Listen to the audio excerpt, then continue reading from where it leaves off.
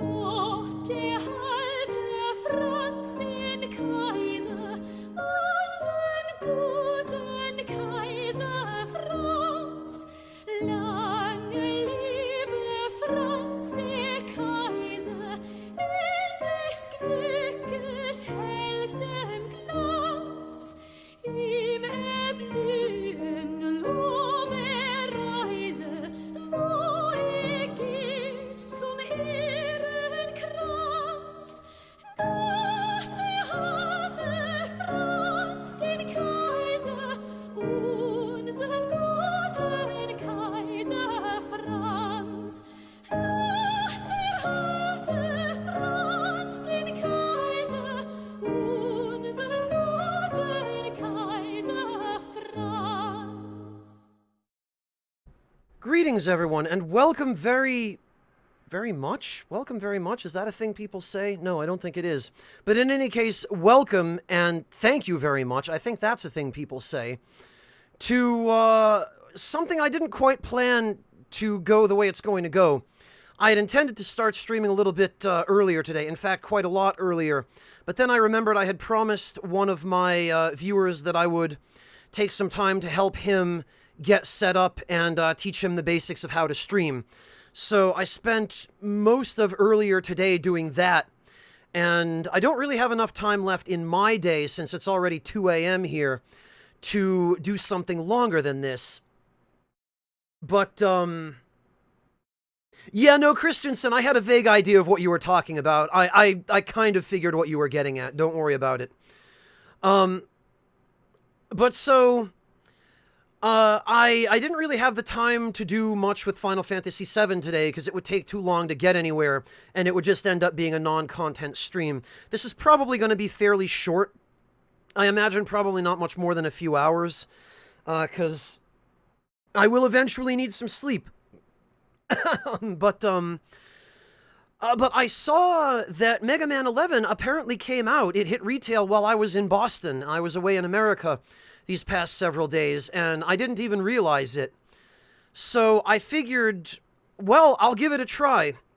I originally wasn't interested in Mega Man 11, because I figured it was just going to be another cash grab by Capcom and an attempt to just capitalize on all of the derailed hype from Mighty Number 9 and kind of catch some of those people and take their money instead. And I still think it is that, but I watched a little bit of footage of the demos of Mega Man 11, and it started to look like, in addition to being that, maybe it was also actually, potentially anyway, a good game. So I am here today to find that out. I don't know too much about the game, other than that it uses a new mechanic that is entirely unique in the Mega Man series. So, without further ado,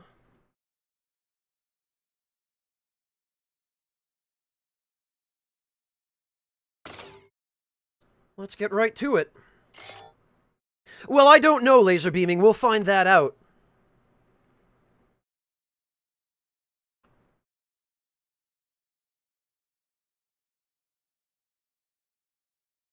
Oh, okay. I strongly believe Albert's research must stop. Light! We can't build the future on your empty optimism. Say what you will, I cannot agree to this. Please listen. No, you listen to this! At every turn, you've ignorantly blocked my research! Mr. Wily, control yourself. I see the committee is in agreement. And so, the department chooses Thomas Light's research into robots with independent thought. Thank you, everyone. Why are you fools so blind? One day, Light. One day the world will know I was right all along. Are they just writing new backstory for... Bad memories make the worst dreams. A genius of my caliber needs sleep to keep his brain in gear. Wait, Look at his pajamas. that research from my youth. Yes, now I'll show you light. I know his voice actor. I know I've heard this guy somewhere. I've heard him in Horizon Zero Dawn. I know that much.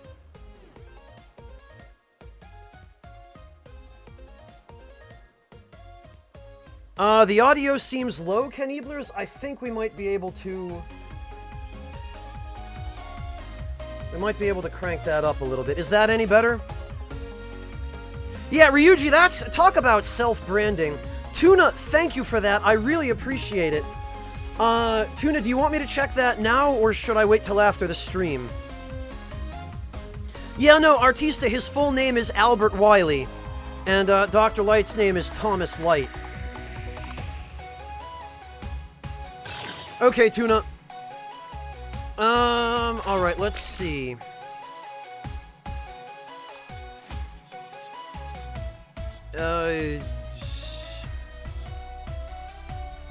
Okay, you know...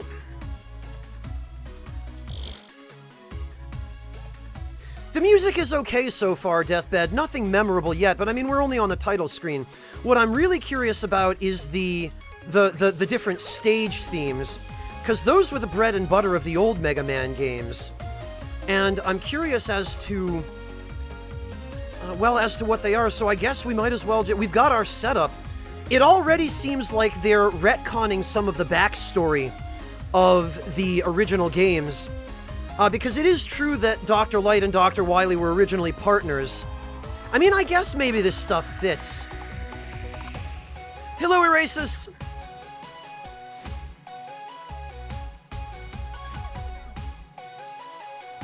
Alright. Well... Oh, and we've got, oh boy. For dedicated Blue Bomber fans who love a real Okay, so this is... I was actually kind of sarcastically wondering if they would do this. If the normal mode, quote-unquote normal, would actually be hard, so I'm guessing Superhero is only the truest, most hardcore fans need apply.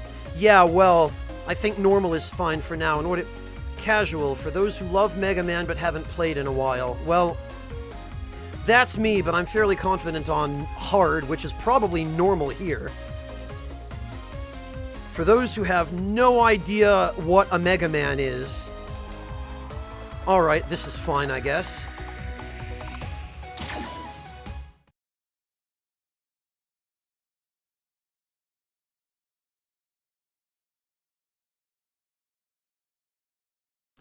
The laboratory of Thomas Light, father of modern... Oh god. Many hard-working robots have arrived for their annual maintenance checkups. Oh. All systems nominal. You're in great shape, Blockman. Blockman? You, Doc. You built me rock solid. Okay. Well, I can hear the construction yard calling. Block out. This reminds me of Mega Man Good Powered luck Up. out there. Roll, how many checkups are left? Let's see. We just finished with Blockman. That leaves Torchman, Acid Man, Impact Man, Alright. Bounce Man, Fuse Man, Tundra Man, and Blast Man.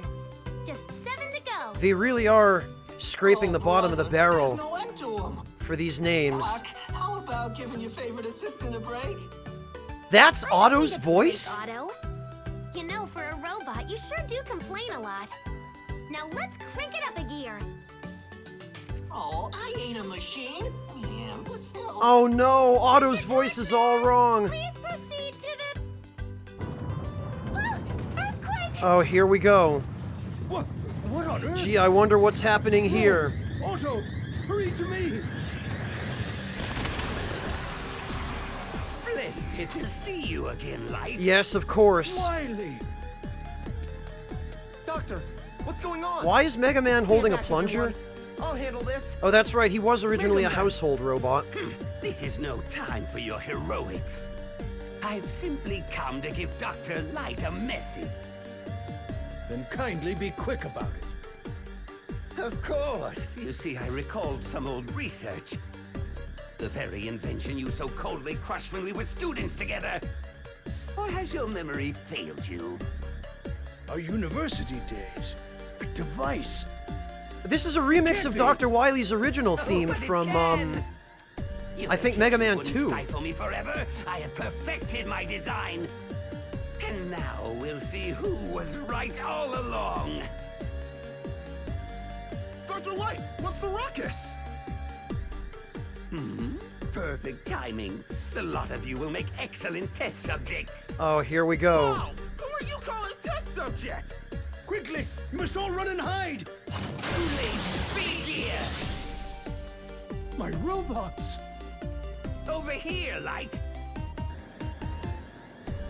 That speed. What have you done? Dang it! Nobody blocks Blockman! Nobody Those blocks robots go, Dr. Blockman? Wily! Really? I have a better idea.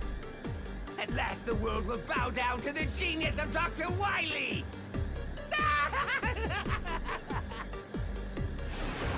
No, Dr. Blockman! Wily. Wait, Mega Man. I knew Wily's she sounded invention is familiar, called Clockwork. The double gear system. It's designed to push robots far beyond their normal strength and speed. If he really has completed it, I'm afraid you won't stand a chance. But we can't just let him get away. Mega Man, I can tell you won't be stopped. Very well. No, he was called Rock as a household robot, Slight Quills. This is the prototype double gear system that Wily developed back at Robot University. If I install this into your circuits, you may be able to stop him. But it's dangerous. Double gear places great strain on robot systems. I can take it, Doctor. I want to do this no matter the cost. Hook me up. As you wish. The installation will take some time. There's a lot of work to do. Yeah, Mythical Monkey, it is unusual for Dr. Light Double to gear be system is fully installed. using Dr. Wily's Mega tech. Man, rise and shine. Go get him, Mega Buddy! And remember, your old pal Otto is here to help out. Mega Man, that dirty Wily won't know what hit him. Mega Man, you're doing a noble thing. Be careful out there. Doctor, roll. Otto. I'll be back soon. That's in X Deathbed. Basically, everybody is dead in the Mega Man X games except Mega Man, because Mega Man was turned into X. View explanation of the double gear system. Yes, I guess I probably should, shouldn't I? Speed gear. Press L1 to activate the speed gear. It'll move so fast that everything else seems slow. Power gear. L2 to activate the power gear. Charge your buster to unleash even more power. Be careful, if the gauge fills up, you'll overheat, and neither gear will be usable until cooldown. Okay. Alright. Okay, that's good. Well, we got the old slide. That's the same. We got the charge shot. That's the same. Speed gear. Okay, so speed gear is basically like, Matrix time. But boy, it doesn't take very long to overheat, does it? Okay, and then you have to wait for the heat gauge to decrease all the way before you can use it again. Speed up.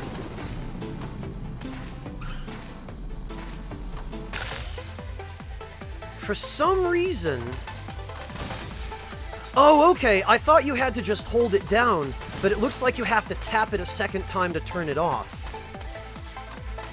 Okay. Let's see. Speed gear. Okay, yeah, you do. You have to tap it a second time to deactivate it. Power gear. And it shares the same heat gauge for both gears, apparently. Alright, can you do a charge shot with the power gear? Oh, okay, and you get 2 with the power gear. I see.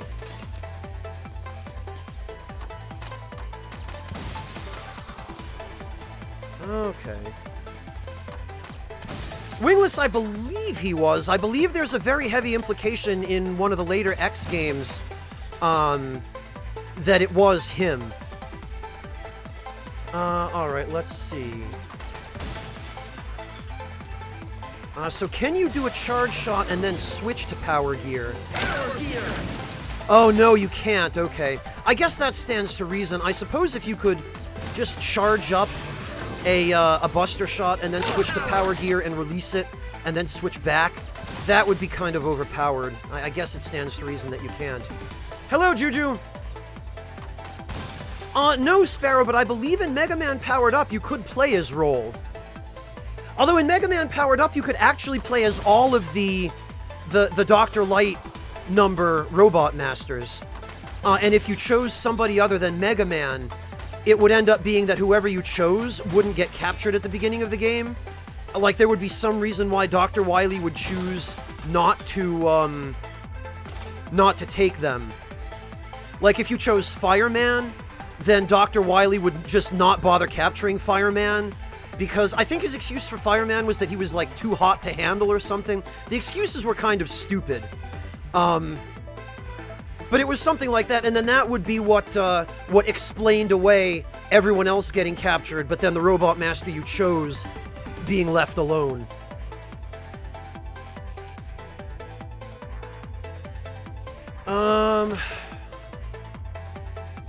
Can't move now. When you're low on energy, you can press L2 and L1 to activate both gears at once. Oh, okay, so you get a sort of, what do you get? You get like a desperation attack, I guess. Your speed and power will both get boosted.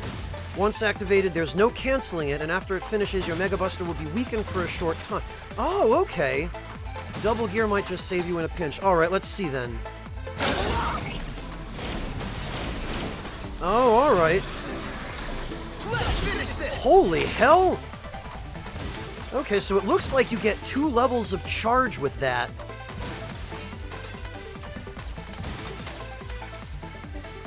Well, now I need to wait for it to wear off.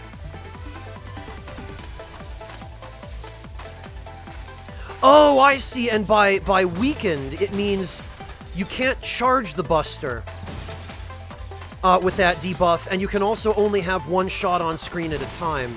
That's a substantial debuff. My god, alright.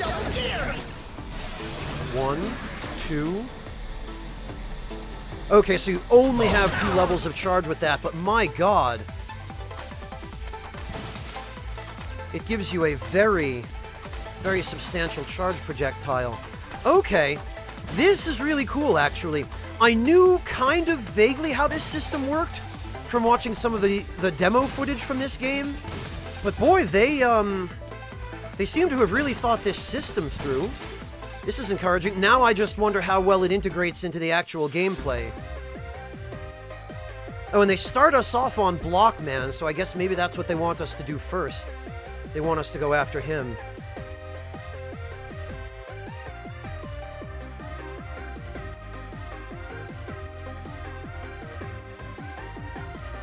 Oh, you take damage from using that, Artista? From using the Desperation?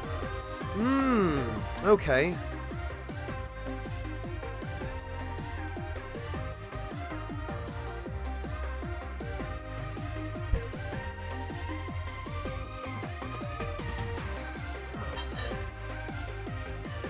Boy, some of these Robot Master names.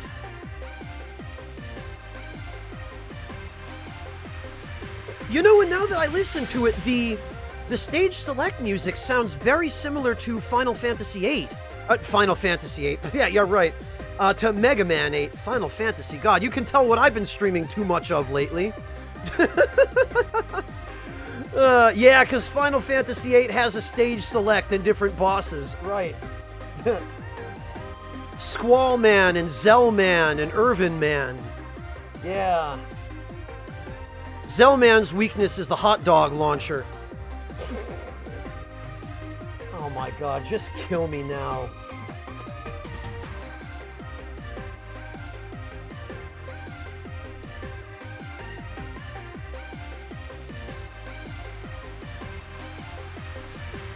Squall's double gear blade.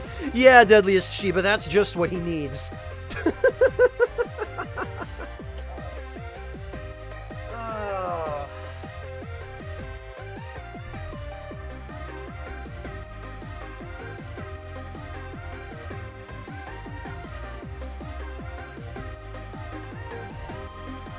Yeah, if you can't tell, I've had kind of a long day.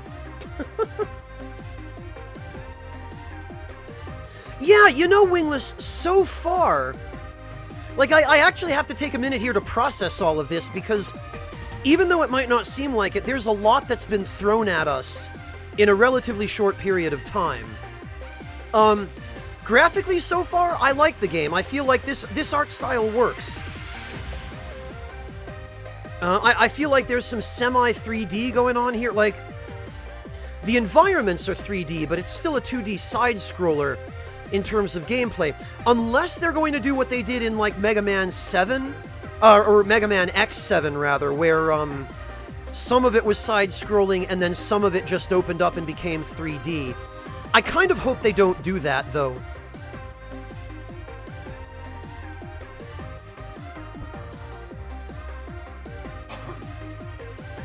But, no laser beaming. I'm pretty sure Spring Man and Clown Man are still the lowest tier robot masters. I don't think you could possibly get any lower than Spring Man. But what do we got here? We got Block Man, Acid Man. Well, I bet he would have been popular in the 60s. Blast Man, Bounce Man? Really? Oh god. If the images on the right are silhouettes of these robot masters, I am very scared of Bounce Man already. Tundra Man. Impact Man? Okay. Torch Man. Fuse Man. Okay, this is a standard formula, I guess. We've got an electric boss, a fire boss, a Gutsman type boss, an ice boss, an I don't even know why he exists boss, an explosive boss. I'm guessing Acid Man is probably a water boss? And I don't even know how you'd classify Block Man, but yeah, no, that seems just about right. Keith Silverstein! I knew I'd heard his voice somewhere. Masayoshi Shido, I knew it was familiar. Okay, well, we've got two Persona characters here already. I was gonna say, and Dr. Light is Psycho Mantis. Okay, perfect, great. I knew these voices were familiar. Of course, like, right? Of course they've choose freaking Shido for Dr. Wily, or perhaps I should say, Dr. Wowie. Oh, that meme is going to come back so hard in this game. Alright, Block Man. Well, challenge accepted. Oh, good. Good, they have the classic... Wait a minute, Dr. Wily number? That's bullshit. He flat out said Dr. Light built him. Why are these guys classified as Wily numbers? Okay, yup, we've definitely got some 3D environments going on here.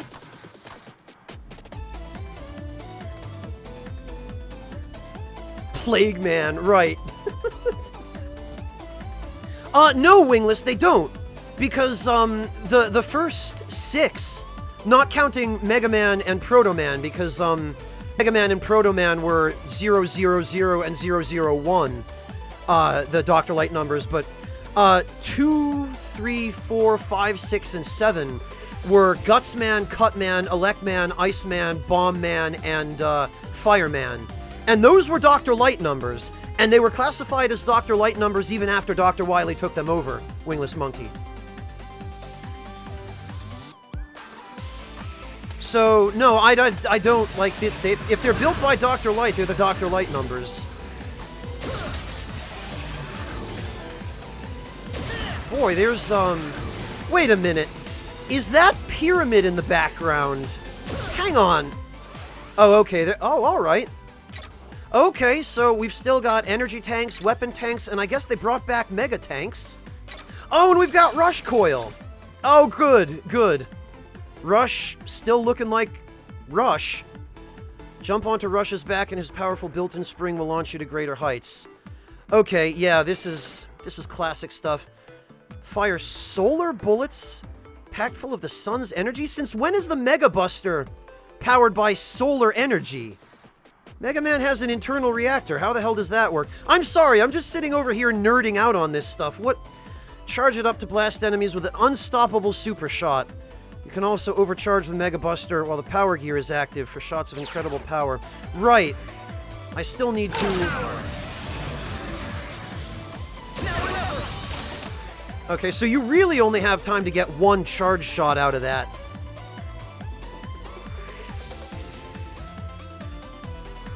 Alright, and... Rush Coil is triangle. That's good. We still got this... Oh, good, and it doesn't consume energy if you don't jump on him. That's good. I was gonna say, though, these are some pretty cool 3D environments, but that pyramid in the Oh! We got friends. That pyramid in the background, is it just me? Or is that pyramid shaped like a face with two hands giving thumbs up? Is that what's happening over there? Am I just imagining that?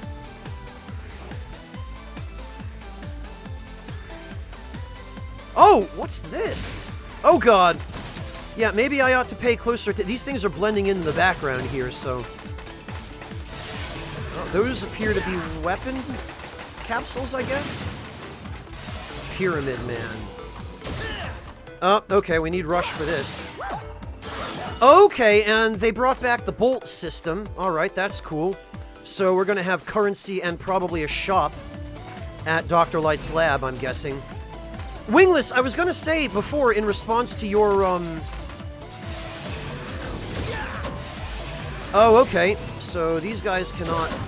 I'm guessing what I have to do here is... Okay, yeah, I figured. I was gonna say, Wingless, the one thing that really rubs me the wrong way so far, everything else looks great. The environments look great. The art style is fine. There's quite a lot of detail in the environments, which is nice. The controls feel good. They feel like classic Mega Man. They're not too slidey. They're pretty sharp and responsive. The one and only thing so far that's really jarring to me is Otto's voice. Because in the previous games where he has been voiced, he's had a really deep sort of... Oh god, okay. He's had sort of a big, deep, tough kind of voice. Whereas now he sounds like Teddy from Persona 4. And considering that we've got Futaba and Shido already, I guess I wouldn't be the least bit surprised to discover that he is voiced by Teddy.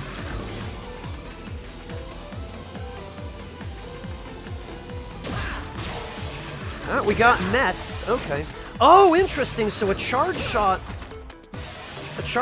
will knock them out of their little hidden position. Okay. Okay, and we've got these good old moving wait a minute. Oh, never mind. I'm kind of trying to keep an eye on the environment, looking for stuff that looks destructible. Oh god.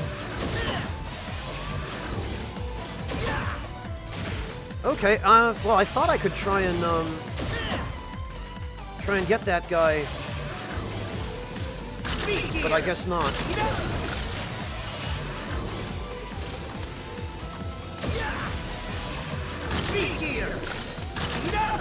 No. Oh, okay. Oh, bye, I guess. Always love when enemies do that. Man, I remember the slide being a little longer. I don't remember the slide being quite so short. Then again, I suppose that's just the price you pay for...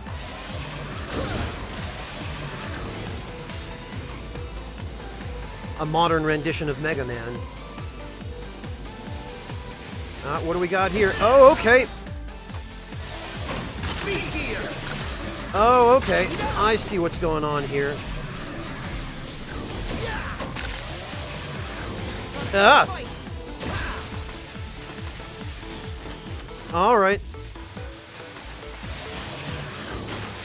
Okay. I am going to take probably some time to get used to using these gears.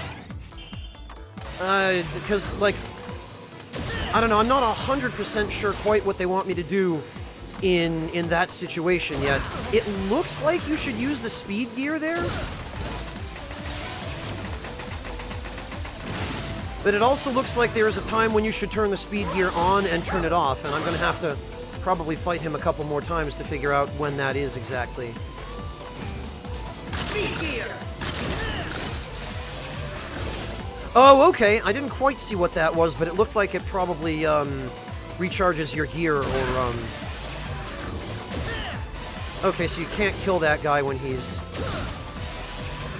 cloaked, I guess. Okay.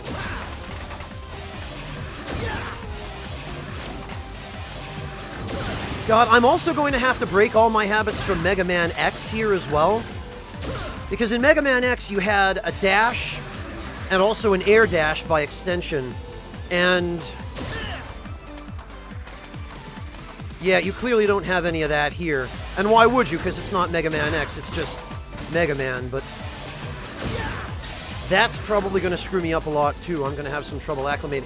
Because, movement-wise, it does feel a fair bit like Mega Man X. Other than the lack of the dash.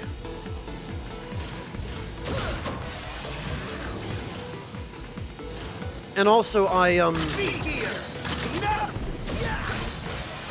a 1-up. Also, I'm used to playing Mega Man X on the PS4 controller, the DualShock controller.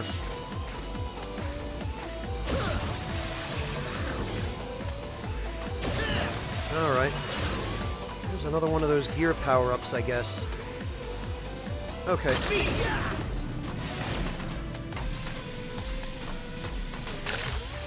Okay.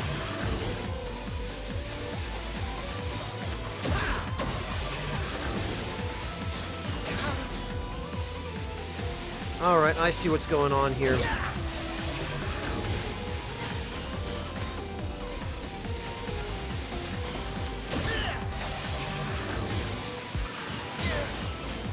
Alright.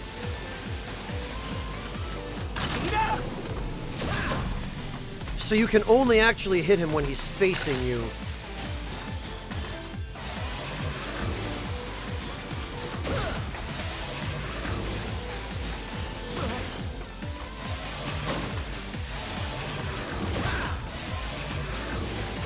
Yeah.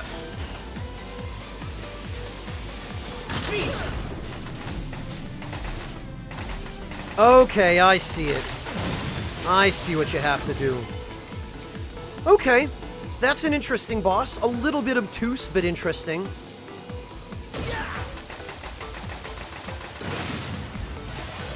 Yeah, Shiba, it is pretty fun so far. I mean, the controls feel good.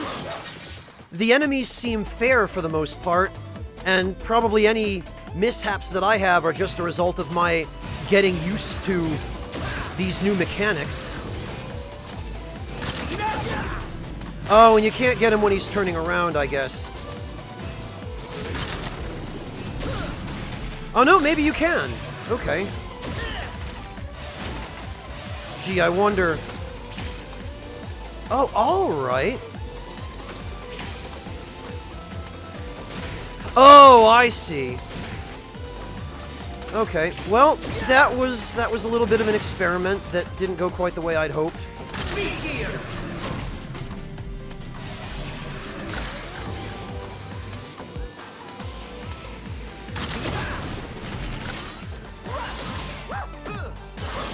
Alright. Alright, I see. You know, out of morbid curiosity... Oh, no, okay. It looks like you probably can jump on those with the speed gear. Oh, God! Alright. This seems like a job for the speed... Okay.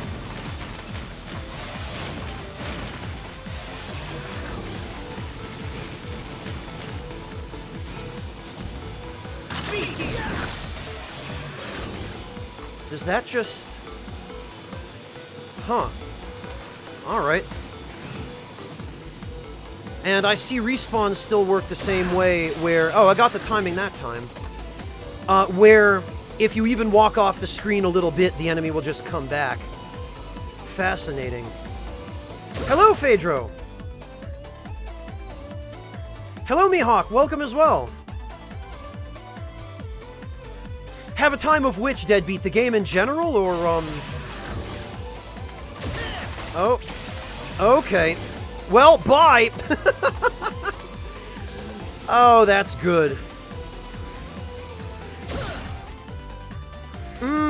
I wonder...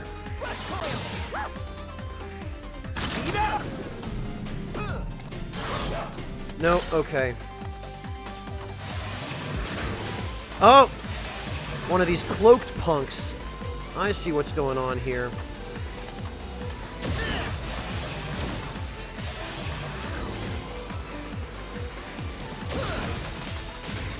Oh, come on. Really? Really, this is how it's gonna be?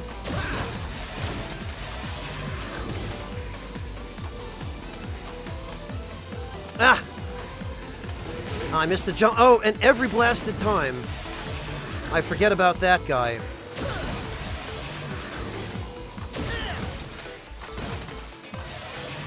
Oh, not quite. Ugh. Okay. That was my bad on the jump inputs. I can't quite get used to the X and square buttons here. I don't know what it is, but... First of all, the height of your jump is determined by how long you hold the button.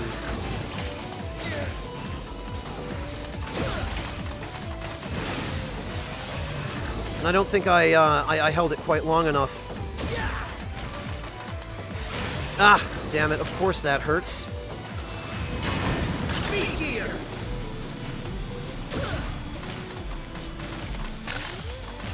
Oh, now I fried it. Oh, okay! That's nice.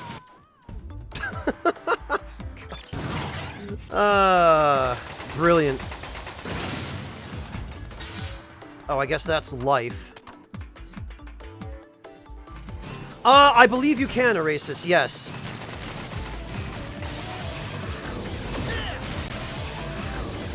What am I talking about? I know you can. I rebound them before I started the stream. I booted the game just before the stream, just to adjust the audio and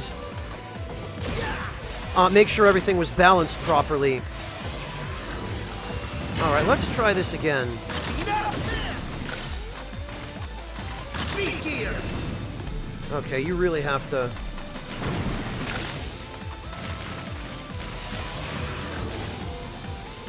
Alright, let's see. Oh, I see what it does. Okay, it just grinds it up. I gotcha.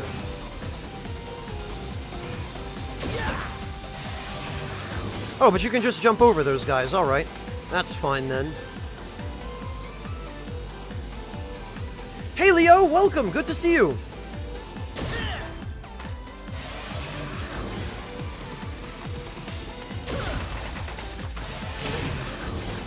Right. I forgot about him. I love how I dealt with those just fine the first time, but the second time, forget about it.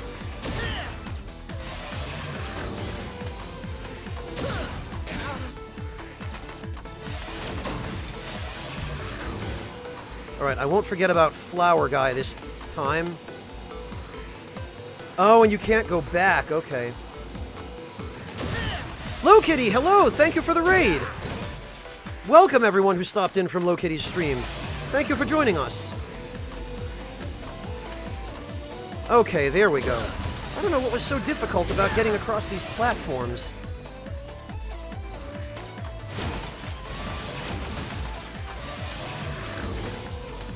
There we are.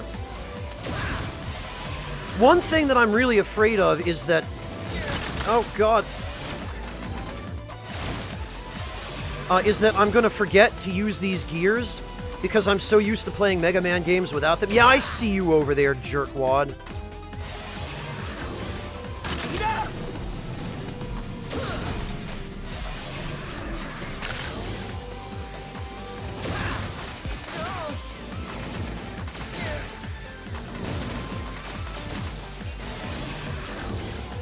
Alright.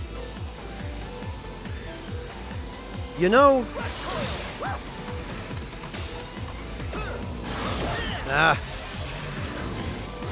I really need this guy out of the way. I have a feeling I'm gonna get killed in the process here. Yeah, I was afraid of that. Alright. Alright, well that was a learning experience. Oh, we can go straight to Dr. Light's lab. Alright, what do we get? Mega Man! Okay. I made a breakthrough! I can now create new items for you. That's cool, I guess. Yes, Bionator. This is my first time playing this game. Yeah, I hope so, Artista. It's gonna take a while, I'm afraid. Okay, Mega. Wait, where we can just buy weapon energy tanks. What's this? Super Guard. Halves all damage taken during the stage where you use this item. The effect ends when you die or complete the stage. Oh, that's interesting. It's manual use. Oh, we get Beat! But at least for now, it does not appear that Beat does what he used to do, which is attacking enemies. It looks like...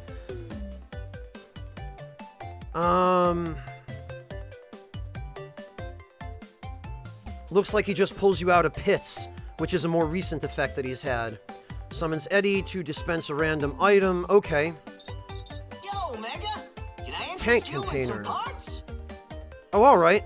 That just increases your maximum tanks. Okay. Increases the maximum number of Eddie calls and Beat calls you can hold. Oh, alright. Mystery Chip? Provides a special bonus when you complete a stage in a short time. Oh, Christ. Well, that ain't happening anytime soon. Buster Plus. Increases the Mega Buster's energy output. Makes shots a little bigger so they're more likely to hit enemies. Auto charges the Buster. Shooting normally while charging will... Okay. So this is some classics. What is 1,000 bolts? An item from Master Players. This reduces your energy gauge, but makes the Ace in the Hole double gear technique available immediately. Oh, okay. Glass cannon mode. I like that. I might give that a try if I can ever manage to save up for it. Negates the recoil when firing a high-powered Mega Buster shot. Okay, that's cool. Less likely to slip on icy surfaces. That's good. Oh, good. The energy balancer. All right. Well, actually, the energy balancer is pretty useful.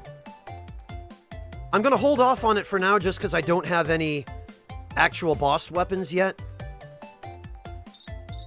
What else? Okay, Oh, we're back to the tanks. Okay. Yo, Mega! Well, in this Can I case, I interest you in think some parts? I'm going to go for the Buster Plus chip. What you want, buddy? Buddy? God, get Teddy out of here. Bring back good deep-voiced Otto. And there you I miss have it. him. Part complete. Yes, let's equip that. Okay, Mega. And I guess, what the hell, I'll buy a Beat call. Are you sure? No. Ta-da! All ready. Are you sure? We can buy an Eddie call as well. Why not? All ready. Good luck.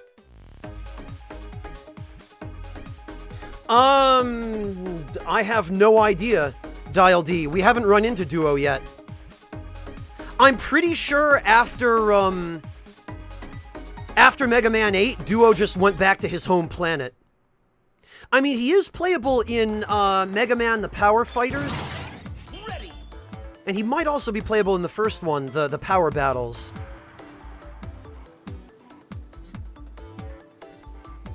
Jaxnos, you used to be able to buy upgrades in Mega Man 7 and 8. And you could, at the very least, find them in Mega Man X, starting from a certain point in that series. I think you became able to... I don't know if you ever became able to buy... I think in Mega Man X7 and maybe in X8 you could buy them. In all the games before that, you could at least find them. But as far as the original Mega Man series, it was, I believe, first Mega Man 7 where bolts were a thing and you could buy stuff at the shop. Yeah, this is Blockman, Sapling Archer.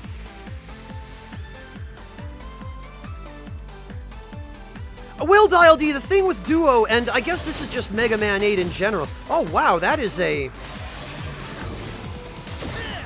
substantial increase to the size of the Buster shots.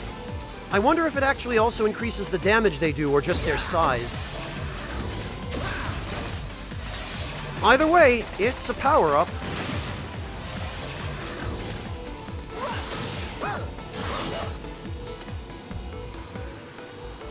Oh, okay, Jaxnos. Yeah, no, this started in Mega Man 7. Come to think of it, I wonder if we actually get any of the goofy Rush adapters that were in Mega Man 7, like Rush Search or any of that stuff. Rush Search was stupid, but it was kind of cute. So far, Sam, but I've been playing it for like half an hour. Either stick around, Sam, or get back to me after the stream, because, I mean, so far it seems good, but I've barely touched it yet.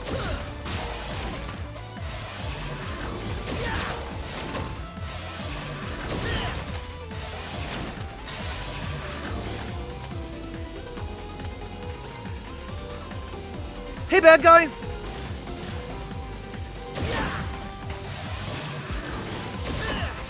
Ah.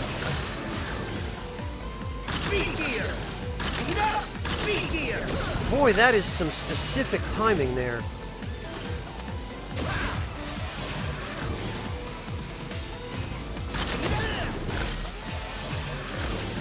Oh, okay, yep, that's definitely what those gear power-ups do. They definitely reduce your heat gauge. Hey, Ogre-chan! Sam, it's okay. I don't mind it. Woo! I couldn't even see what I just got there.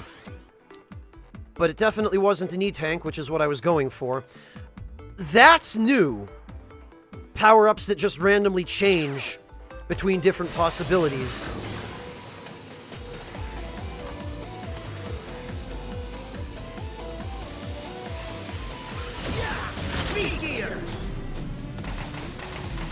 Okay, well...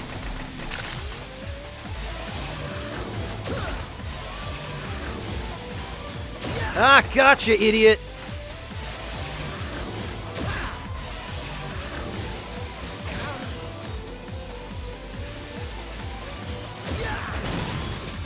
Okay, now that I understand how that works, it's not so bad. It looks like they put this guy here as just a platform for you. If you don't want to use Rush. You know... Oh, okay, you can press triangle right away to dismiss Rush. That's useful, rather than having to wait for him to... go away on his own. Alright.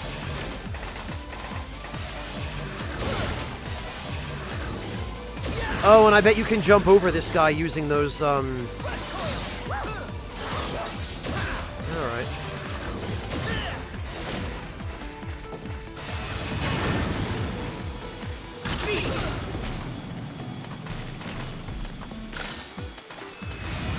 Oh, that was close. I almost fell for that again.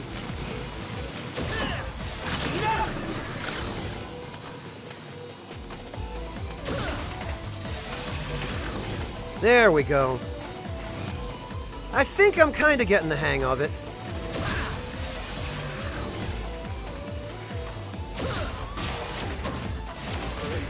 Even as I speak.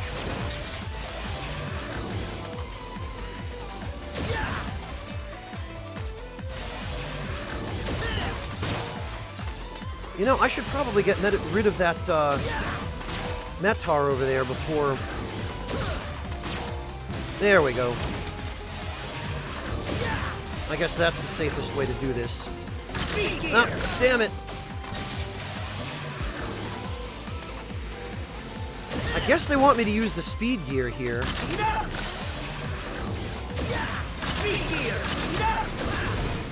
Ah, come on.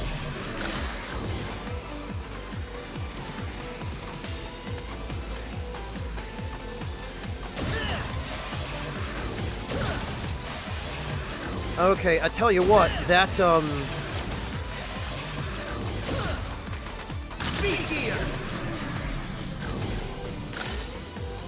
that increase to the size of the Buster made it so that it can hit enemies slightly below me. So that was well worth it.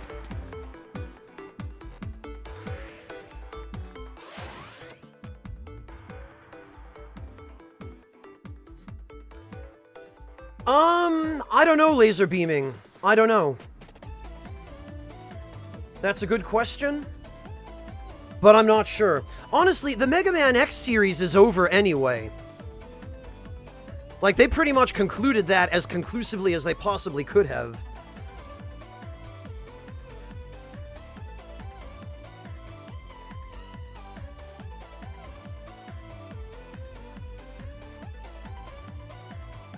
Yeah, I suppose that makes sense about the success of the Legacy Collections. The problem with the Legacy Collections, though, is they are so overpriced. I mean, I did try one of the Legacy Collections, but, I just wasn't impressed with it. It cost way too much for what it was. There we go. That's what I should have done before.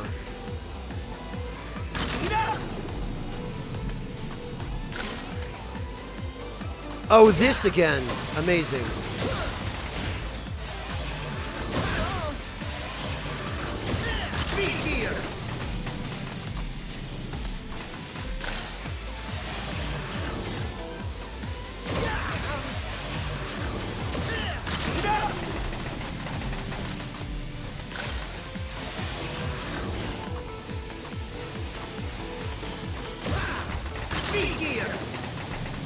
Okay. Alright. Oh. Really? Really? Alright, that looked like Eddie, but evil. Okay, so those guys start off with a power-up on them and then they run away. Alright. I guess I just got trolled. GG, whatever that enemy was. Impersonating Eddie.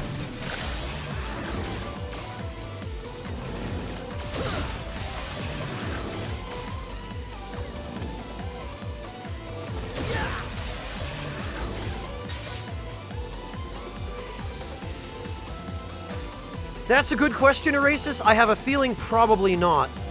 But I guess we could check. He does, but he doesn't have the power-up.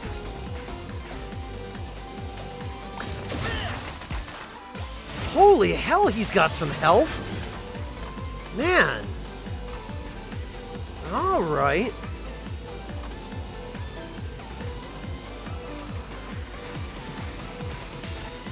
Well, let's see. Okay, well, the speed gear worked, but he didn't drop anything. I guess you just have to use the speed gear on him. Wow, I tell you what, I was not expecting that. They really throw you some curveballs here. Speed gear. Okay, fine.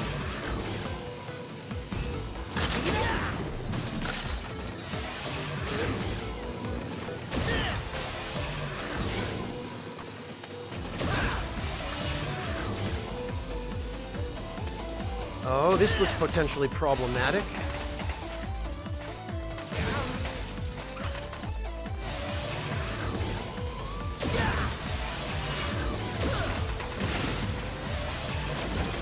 You know what, though? I bet... Ah!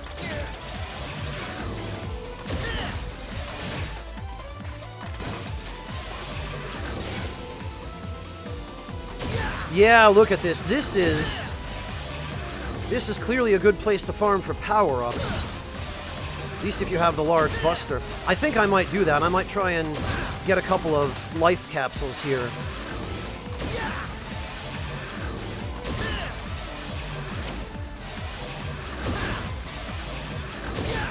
I wonder if the platform guy comes back. I'm sure he does.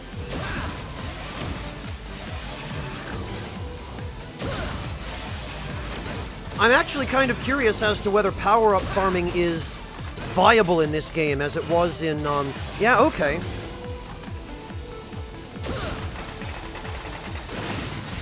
As it was in some of the previous games.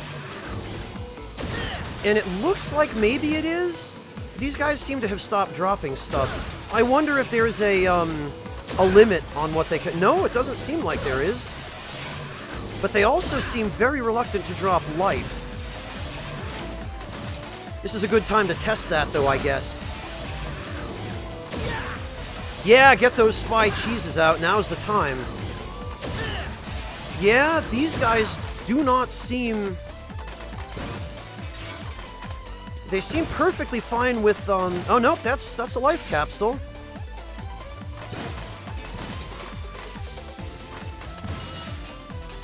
They seem perfectly fine with dropping weapon energy. I guess I don't want to hit them while they're in the wall, because then they won't drop anything.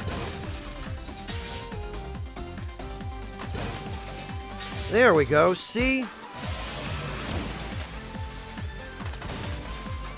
This is good. Oh, another one of these, eh?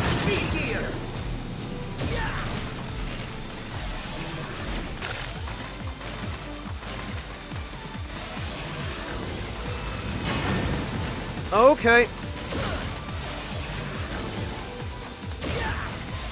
Oh, okay, so you can still slide over gaps. That's good. I was actually wondering about that. Oh, God! Thank you, Beat. My hero. Okay, I see what they want me to do here.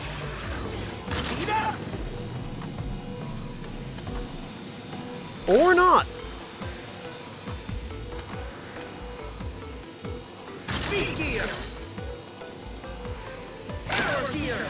No. Come on.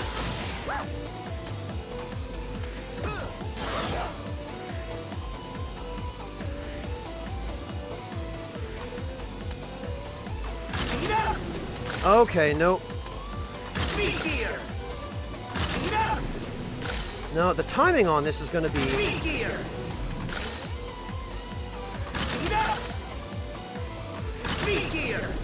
Nope, that's still too early, I guess. Still too early.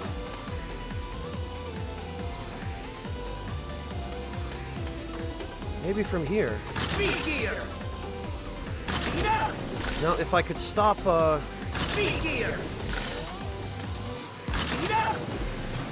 There we go.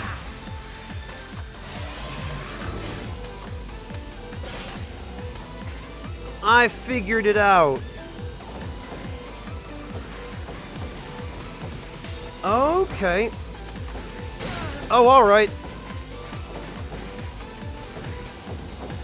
Oh, God. Alright.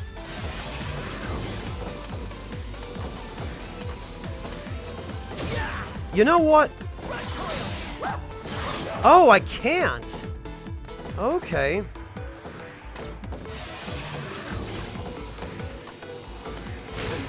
Every damn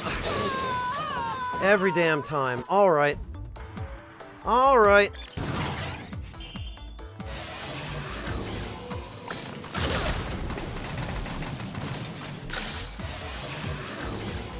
It's the Waluigi form of Eddie, that guy.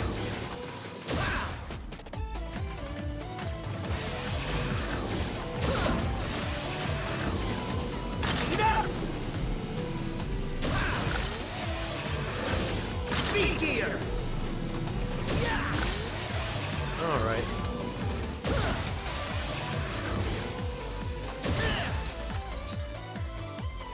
I wonder if there's a special weapon you could get, like Heatman's weapon from Mega Man 2, or Pharaohman's from Mega Man 4 that just charges a huge fireball above your head, and when enemies fly into it, they die.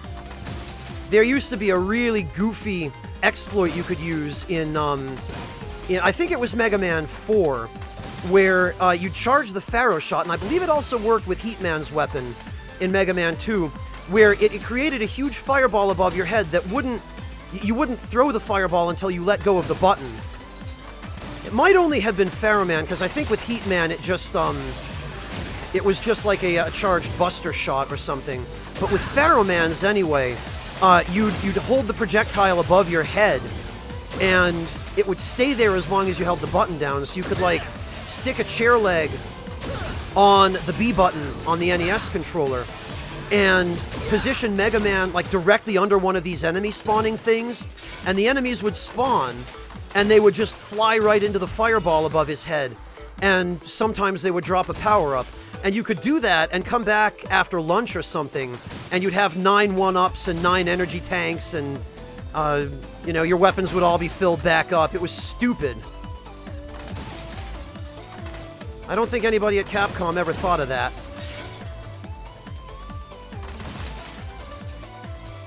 Yeah, Clockwork, I've noticed this. The fact that it only checkpointed me, I think, once in this entire level.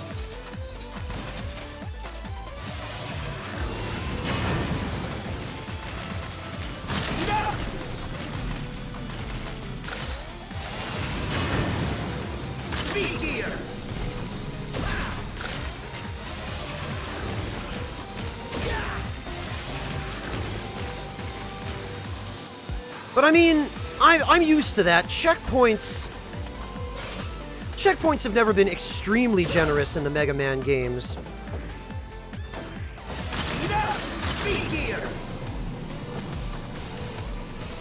Yeah, okay.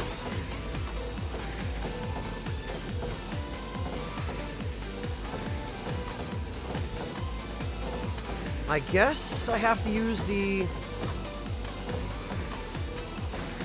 Oh, come on. I was gonna say, I guess I have to use the speed gear for that.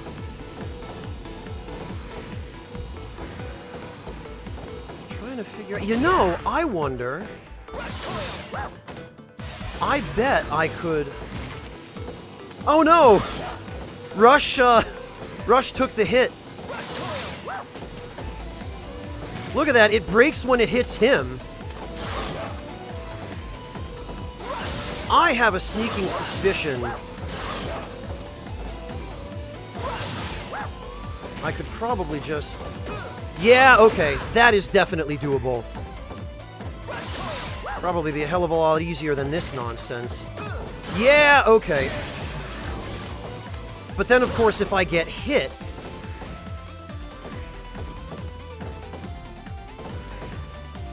Oh, and now these things start showing up. Great, just what I need. Look at him, he doesn't even care. Oh, damn it all.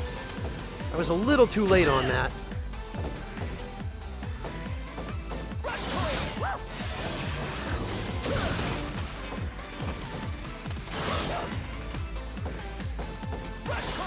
Oh, no.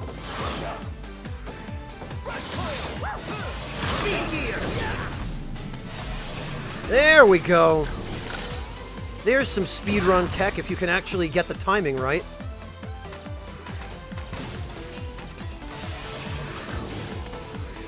See if I can get this thing to fly up a little higher. There we are. Don't think I don't see you there.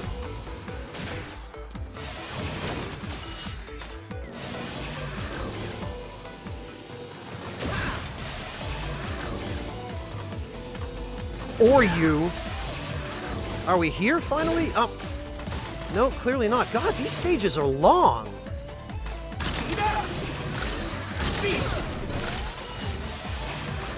This had bloody well better be a checkpoint.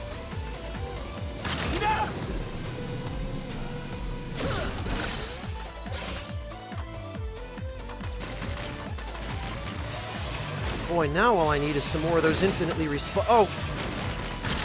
Oh, you punk. I guess I have to keep a closer eye out for those guys. Oh, here we are. Alright, so we were close.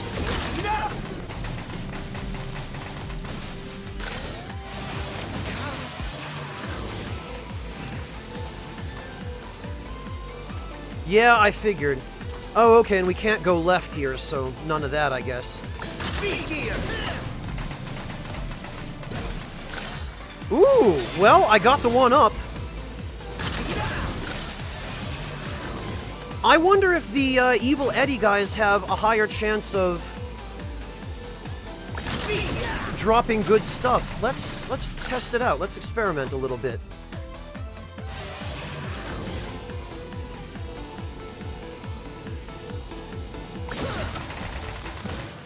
Oh, and you can kill him without the speed gear. You just have to get the drop on him. Aha, ha, ha, ha. And be really fast about it. Alright. I guess while we're here... Nah, but that guy didn't want to drop anything.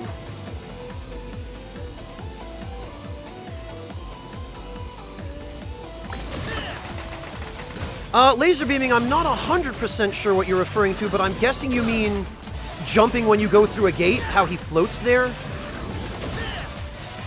Yeah, I would have done that anyway. I'm just, for whatever reason, out of habit, I jump through gates in this game.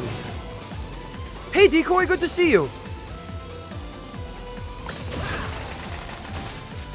You know, it'd be really great if I could get even just one life capsule out of this.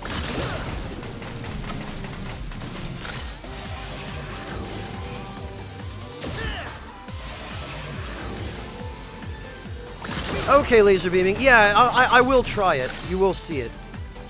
Okay, so these guys do not appear to have a very high drop rate, but it seems that when they do drop something, it, I guess, is something good.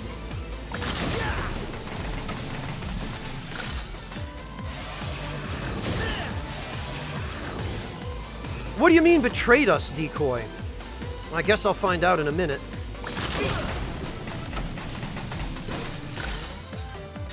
Well, that was nice, but not what I needed.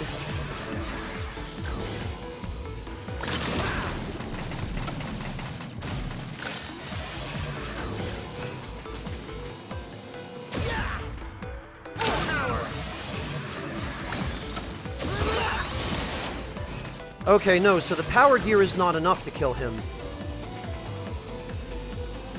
Honestly, I haven't had much chance to mess with it yet, but I'm really not very impressed by the power gear. Maybe I'll have a chance to compare it on bosses.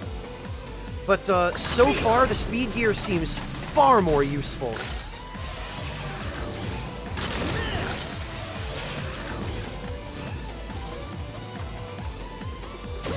I mean, maybe...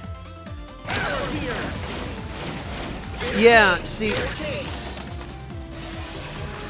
It looks like the power gear only enables you to have 2 shots on screen at once.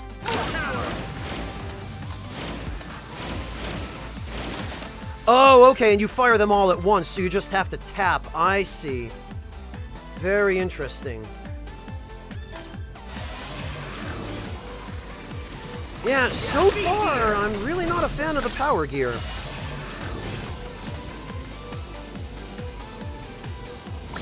Unless it has some other effect that I haven't encountered yet.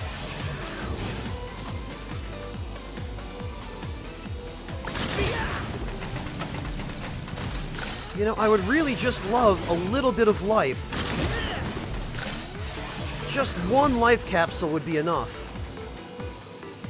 At this point, I don't want to spend too much longer here, because it'd take me less time just to go through the stage again if I get a game over.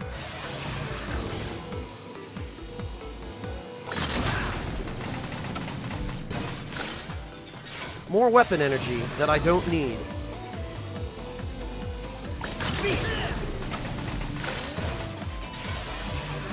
Great, well, I'll have full rush coil for this boss fight. Gee, I sure hope the boss is weak against rush. We'll try one more time, and if I don't get anything...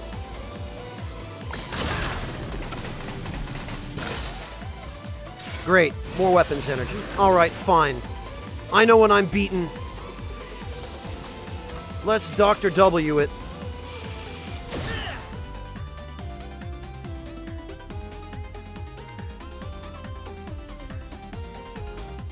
Yeah, Decoy, it really seems like the speed gear is the most important one.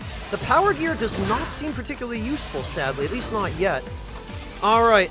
Oh, really? Oh, that's what you meant, okay. You're just another brick in the wall. Okay. Oh, alright.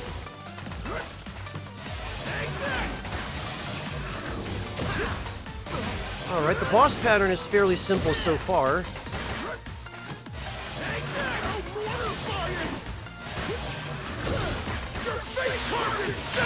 Uh-oh. Oh, he can use it too? Oh god, what's the... Holy bloody... What is this, Dark Souls? Whoa! Oh, okay. Alright, so it looks like there are critical ranges on those attacks. Holy hell, alright. So that's what Dr. Wily meant by experimenting. So he gave the gear system to all the robots that he captured as well. Okay. Yeah, this is the Dark Souls of Mega Souls of Dark Mega Souls. Phew, boy. Sure am glad I saved that energy tank. My god. Alright, well... maybe we'll try Eddie and hope for an extra life.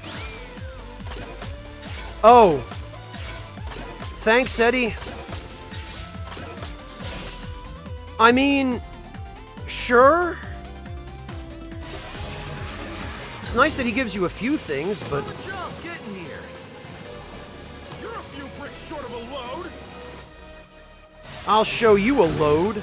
Oh, okay, just charge right into me, why don't you? Alright, pattern has changed. He's mixing it up.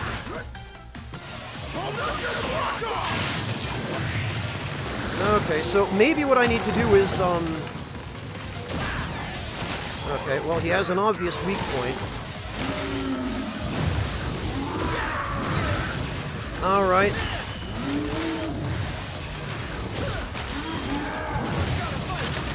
Alright.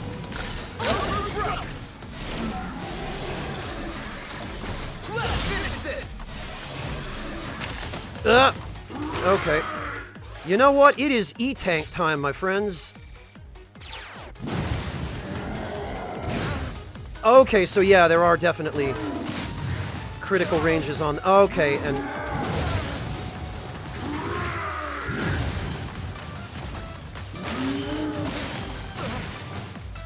dodging that is a little trickier.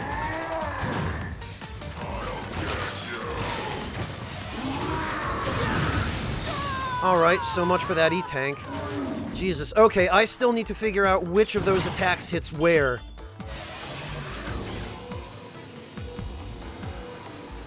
My god. What are you doing here? Oh, and you can't release a charge shot right off the bat. Oh.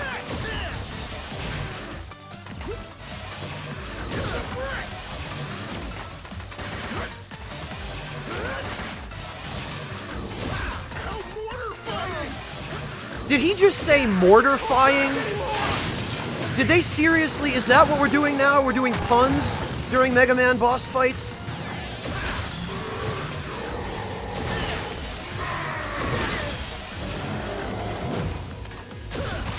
Freaking mortarfying.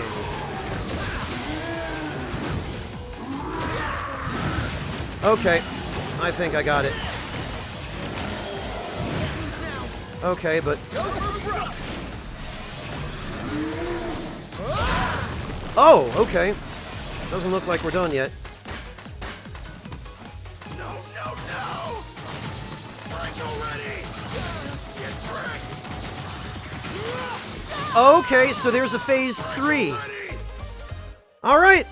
Well, Phase 3 then. Mega Man, I've made a breakthrough. Okay, Mega. Yeah, so have I. Sort of. My god. Alright, well... Yo, what can Mega, we afford? Can I interest you in some parts? Speed gear booster allows you to move at normal speed while using the speed gear. Oh yes, I do believe I'll take that, thanks. Sure this is what you want, buddy? And there you have it. That seems incredibly handy. The shock absorber, spike boots. Alright, yeah. That seems incredibly helpful.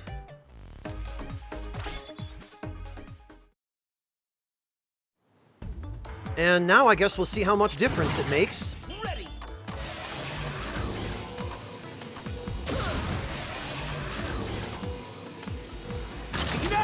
Oh my god, this is incredible. This is insane.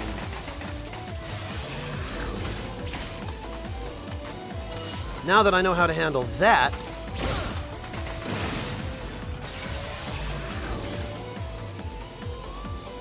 yeah, Decoy, others mentioned that already.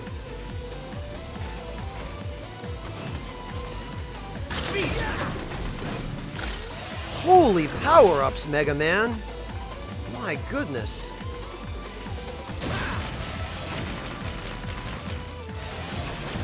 Yeah, it definitely seems as though the speed gear is what you should focus on all the time. Oh boy.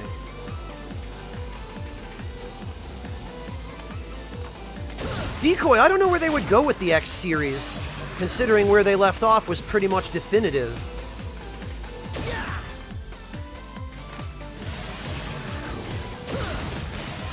Okay, I got the timing on him then. Alright, come on. Alright, I think I'm sort of getting the hang of this.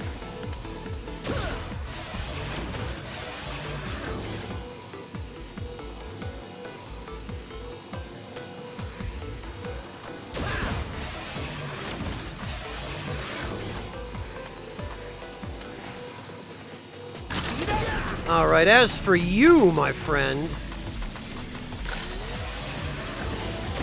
Oh!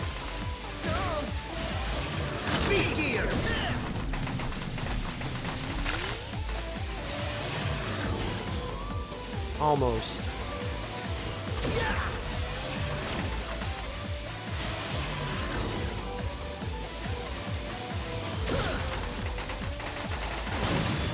Okay. Alright, yeah, this is fine. I get this. And I think I get that as well. Tell you what, nothing feels quite as good as actually starting to understand the mechanics.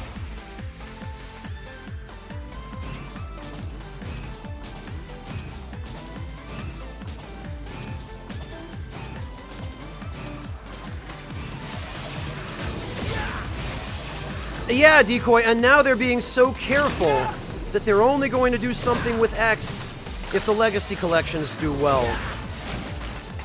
It's almost like maybe they got burned by trying to spam sequels.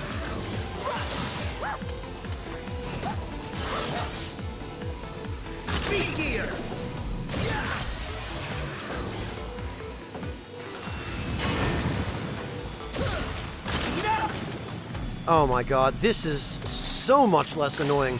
And look, I didn't even have to go through the second phase of that. Because of this power-up. This is nuts.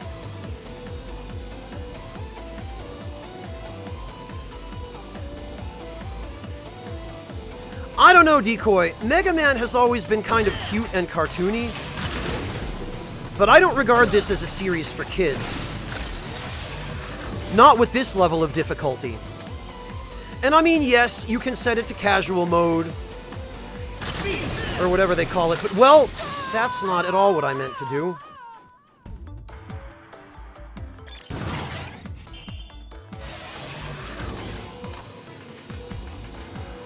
But yeah, no, I feel like this game is definitely not balanced for kids.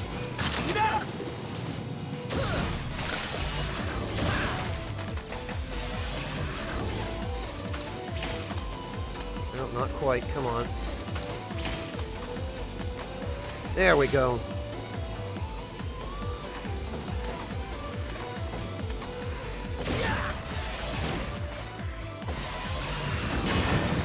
Okay, and much like in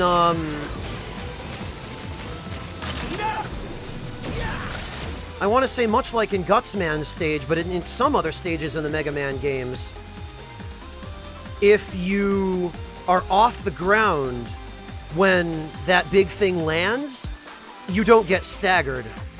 So that's good to know. I kind of figured that was the case, but...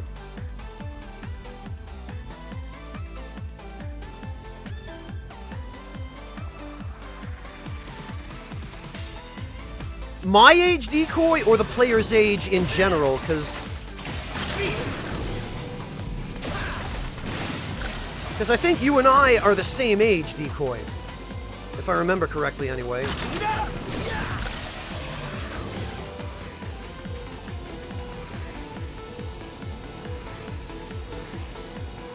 Speed gear!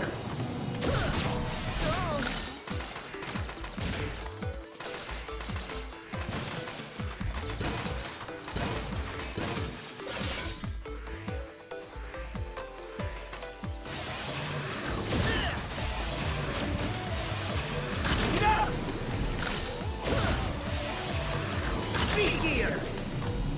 Okay. Ah, I'm not falling for that again. Or that.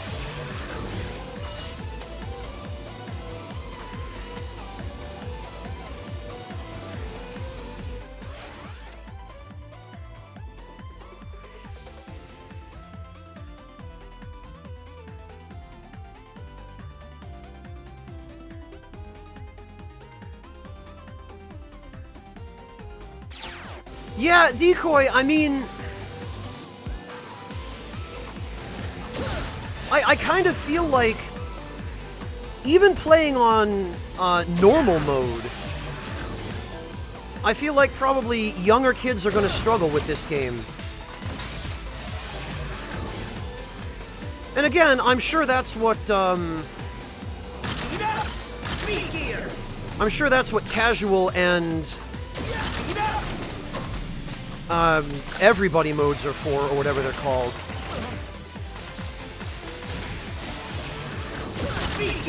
How to do this without getting hit is kind of beyond me. Ah. Damn it. Oh, all the way back here, no less. Okay. Newcomer mode, yeah, that was it. Hugging the walls does not always seem to work, Wingless. I tried that during one of the last fights, and, it got me hit.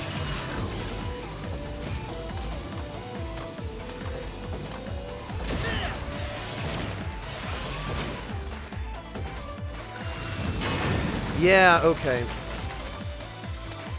Speed gear! Later, loser. Oh, you can blow him up before he becomes a problem. That's good. Speed gear! Okay.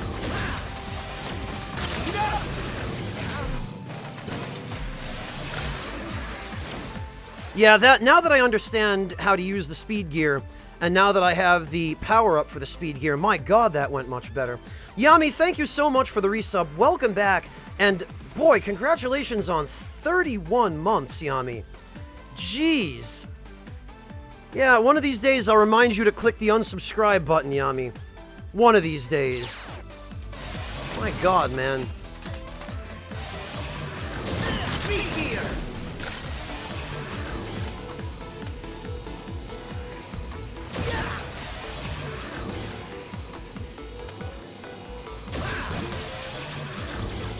Oh, one of these. Did I just... Oh, good, I did get the energy tank. Okay.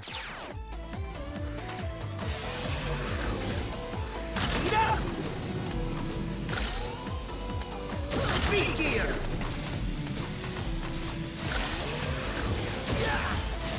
Yeah, see, look what good hugging the walls did me here. Oh, and it got me hit twice.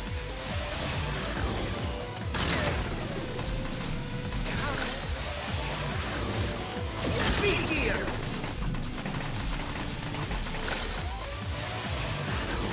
Can't move now! Double gear! Let's finish this! Sheesh. Now I'm down to, I think, yeah, 0 lives. Oh, really? You only get one shot at that, even if you continue? Phew. Hello, Drax. I've been alright, thanks. How about yourself?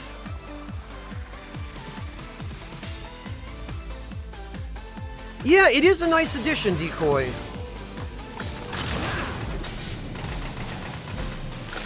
Gotcha that time, you punk.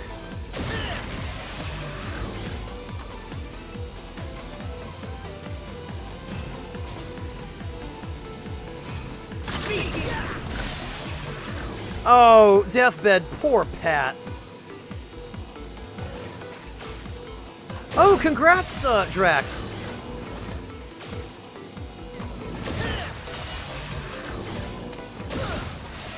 Congrats on finishing your term paper.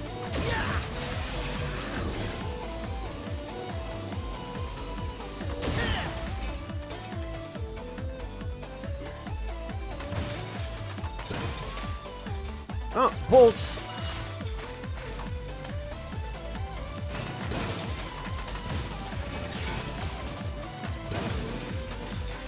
More bolts.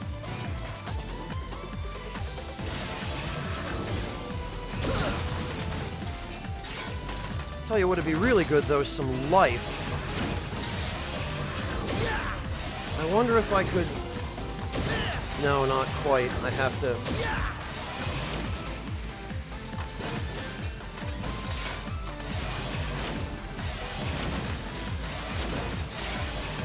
Yeah, like this seems as though it's probably a good spot for this, but...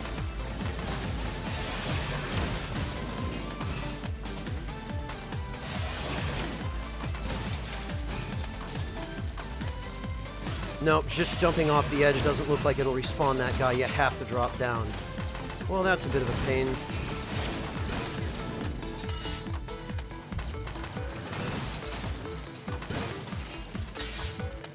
I guess I could use this as an opportunity to catch up on chat a little bit while I'm trying to get some life capsules here. Oh, you're out of chicken soup, Yami? We're gonna have to make more.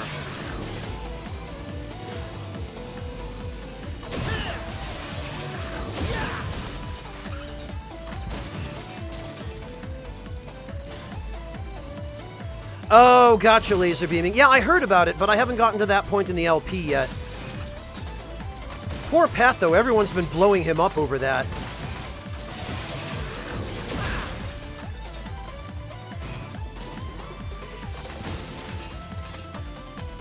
Alright, so I'm beginning to think that enemies just have an abnormally low drop rate on life capsules in particular.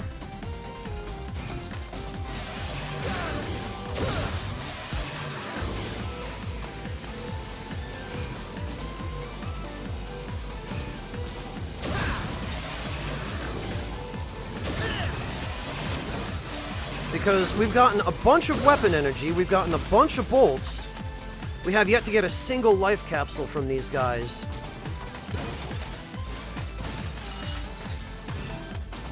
What are we at for bolts now? 424, alright.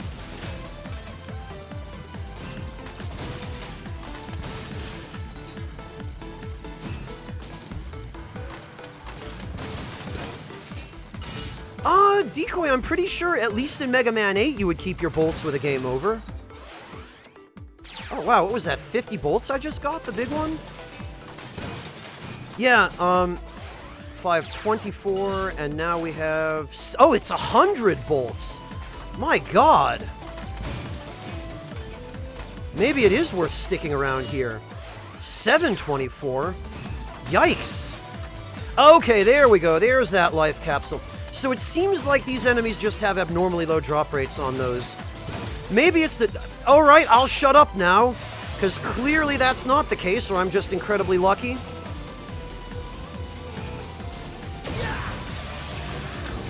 I'll just shut up. Now, that I don't need.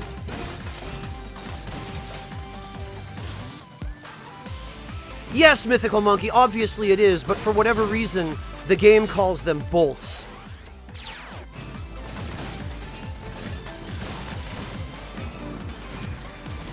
I mean, they've always been called that in the Mega Man series. Yeah, Ryuji, I guess maybe that's what it is. The old adage, complain and you shall receive. There's another 100 bolts. Yeah, see, now they're being generous.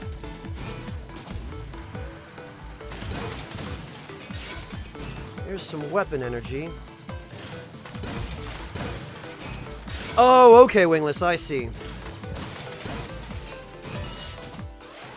Jeez, this is an incredibly good spot to farm bolts.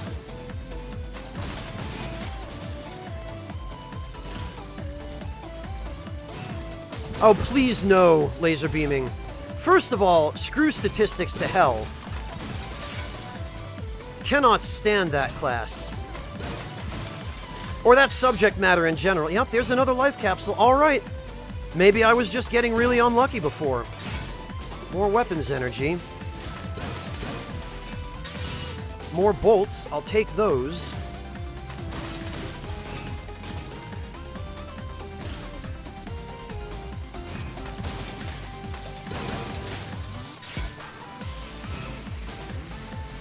I don't know, Amateur Fencer. Maybe. Maybe it was Plague who first coined that.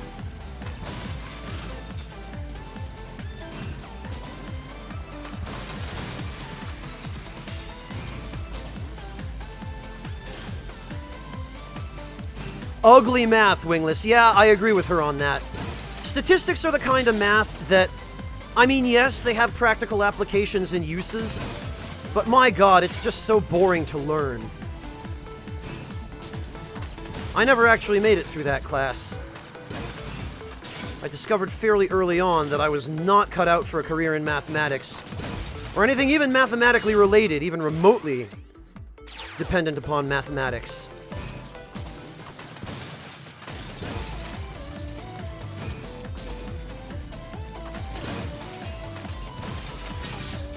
Alright, I think this ought to do.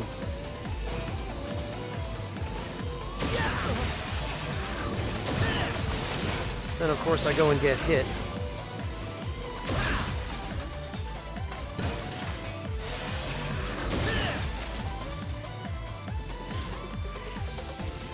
Sparrow, I'm glad you do so that I don't have to.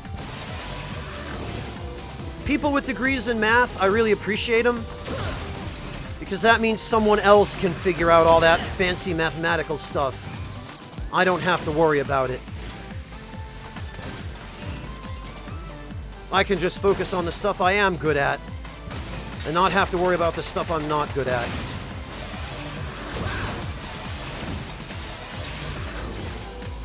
Here we go.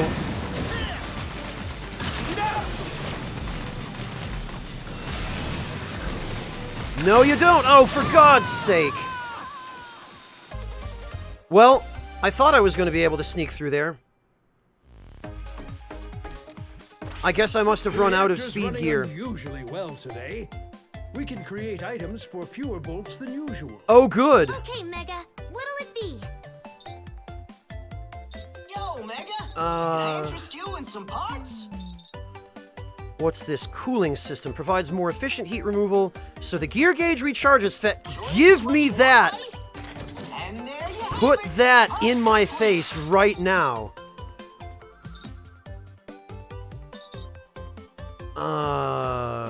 Tank container.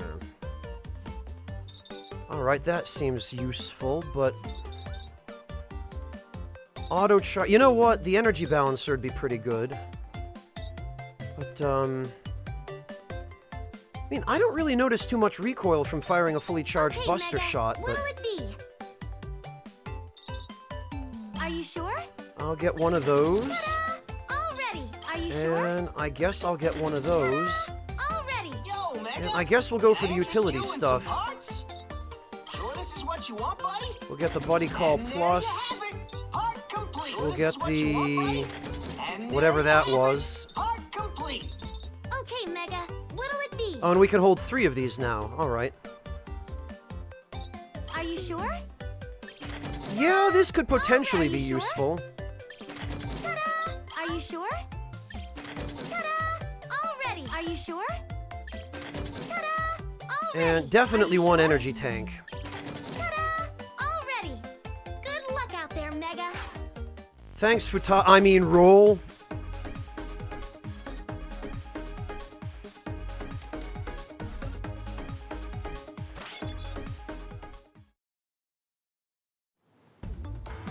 Alright, let's see.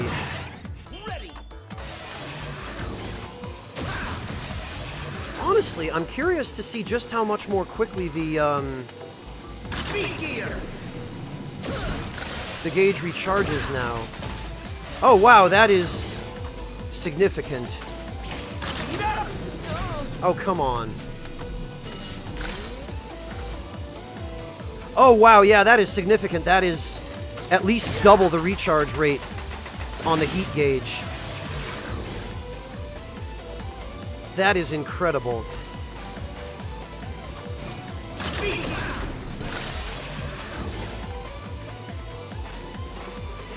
Nearly constantly, Decoy. Nearly constantly. I could see some really heavy use case scenarios still not being... Oh, God.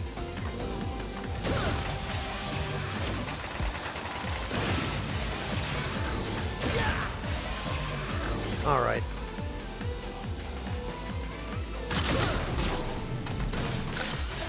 Oh, and he dropped a 1-up.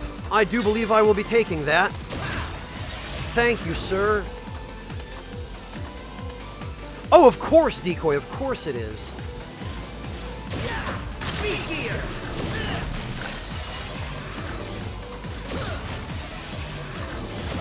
Speed up!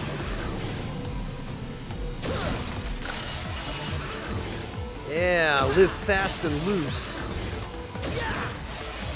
Speed gear! Speed up! Oh, but I overused it.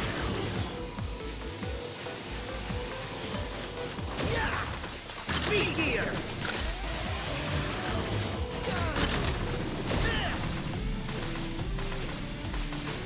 Okay, or not. Speed up! And I fried it again.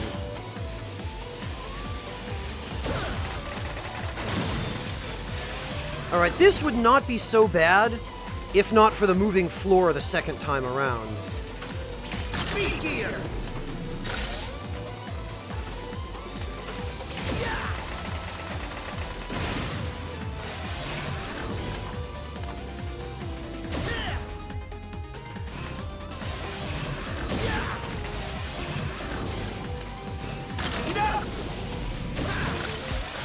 Oh, well, I wish I hadn't collected that quite so quickly. Speed gear! Speed up!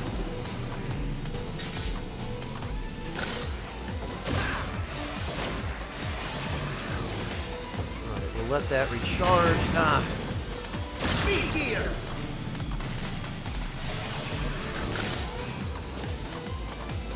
Bye!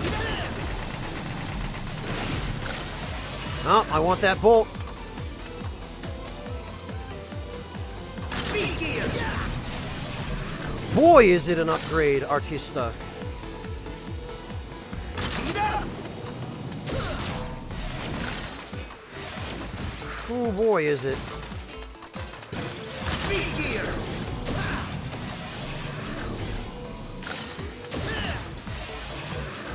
Man, that recharges fast now. Speed up!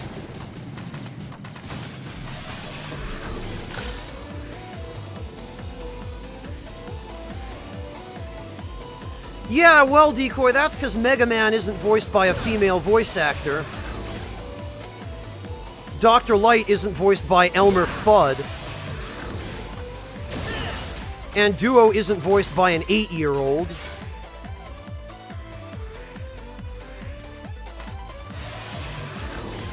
Speed gear! And Zero isn't wondering what he's fighting for.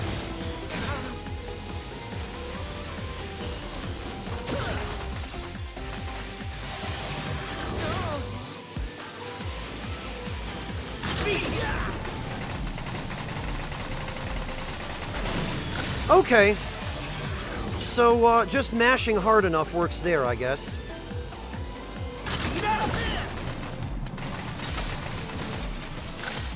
Take that, you insufferable little punk.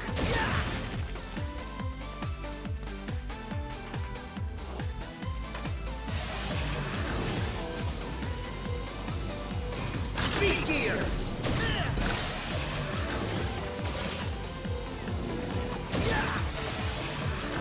All right.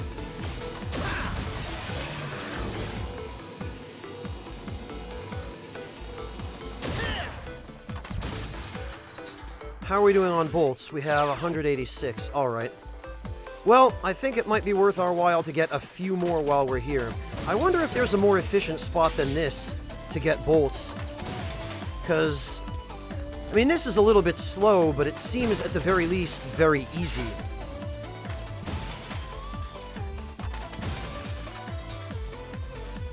Tell you what, the explosion effects on these enemies look really nice.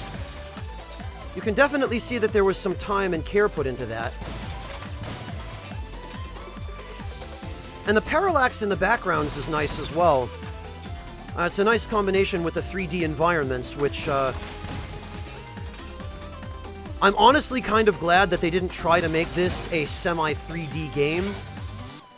Because it's great as a side-scroller, but when they try and make it into something it wasn't meant to be, like the 3D sections in Mega Man 7, or X7 rather, those didn't really work quite so well. Particularly because of the aerial controls when you were jumping, so I feel like, you know, this is fine. I am perfectly alright with this. There we go, there's 100.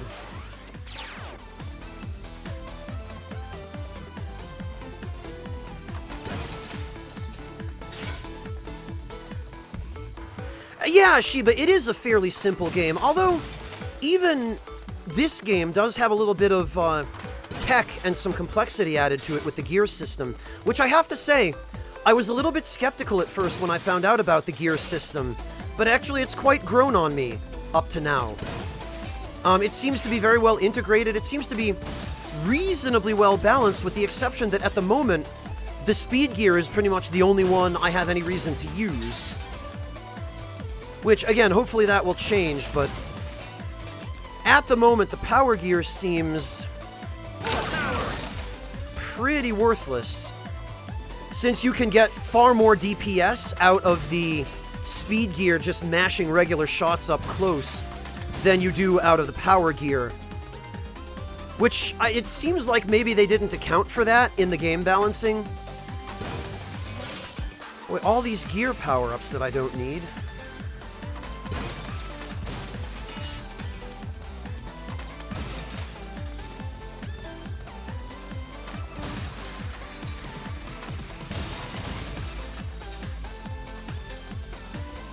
And, I mean, I've only really played one stage so far, but the music is... I mean, the music is sufficient.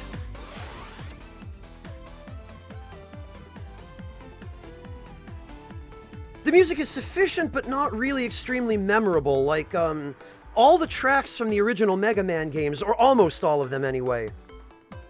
They were incredibly memorable. Whereas this is perfectly fine for what it's meant to do, but... I don't know, I just don't feel like, like, this isn't music that I would burn to a CD and listen to in my car, as the original Mega Man soundtracks were.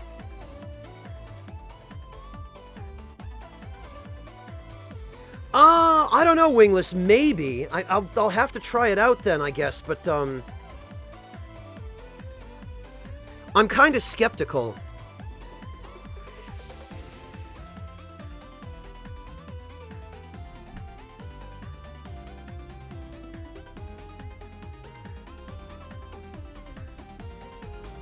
Yeah, Shiba, I agree. I agree.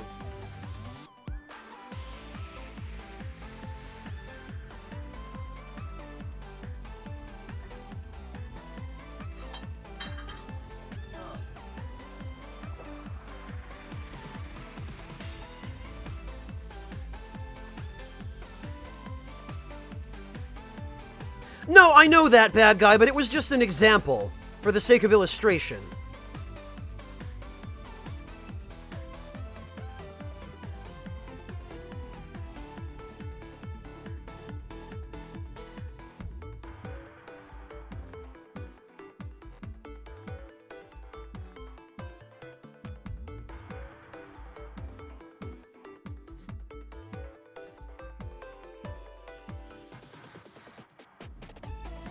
Like, I don't think I've touched a CD in probably about 8 years.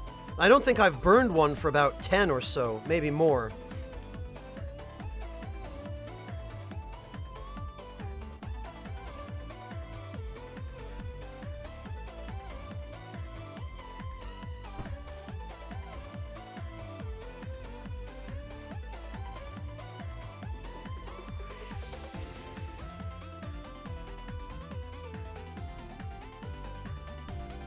Alright, let's see.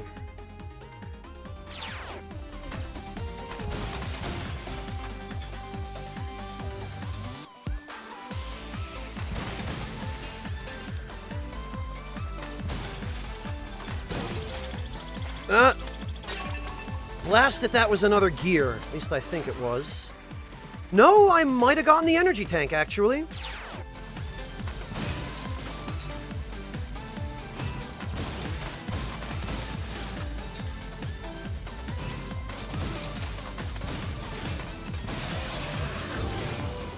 Man, I tell you what.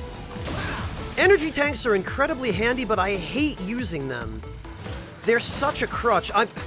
Granted, this is my first time ever playing this game, and obviously it's going to take me a while to learn boss patterns and whatnot, to the point where I don't need energy tanks anymore, but my god. Boy, it is... My ego just gets dragged through the dirt when I use an energy tank.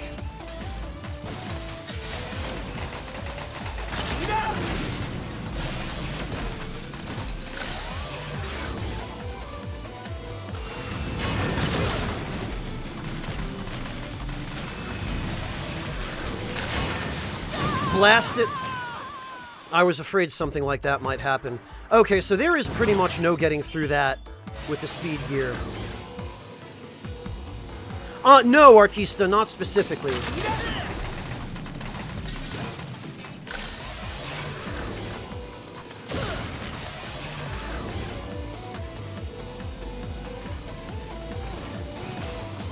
Yeah, Decoy, good thing I don't give a damn about trophies.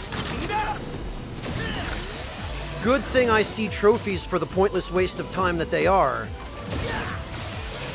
Because I sure am glad I don't have to worry about that.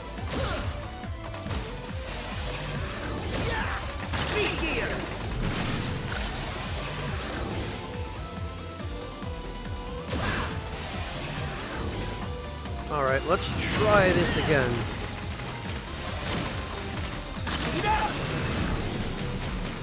There we go. So it can be done, you just have to wait a little while to pop the speed gear there. Speed gear!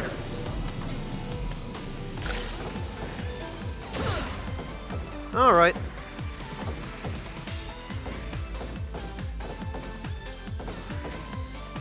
Yeah, Decoy, the nihilism is cute, but oh, alright.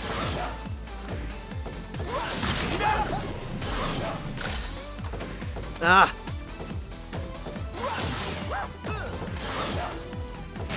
Oh, that's nice.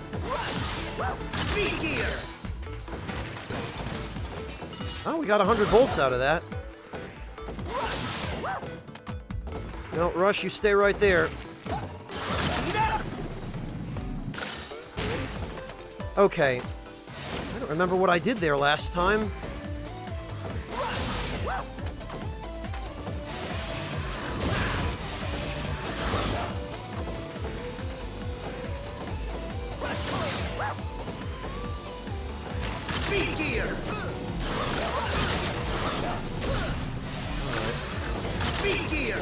Oh, that's what I did.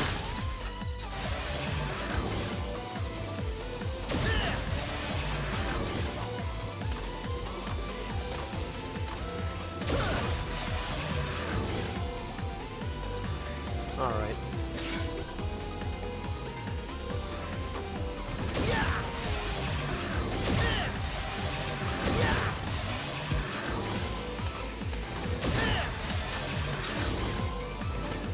Yeah, not falling for that again, but I think this is gonna...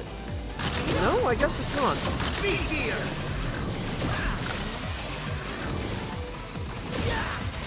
Okay.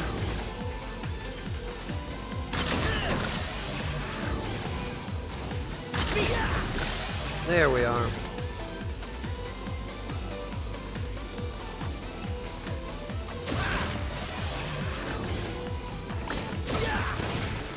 Oh, there he goes.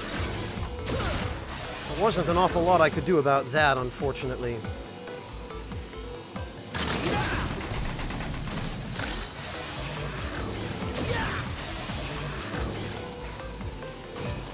Alright, how many lives am I sitting on here? 2.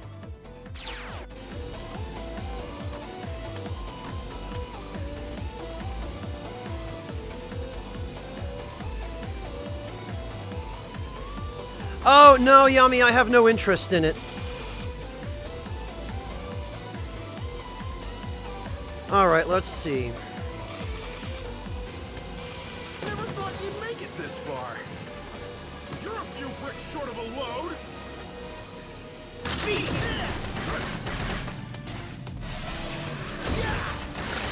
the bricks! Take that! No water fighting! You're not the only Okay, so he just stops taking damage at that point.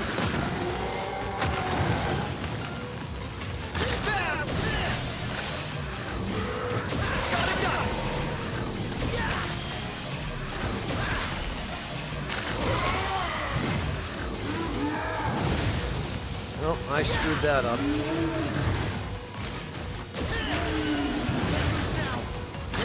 Nope. Alright, that's going to be the slap, so I think I need to be far to the left and jump. Yep.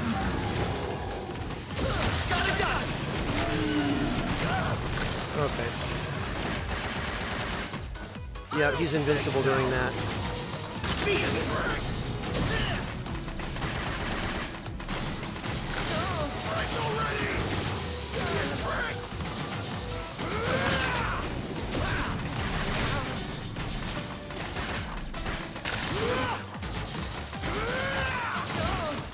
Alright, well, I'm face tanking this.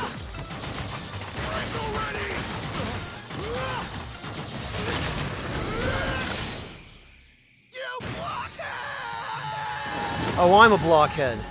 Me. Right.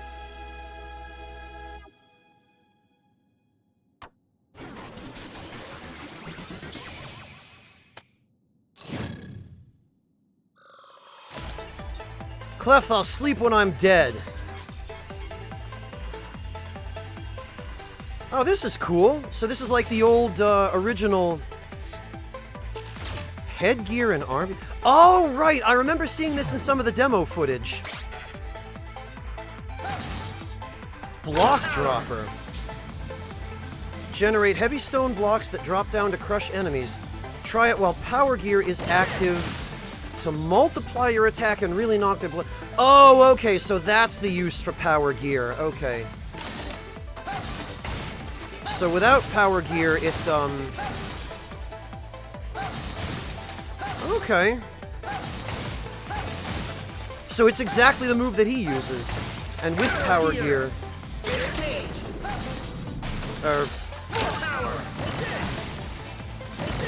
Okay. So it's just a whole load. Alright, I guess I could see the utility here. This is interesting, I suppose.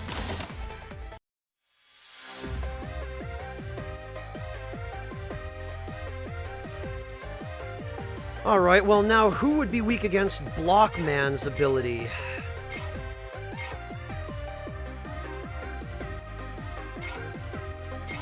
I have no idea what most of these guys are all about.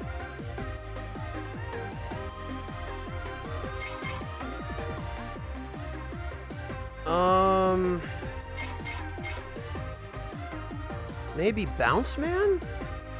I'm kind of afraid to try Bounce Man, actually.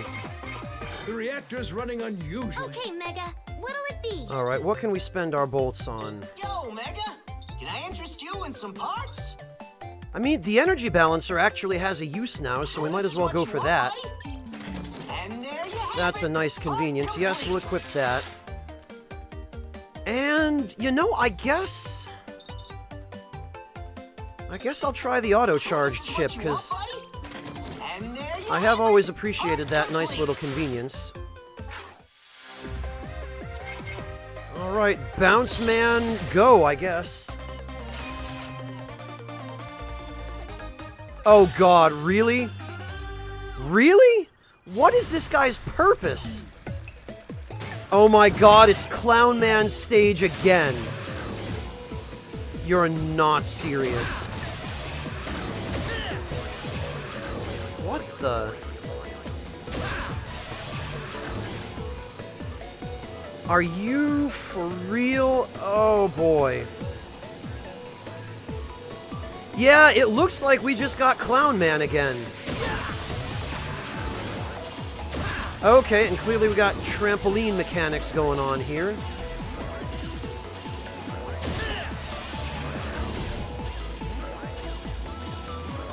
Oh, but we can't seem to get any additional height on these.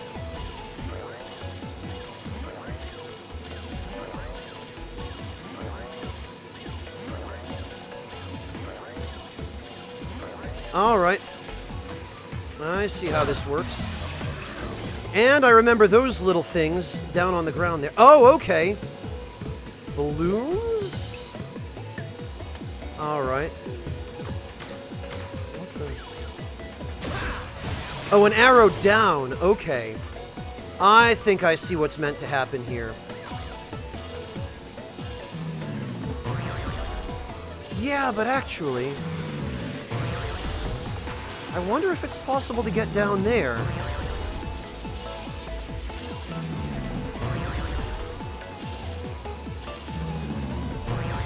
No, it doesn't seem as though it is. Okay, no, you can't.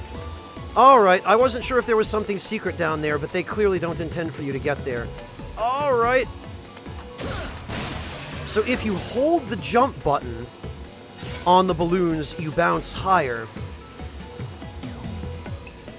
Alright, yeah, no, this is actually... There was a mechanic like this in Mega Man 3. Whoops.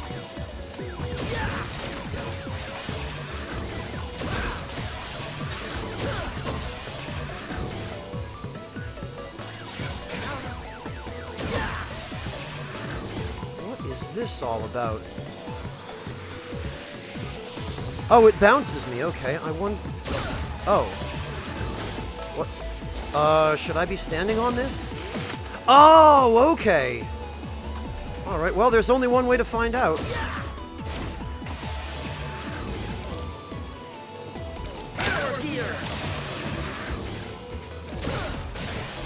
Oh, of course.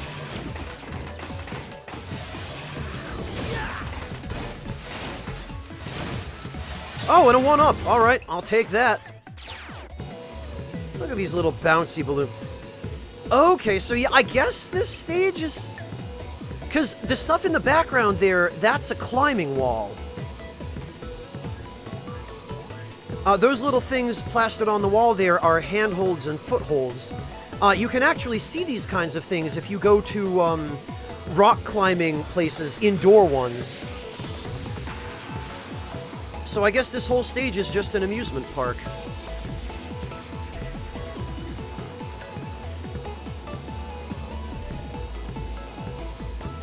Yeah, like a Kid Zone park, or I guess a Chuck E. Cheese Artista. We had those in America anyway.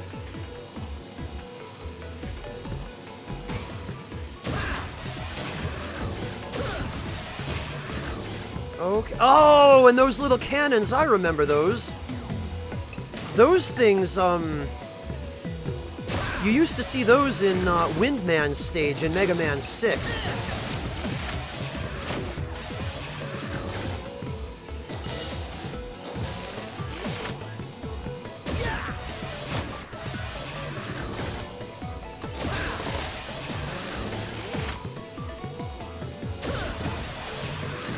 With those balloons, the metal-looking ones. Are they just meant to have stuff in them, I wonder?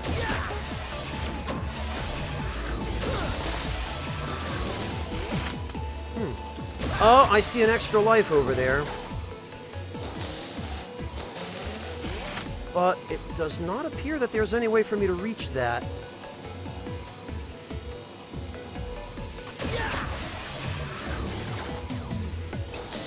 Do those balloons hurt you, I wonder? Yes, they most certainly do. Alright, good to know. Not all balloons in this universe are safe, I guess. Oh, but I can't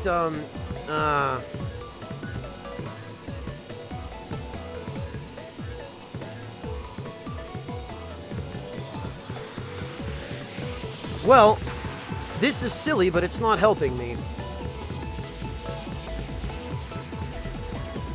Yeah, maybe Rush Coil when the hand is down. Brilliant!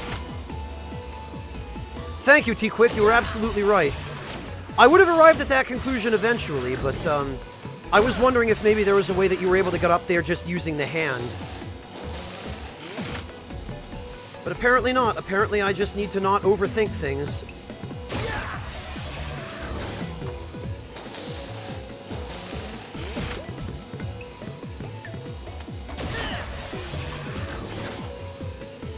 What am I even waiting for here? I probably could jump that.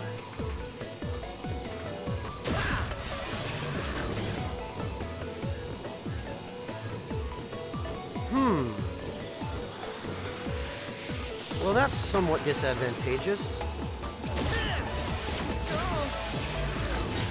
Oh, but that's not bad. God, everything in this level is balloons. Oh, I see what this is. It's a weapon wheel. Okay.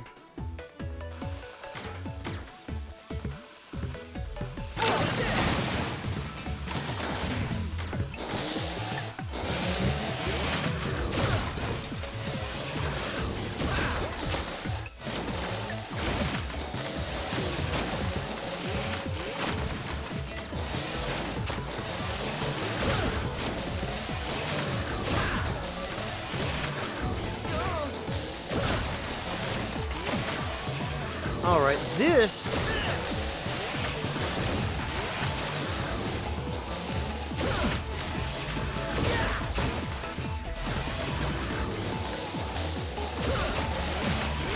Okay, I see what's meant to happen here.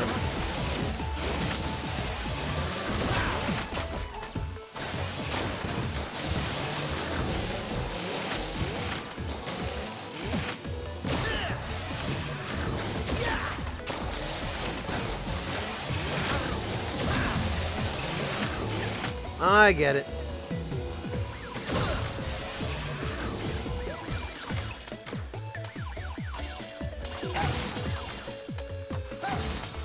Alright, well this weapon certainly isn't, especially powerful, but I suppose it gets the job done. Oh, alright.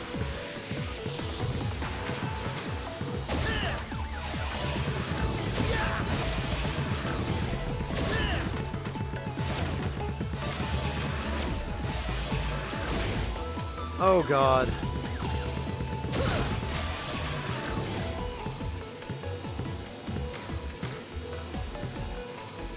No, I almost had it. And there goes 100 bolts.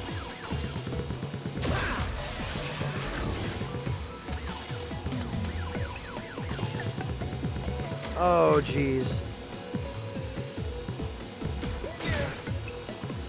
All right.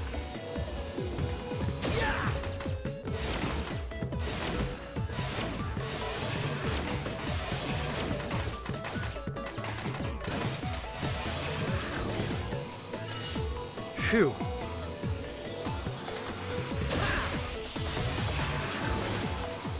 That looks like a boss door.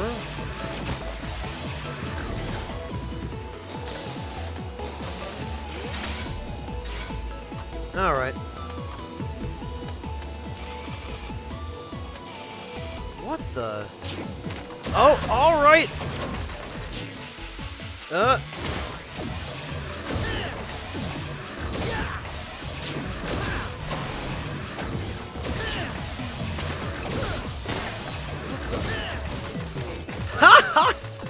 There was a little dude in it. Oh, I see. He's controlling it and... Oh, God. Hang on. Let me... Project Manatees, thank you so much for gifting that sub to Mythical Monkey. Geez, really appreciate your support there, Project Manatees. Thank you.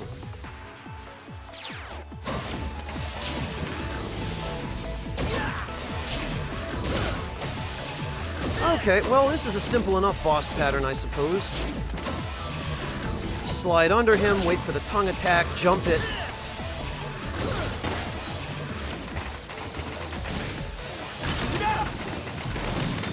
Oh, okay. Alright, that's fine. What a neat boss. Oh. Okay. Well, I'll tell you what. Maybe now it's time for Eddie. Okay, well... Why would you give me those gear power-ups? Okay, I guess that could be helpful.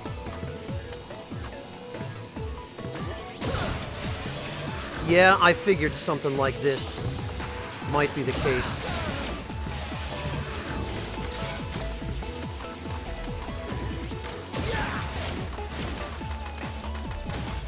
Alright. Look at him, he's like, ooh, look at me, I'm a mime.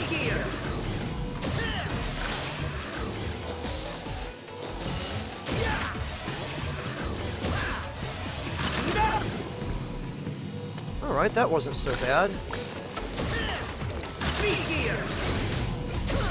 Oh, you can grab it from him before he gets away. That's interesting.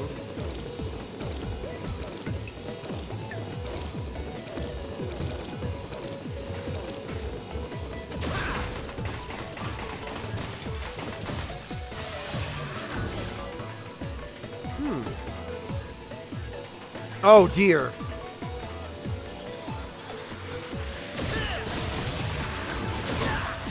Ah, blast it.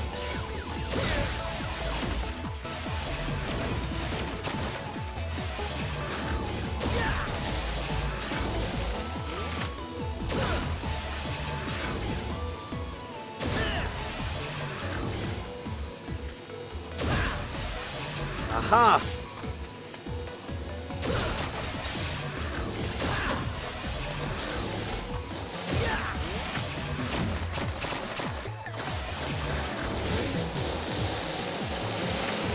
Alright, that wasn't so bad. What the? Ah!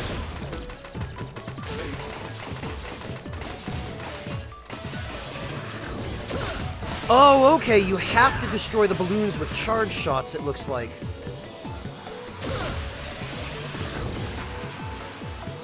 Alright, understood. Duly noted. What is that blimp in the background? What does that say?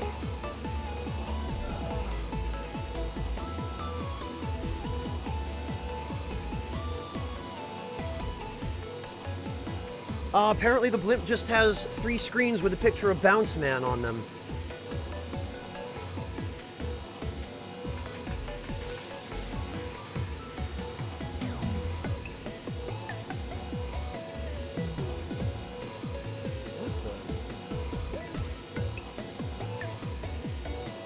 I wonder if I destroyed that guy's balloons. Oh, he just blows up. Okay. I mean, I don't know what I was expecting.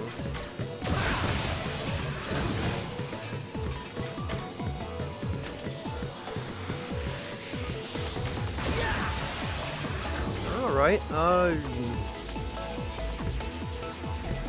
blast it. Okay, I'm not getting up that way, I guess.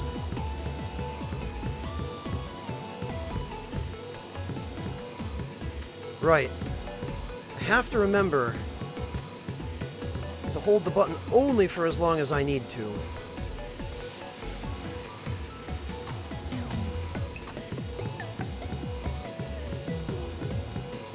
Alright, well, that's good. Could always use another energy tank.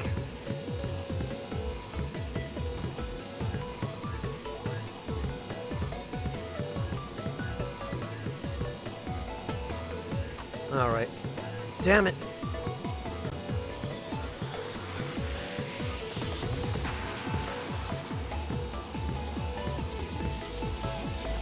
I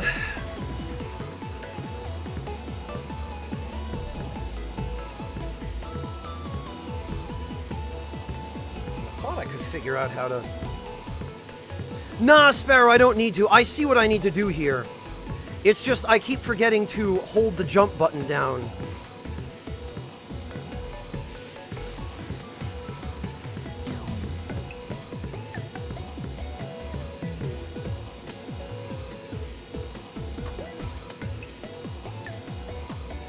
There we go.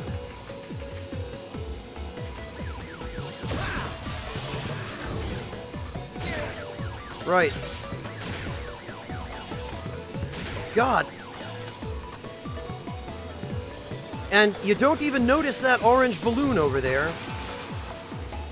Oh, this again. Okay, I see what's going on here. Okay, so there's a special kind of balloon in here. You're supposed to jump over him this time. I see.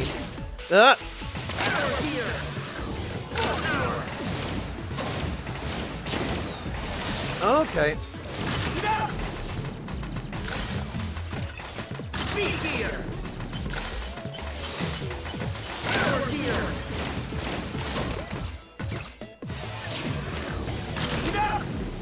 Alright, maybe speed gear is not the best for dodging him. Speed gear! Power gear! Yeah, it seems like the power gear is the way to go for this boss. So there is a use for it after all.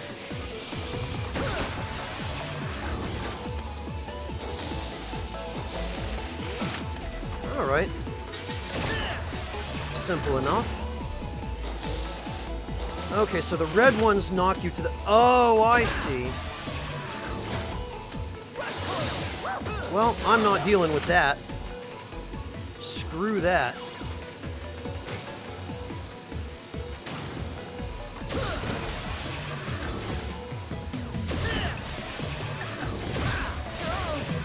Alright.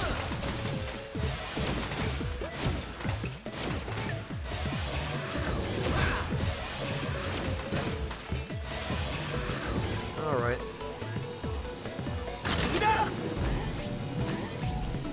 Ah! Okay, well, Beat saved me. Thanks, Beat. You to MVP. I guess maybe I better call in Eddie again. Wait, what's all this? Oh, this is my equipment. Okay.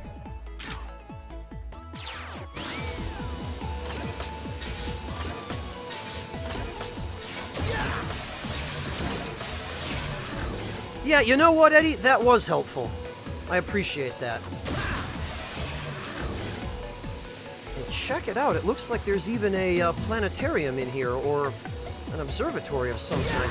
Yeah, you know, I'm digging the level design here.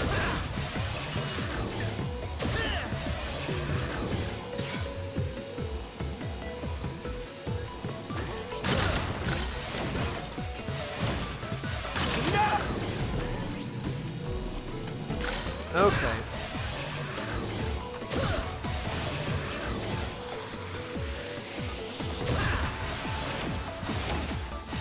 You know, I wonder... No. Oh, there's a ceiling in here. Speed gear!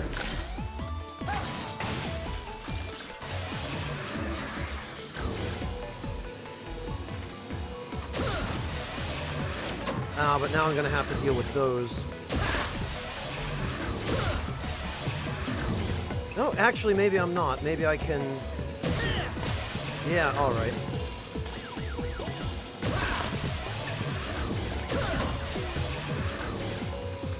Okay, I see. This again, huh?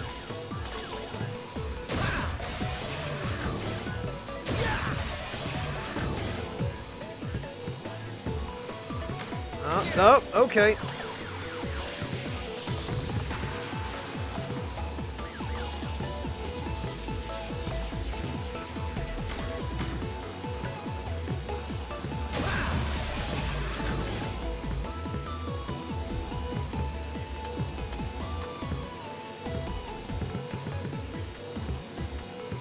You gotta go over here to that one, and... don't want to hit that other one from the side, it looks like. Okay, I see. You can, Sparrow. It's, let me see, switch to it. Well, you can't precisely charge it, but if you use it with the power gear active, you get a much bigger, drop. But I believe it seems to consume more weapons energy as well if you do that. I have to say, I do really like that his outfit changes a little bit.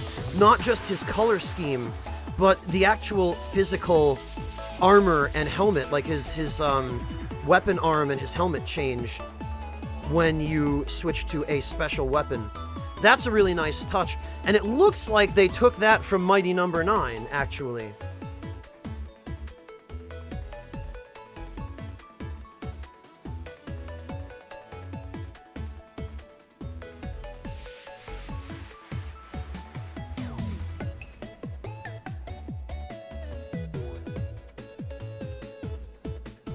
Adelakis, that's a good question. I wonder if it affects his defensive values as well, but I doubt it does.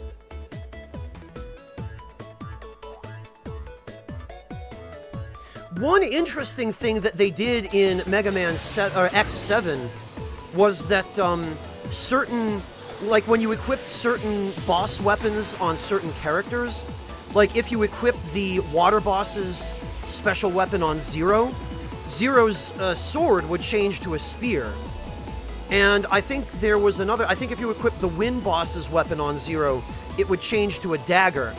And by the same token, I think if you equip the Flame Hyanard's weapon on Axel, he would get this huge bazooka instead of his regular pistol.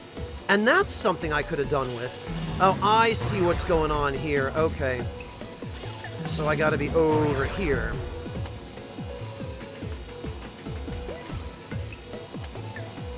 Ah! Okay. Well, whoops.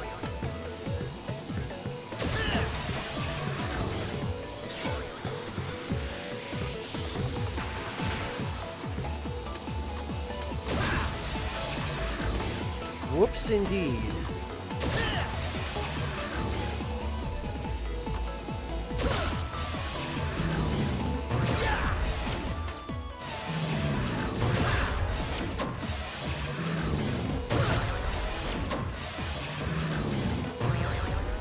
I see what's going on here.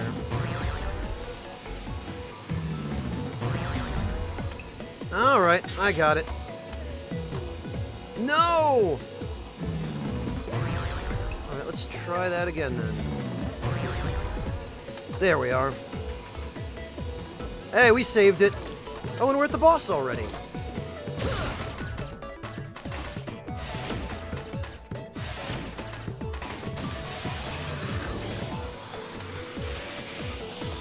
Okay. Yeah, Deadbeat Shiba, I suspect it probably is purely cosmetic as well. Look at this, though. I do really like the children's woodblock designs in this stage. Now we appear to be above cloud level. So another thing I've always really liked about the stages in the Mega Man games is the verticality. Especially in games like Mega Man 2 and 4, where you had Crash Man and Ring Man, respectively, whose stages had a mechanic where you'd climb so high in the stage that the sky would gradually darken until you ended up in space. Yeah, Bobby Sullivan, I'm not terribly excited about the music. Let's see if... Oh god. Bounce Man is voiced by a girl. I bet you can't bounce like this.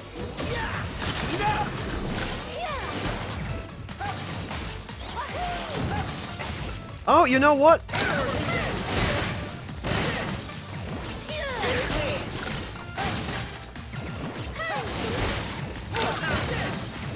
This weapon is not particularly effective.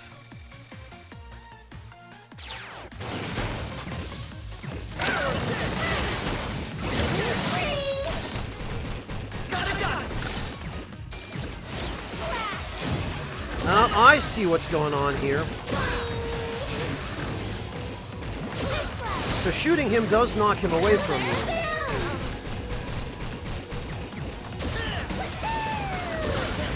Okay, I guess it doesn't always knock him away from you. Alright then, fine. Let's finish this! Holy... Playtime's over. Yeah, it sure is! My god, how much damage does that thing do? Yeah, well, first try with an E-Tank Mythical Monkey, so it's nothing impressive. But my god, so... This seems to be the boss you're meant to face first. Because no, well, I mean, he's called Bounce Man. Oh, look at this! Wow.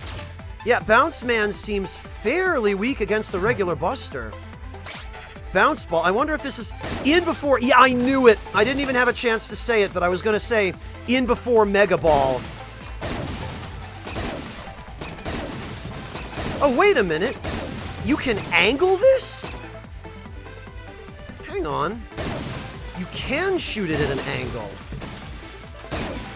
Okay.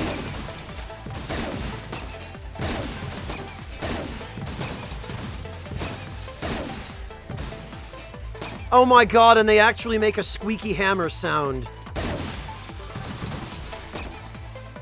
Yeah, that is literally just a Pico Pico hammer right there. That is... Okay, well, Mega Ball 2.0. I guess I'm okay with that. It does not appear that you can bounce on them. Let's see.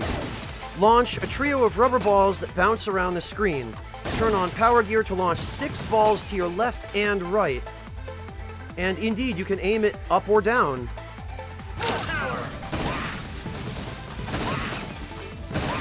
Oh my god, this is now Toho. This is what this is. This is just a bullet hell at this point. And you can have 12 of them on screen at a time. Can you aim them up, I wonder? Yeah, you can! Oh, wait a minute. It looks like one aims up and the other aims down? Just on different sides. In this... That's weird. I wonder why they did it that way.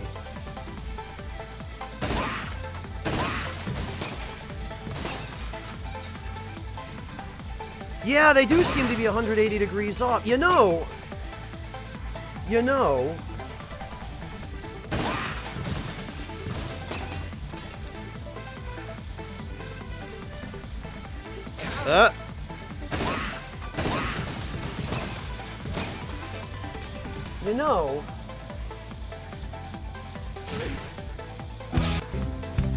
God's gift to born looks right.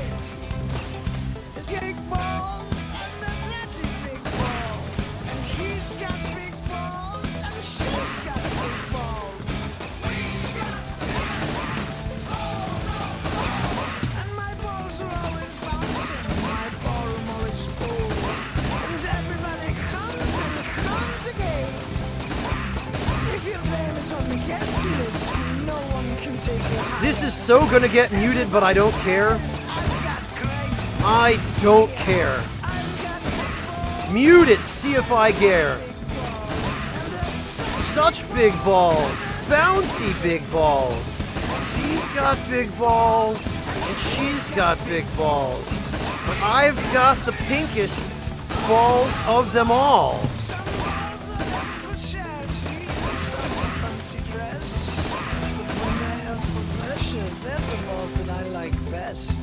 Alright, enough of this. This is silly.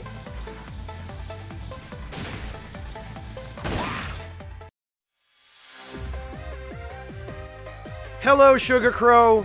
Don't even ask.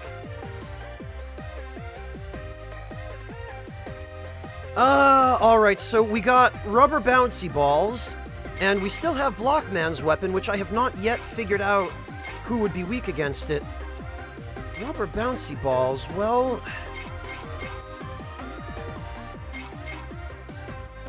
Fuse Man appears to be an electric boss. And... electricity does not like rubber, so maybe Fuse Man? For Bounce Man's weapon? It seems like kind of a long shot, but... I guess which. Oh, damn it! And you know, I meant to go to Light's lab first.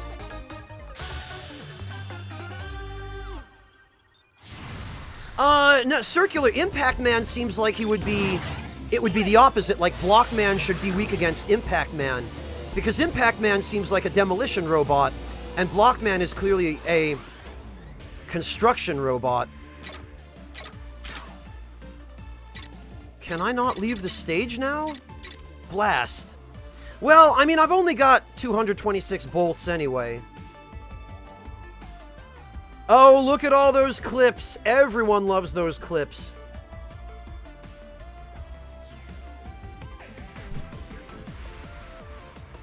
Oh, dear.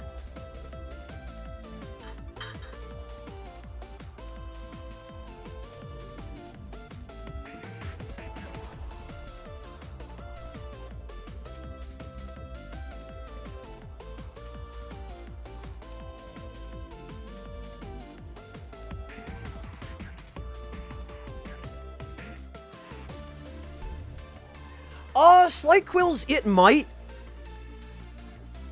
It's possible. But, it might not. I'm not sure if clips get muted if the parent VOD gets muted. That's a good question.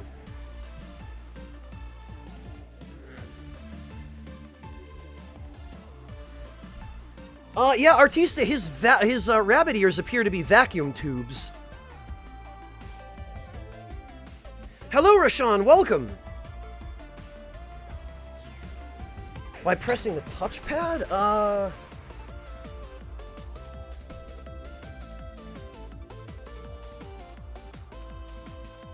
No, the touchpad does not seem to do anything. I bet there's some item that you have to get, or you can only leave a stage you've already beaten. Because that's how it used to be in the old games. Oh, you can Laconian Sword? How?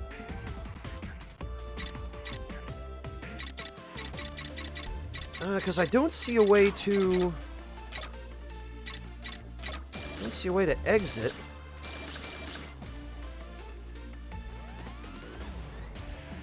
Grey Jammer, it's Big Balls by AC/DC.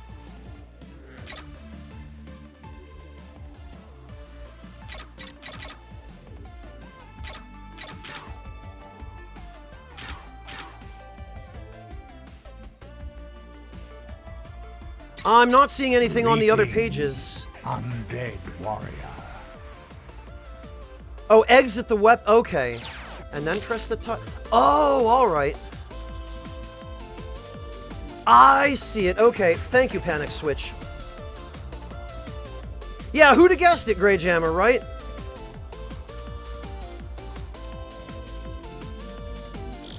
He does decoy? How do you mean? Oh, you mean like on his feet and his arms. Yeah, okay, I see it. Alright, stage select, I guess. Your progress to the stage will be lost. Okay.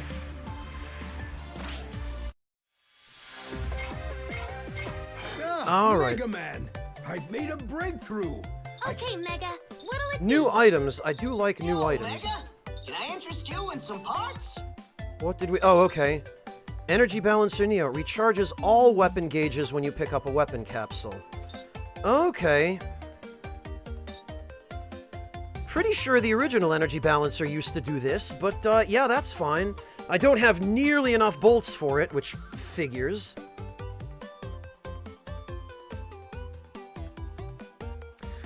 No, Mortikill. Actually, this looks a fair bit better than Mighty Number 9. Mighty Number 9 ended up being really basic. The environments lacked a lot of detail, as did the enemies. No, I mean, this looks like it's gotten a fair amount of detail. The HD models are right on point. There looks like maybe there's a little bit of cell shading influence here. Not full-on cell shading, but I think it works okay. No, bad guy. When he went from being a household robot to a battle robot, his name was changed from Rock to Mega Man.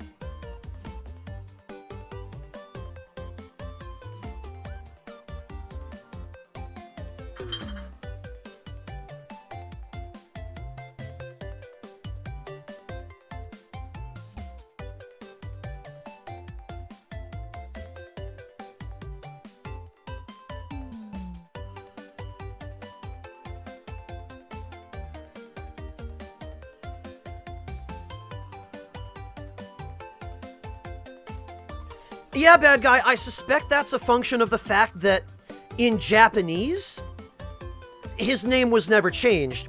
Even as Mega Man, in Japanese he's still called Rock. And so, as a nickname, I suspect they probably just use Mega in English. You know, there's a way we could find out, actually. I bet we could go to audio.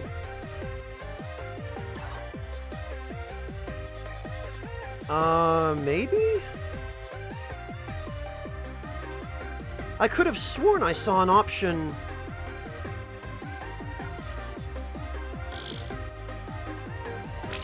I could have sworn I saw an option to set the voices to Japanese.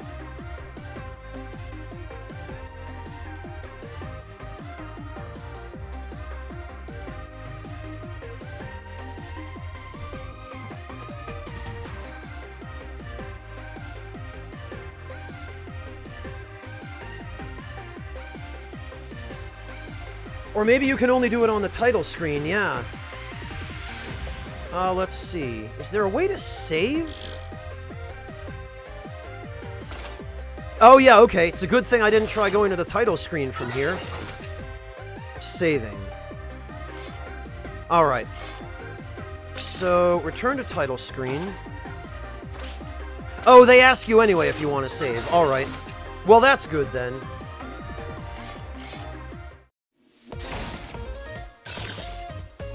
Options. Actually, what are extra modes? I haven't looked at those yet. Damn it. Alright, well, we'll check that later. Audio. Oh, yeah, language, okay. So, voice language, I guess we only have English and Japanese, but, okay. Alright, what about extra modes?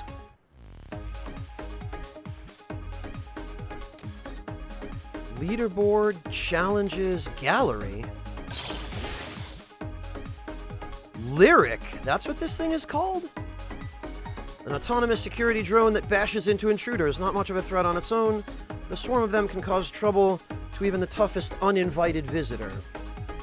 Ha ha! Mawaru C. Okay, well, Mawaru in Japanese means to spin around. So they're not using a hell of a lot of creativity on these. Look at this guy, he's got a little scooter. Seems kind of flawed, the fact that there's a big hole in the wheel. A roller robot designed to flatten uneven ground. Its tough shell lets it ram into walls all day without suffering damage, but sometimes it loses control and plummets into pits. Yeah, that sure is unfortunate for him. What's the... Oh, I see. This just hides the text, I guess. Crunch Dawn?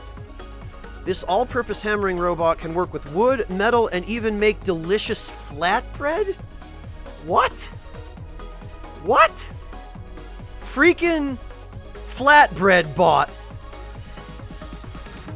Flatbread bot. Folks. When its hammer swings down, it reveals the hammer maintenance platform on its back. Handy. These things, they've undergone so many name changes due to bad localization over the series. They used to be called Metars or Metools. Now I guess they're just called Metals. Whatever, we'll take it. A robot designed for work on construction sites where safety first is the golden rule. Its helmet is so safe it can even deflect Mega Buster shots. Yeah, and in fact, the green cross on its helmet is something you actually see on signs at construction sites in Japan. Usually accompanied by the phrase Anzen Daiichi, which, as you'd probably expect, means safety first. Classic enemy, that. Airstone, using high-tech optical camouflage to lie in wait until an intruder approaches. This bot shows up out of nowhere and launches showers of rock-hard bullets.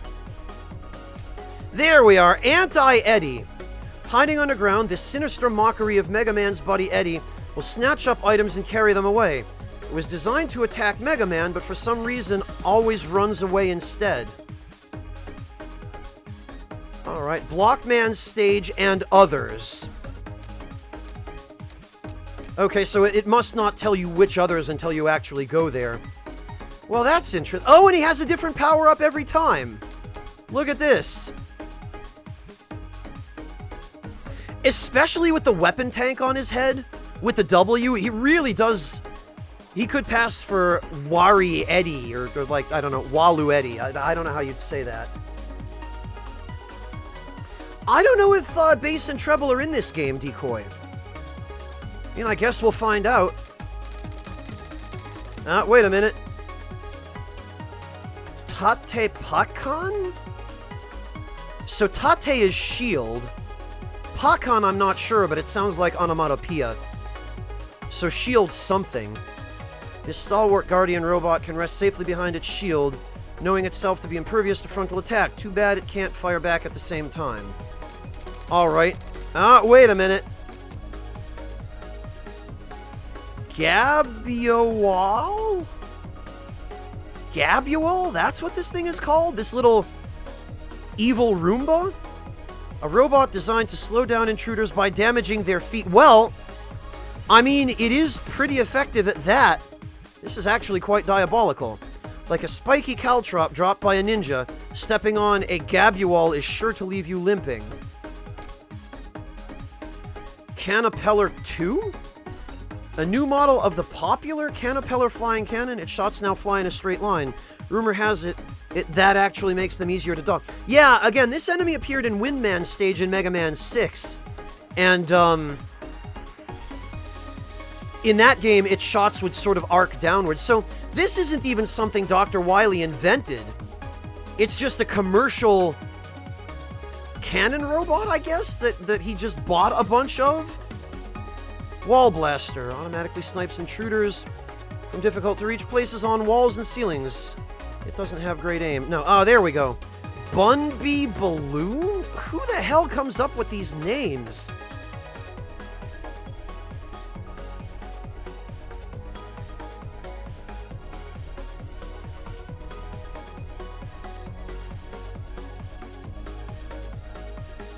Programmed to look for lost kids at Boing Boing Park?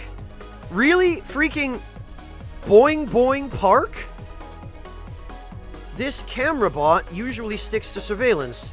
The balloons that hold it up have pretty heavy armor, so it's a wonder how they stay aloft. Yeah, you know, that's a good question, isn't it? It is interesting to see what these things were originally designed for. But I have to wonder, what does this thing do when it finds a lost kid? Does it just, like, suck the kid up and carry it away? Like, what?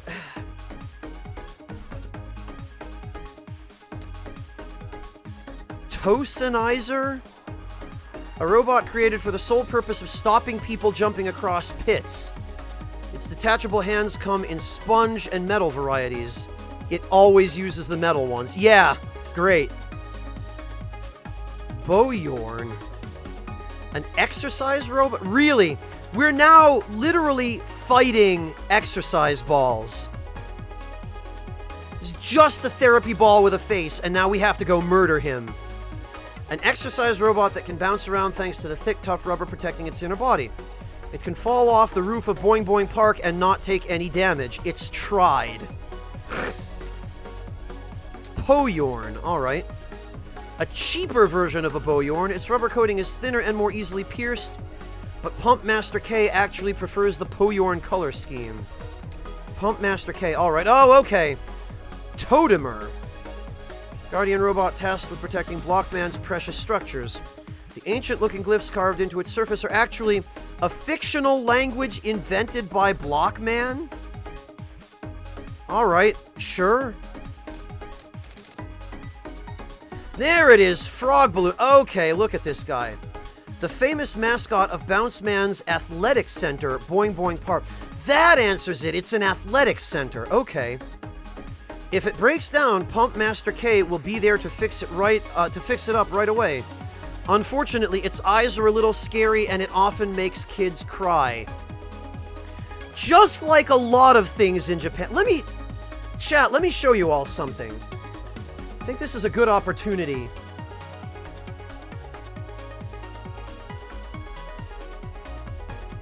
I'm just going to link this in chat so that all of you can see it.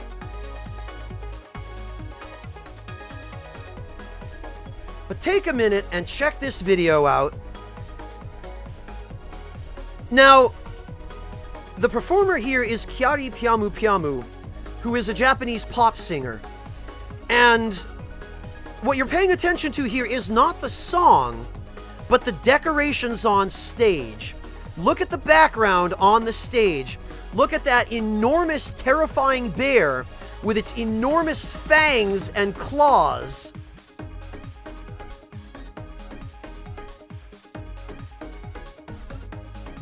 And understand that that is supposed to be appealing to children in Japan.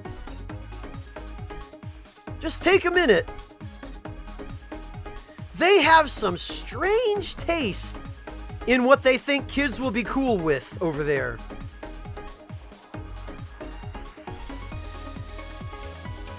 Oh, okay, Shiba. That makes perfect sense, actually.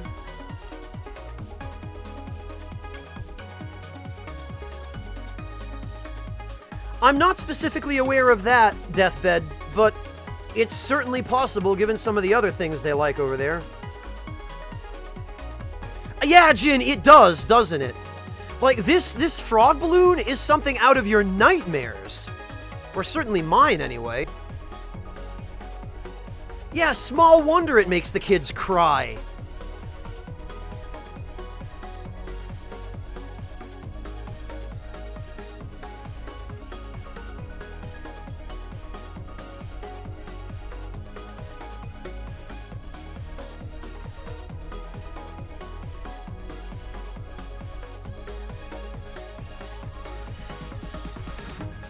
Oh no, Blaine! I'm sorry, I didn't mean to scare your poor daughter. Yeah, I don't blame her for hating it. Let's switch off of this so that poor little girl doesn't have to, Oh, here we go. We finally get a bio on Blockman. Blockman was designed to specialize in building the outer walls of major projects. He's always secretly dreamed of building a vast structure that recreates the bygone age of pyramids and temples. Ever full of energy, he keeps the robots on his sites working full tilt. The only problem being that he sometimes loses his temper when his laborers can't keep up with him.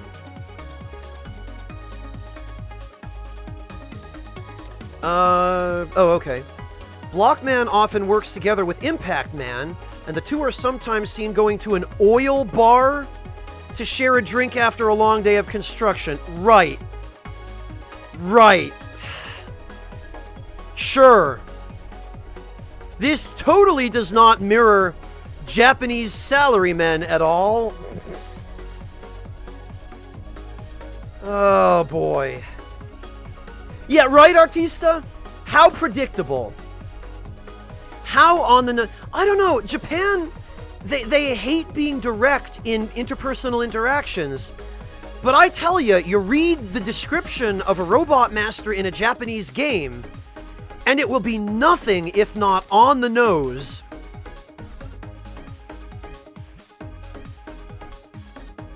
Oh, and actually, they tell you the manufacturer. Nakaume Heavy Machinery. So these guys weren't even built by Dr. Light. They were just built by random companies. Joint Research and Development, Rebound Rubber, and Momo's Robot Farm? Yeah, of course that's how a monstrosity like Bounce Man was... like... The collaboration between these two companies was, I would wager, a large amount of money. Literally just two guys going out to a bar, getting plastered, and one guy saying to the other, "Wouldn't it be hilarious if we designed a big pink robot made of bouncy balls? The kids would love that. That's hilarious." 10-1, that is what happened.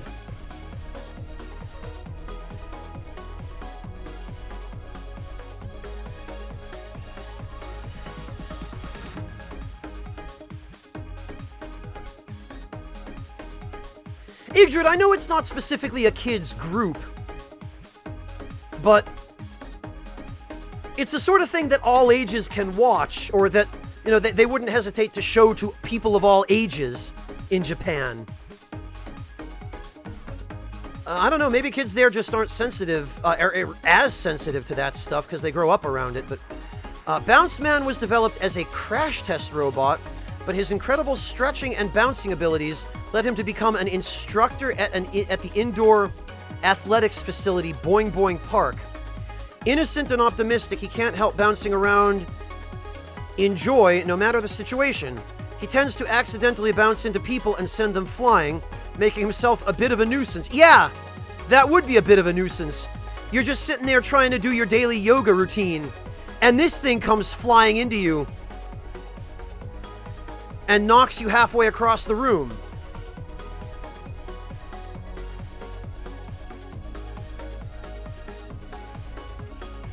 His fitness lessons at Boing Boing Park are a new style of exercise that he calls hop-cercise. It's like boxing, but on trampolines. It's surprisingly popular with middle-aged women. Yeah, of course. Of course that's canon. His funny looks and big round body are a hit with the kids, making Bounce Man a household name. Yeah, well, at least he's not as terrifying as that frog balloon.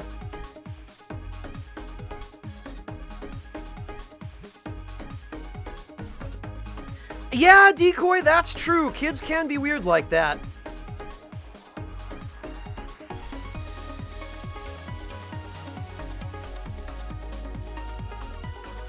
Yeah, Mortikill, I could believe that.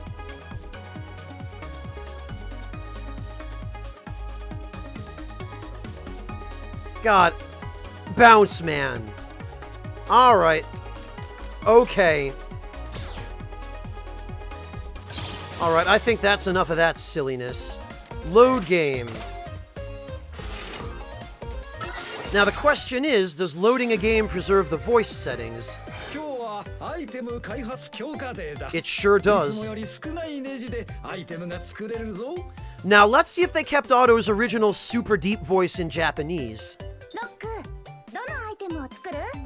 Roll has a super high, cute voice, alright.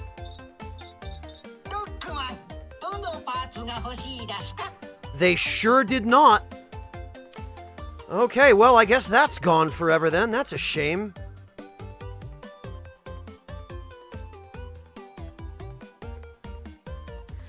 Doesn't look like it, Noah Bad. None of them look like military robots. But I guess we'll find out as we defeat them and collect their entries. We'd probably better fill back up on these.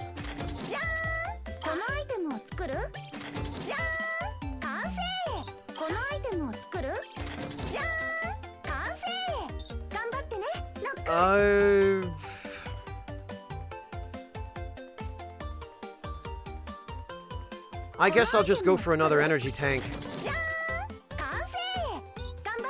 And a 1-up, because why not?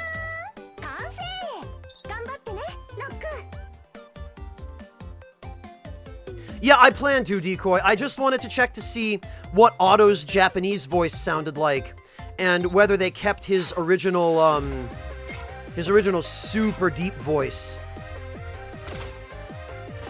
Or not. And it looks like they didn't, which is kind of a shame. Because I preferred that. Like, Otto's a big dude.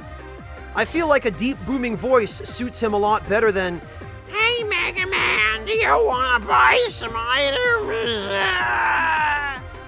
I was a smoker for 35 years.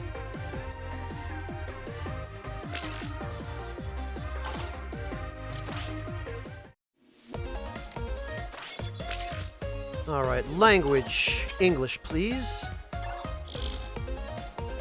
Oh, sorry, Sugar Crow. Oh, poor Ninja Puss. I didn't mean to scare the poor thing.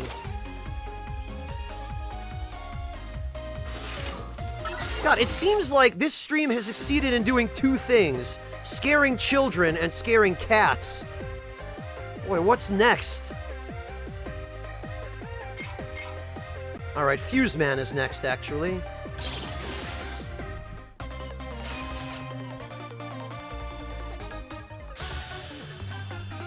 Boy, I will never get tired of hearing that stage select theme. That is brilliant. Ready.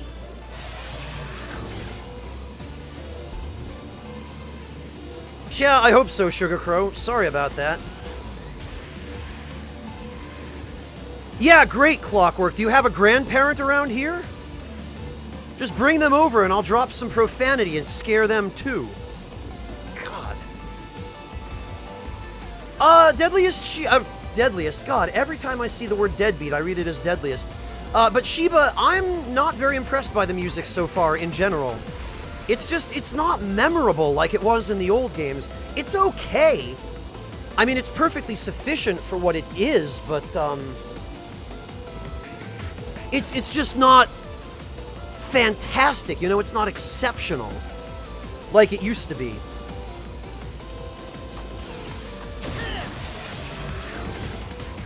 Oh, alright. I guess you can't step on that.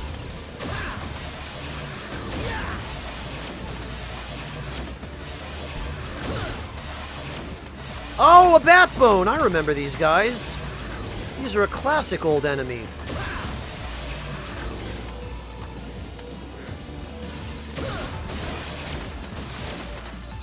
Oh, okay. I see what's going on here. We got, mechanics from Sparkman's stage here. Alright, Rigel. I mean, you'll find out when we get there.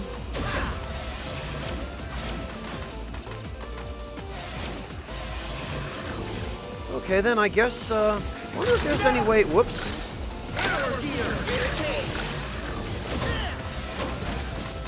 Oh, and you can't shoot through these things, it looks like. What? Oh, right, I keep hitting the ceiling.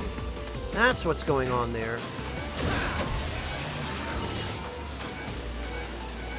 Is that just a drone? Oh, another E-Tank. I think? Another E-Tank? Okay, yeah, it doesn't look like you can destroy those, but... Alright, and the block weapon does not appear to work for them.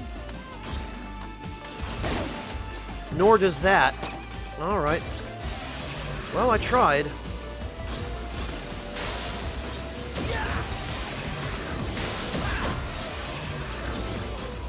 Okay, so you can shoot through the beams, just not the things that project the beams. Ah, I saw that in time, but so much for getting that bolt.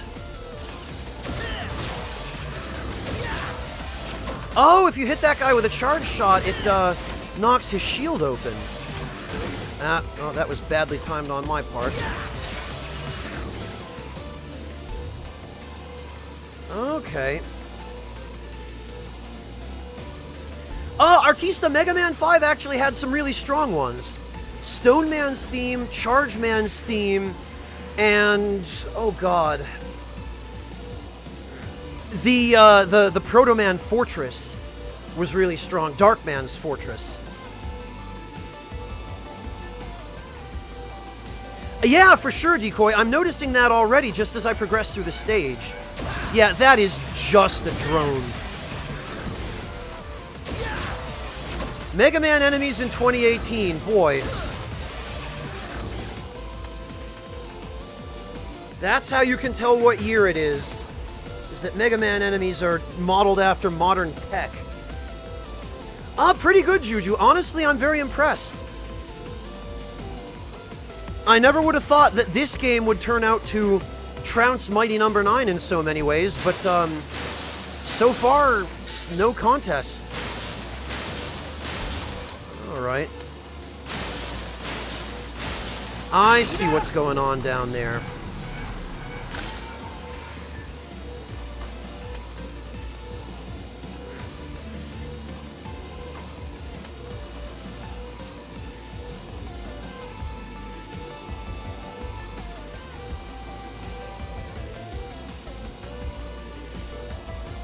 Well, yeah, Igdrid, you're right. Modeled after exercise balls, even. Well, that's helpful. Except it's not. Okay, so they're clearly introducing me to something here that I'm going to see more of up ahead. Speed gear. This appears to require the speed gear.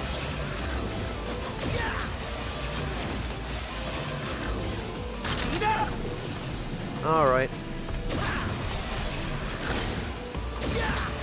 I definitely see what's going on here.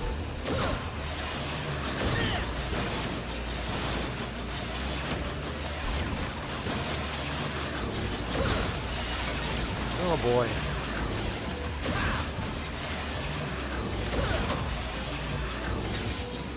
Okay. Well, that was simple enough. Oh god! Yeah, okay, this is some... Speed gear! Alright. Speed gear! Okay. Oh, maybe you're not supposed to use the speed gear there. Oh, great. Nope. Too high.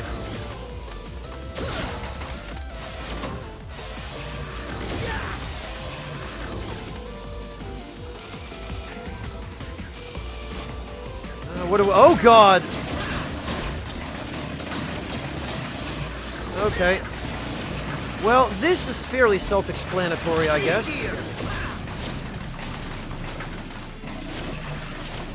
Damn it. Well, I burned it out again.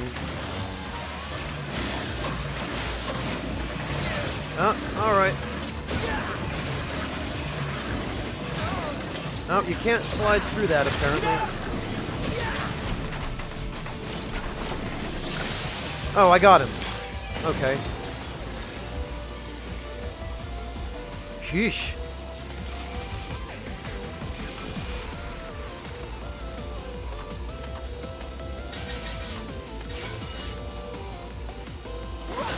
Damn it. Not what I meant to do. Rush, you can go now.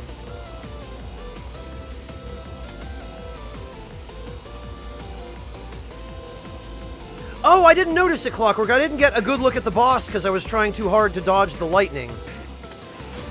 Ugh! Okay.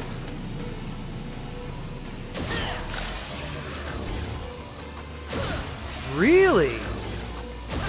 Charge shots don't completely go through backbones now. I guess they figured out how to make those things a little tougher.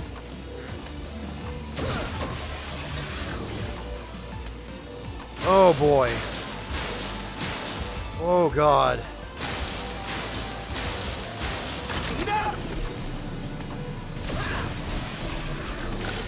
Oh, actually, that wasn't so bad, except that...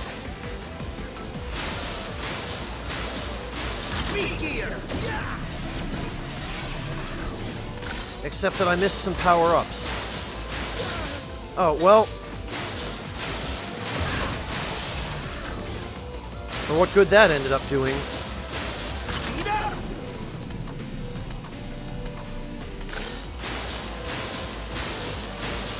When they were closed... No, actually, Decoy, I don't think they did, no. I think even when they were closed, you could kill them.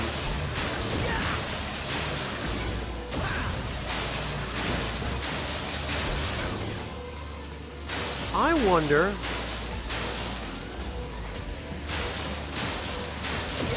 Yeah, just as I thought.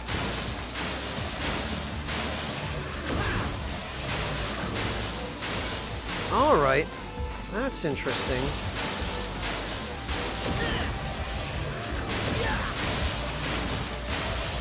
So this looks like a maybe slightly more efficient spot to rack up some items. Let's see how good it is. Okay, so to optimize this, it looks like we want to take out the bottom row first with a charge shot. Because that last guy over there, you can't hit him with anything but a charge shot.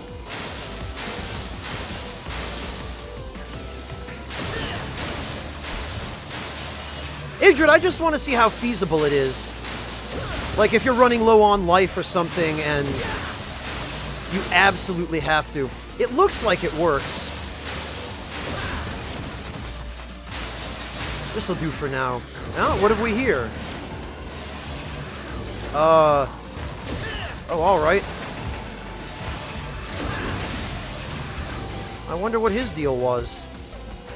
Poor guy. You know what? Let's try that again. Let's see what his deal was. Because I feel like I, Oh, alright. Oh, this poor, poor guy. He just can't get me from down there at all, can he? And I can't actually jump down there without getting hit by him, from the looks of it. Nope, he's got nothing he can throw at me, apparently. Well, that's unfortunate for him.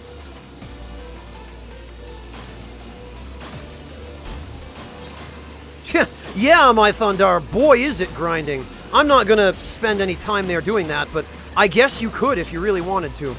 This, on the other hand... Okay.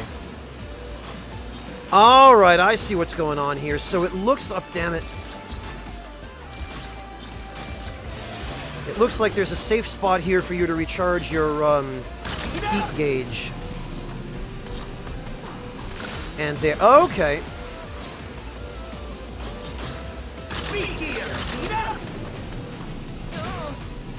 Alright, whatever. I took a couple hits for it, but it was worth it for an E-Tank. Now I just have to wait for this to recharge. There we go. Ah. Oh, it's one of those drone guys. Okay, Dom, have a good one. Yeah, decoy it is. It's honestly, not bad. And I guess we're at the boss already.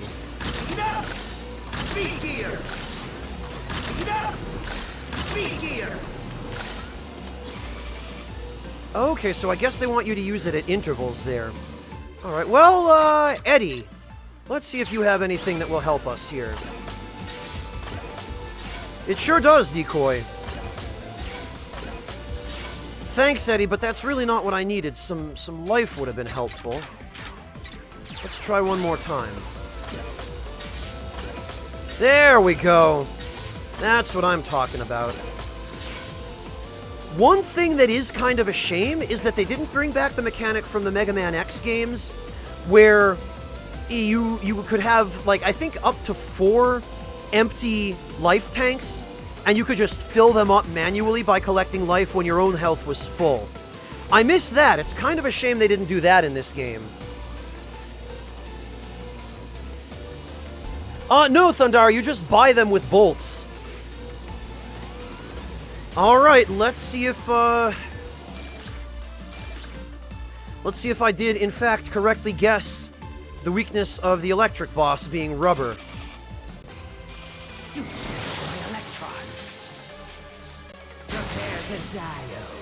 Prepare to diode? Really? Alright, you know what? Oh boy, does this appear to be his weakness.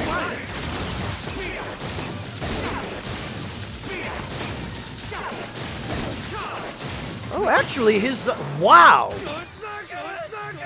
That sure was his weakness. I was gonna say, his speed gear ability doesn't seem that difficult to dodge. You just slide from one side of the screen to the other, and it looks like he can't hit you. You know, just based on how tough Elecman was without the rolling cutter, I was expecting that fight to be a lot worse. Maybe it would have been if I hadn't correctly guessed his weakness, but, oh, this is kind of cool. I like this. You get his goofy little, vacuum tube. Scramble Thunder. Alright. Unleash crackling bolts of electricity that speed along the ground. Oh, it's one of those. Oh, and you fire it downward. Oh, no, you don't. You can fire it downward or upward. Okay. That is actually pretty cool. Try it with the power gear active to up the voltage, making shots pierce multiple enemies.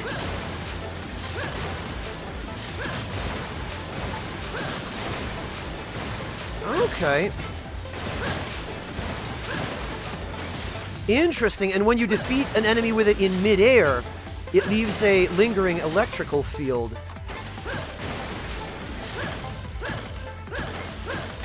Alright, and what about with the power gear? Oh, with the power gear, it doesn't leave the electrical field, but... Oh, but the projectiles become bigger. Okay. So it doesn't leave the field, but it continues to go through the enemy. Very interesting. It's really too bad this doesn't have a forward fire mode. Although, I mean, I guess if you fire it along the ground, one of them does move forward.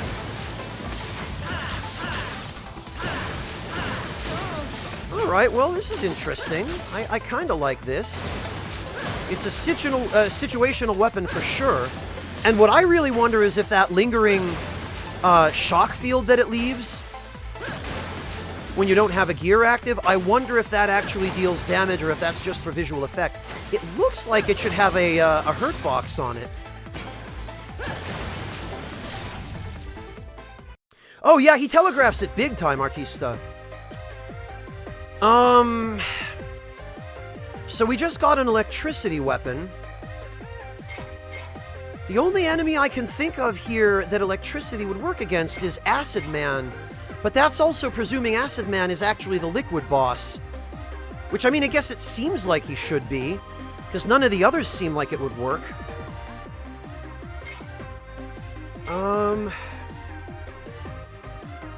Adalakas, I don't think it's Tundra, because Tundra Man is probably weak against Torch Man's weapon. Because it always seems like when there's a fire boss and an ice boss, the fire weapon always beats the ice boss. It was that way in Mega Man 6. Flame Man's weapon was Blizzard Man's weakness. In Mega Man 2, there was no ice boss, there was Heat Man. But his weapon was Wood Man's weakness, which makes a certain amount of sense.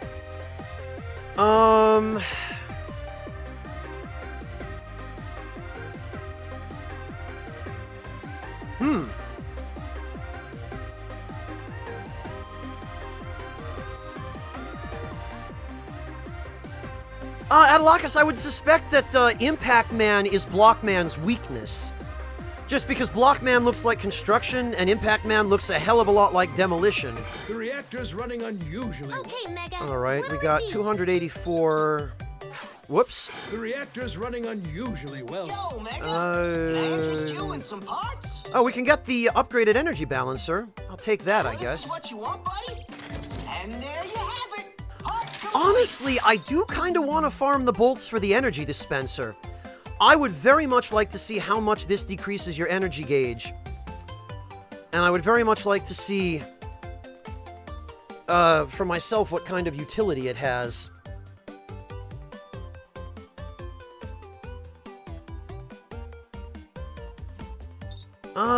Well, I think we can, at the very Okay, least, Mega. pick up a couple Are you more sure? Eddy tokens or whatever they are. Already. Are you sure? Ta-da! Alright, well, I'll try Acid Man, I guess. And if it turns out that Elecman... Oh yeah, of course he's a crazy chemical user. Oh, wow! Yeah, alright, this is definitely the water stage. If the electric weapon doesn't turn out to be his weakness, then maybe one of the other ones I have will. Although it certainly won't be the bouncy ball, because we already figured out whose weakness that was.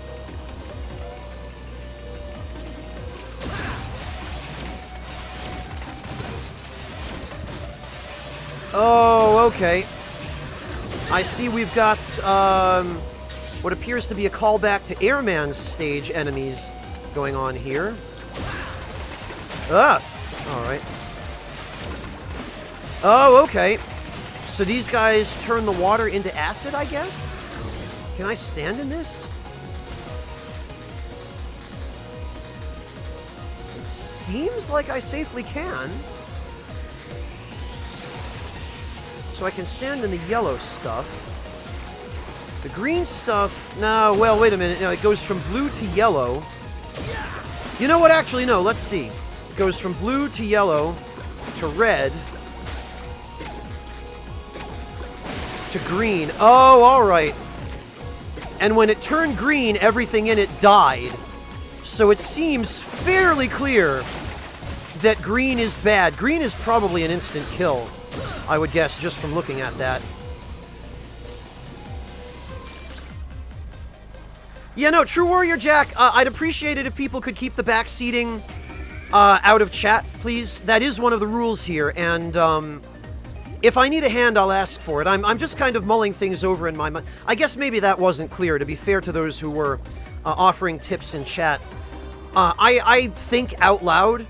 I just kind of voice my inner monologue. So whatever is going through my head is just my thought process and not a request for help.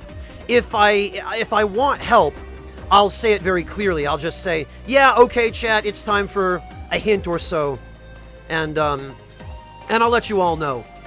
No one's in trouble, because I guess I probably didn't make it very clear when I was voicing my thought process, but... Whoa! Oh, okay, and there's another enemy from Mega Man 6, this guy right here.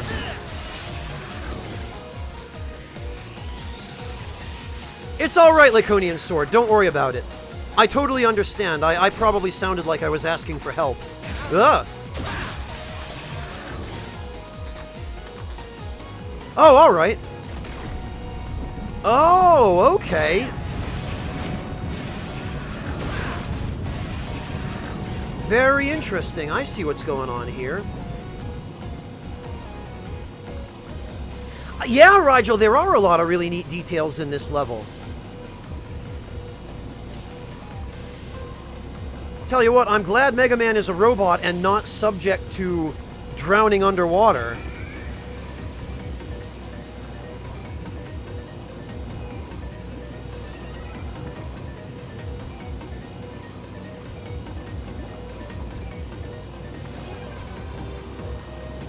Although, now that I think about it...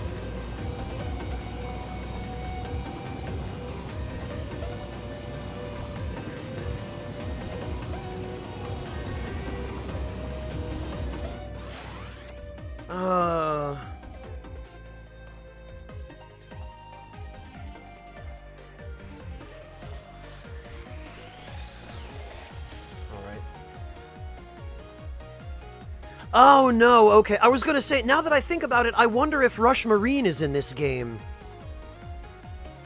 Because it looks like there's something down below Rush Coil, but I think they pretty much did away with Rush Marine ever since Final Fantasy. God! Mega Man 5. I swear. One of these days...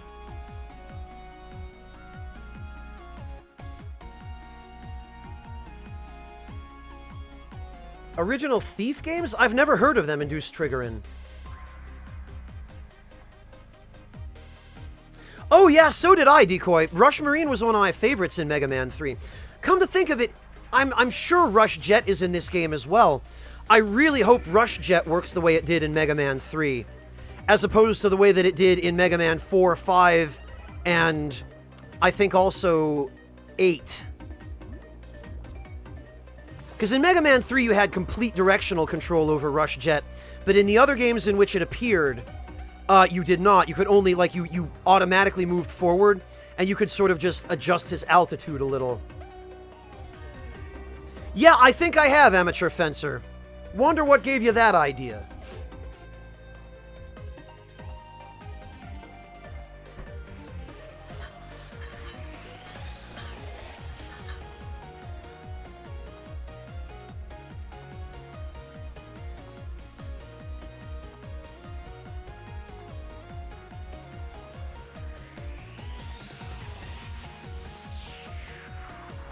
All right. Yeah, Decoy, but they were so much more fun when they were that overpowered. Like, Beat in Mega Man 5 and 6? He was great.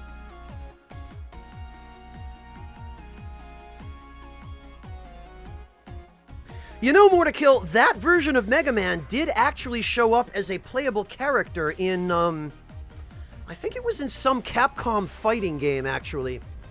I forget which one, but he was a joke character, I believe. Like the fat Mega Man from the cover of Mega Man 1 that had clearly been drawn by a 10-year-old. Alright. Oh, look at all this just junk that comes flying through. That's interesting. It's a nice touch, all these dead Metars.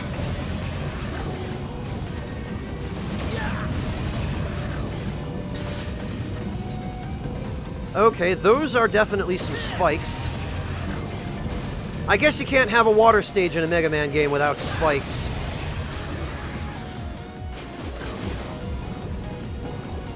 What the heck? Oh, I can't go that way. Alright, I couldn't tell that was a wall at first. Ugh! Okay, I guess by destroying that wall, I changed the directional flow of the water. That's a neat mechanic. They actually, seems like they actually... Oh, God! I noticed those spikes a second too late. I was gonna say they actually paid a little bit of attention to physics in this game from the looks of it. I tell you what, though. There's something this stage is missing. I'm not 100% sure what it is, but I think... I just get this feeling that it's missing something like this.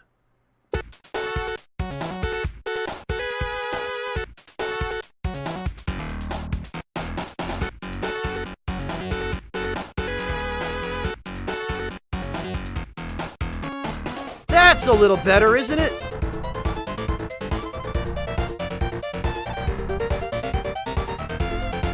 Yeah, I know, right? So that...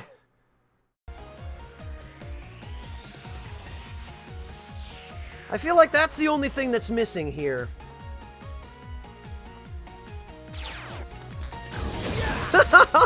Yeah, well, you know what? Let them scream, Decoy. Let them scream.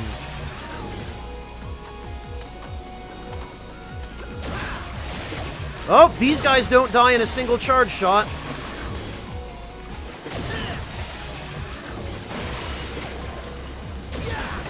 Oh, but you can destroy the projectile. That's interesting. Alright, well, that's clearly going to be a thing later on.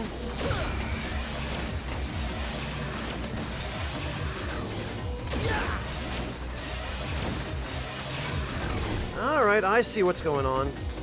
Yeah, Decoy, it was.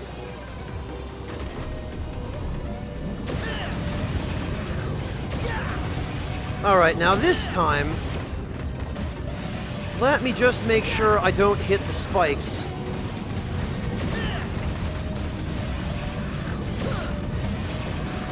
What are these things? Are these like depth charges with faces?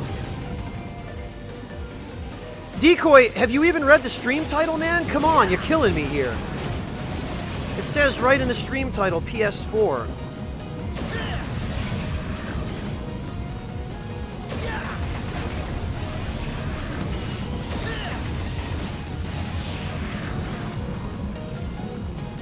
It's alright, Decoy. I'm just busting your ass. I still love you. Whoa, buh! Oh, right in front of a Sniper Joe. Great. Well, there he goes. Good to know those guys are still in the game.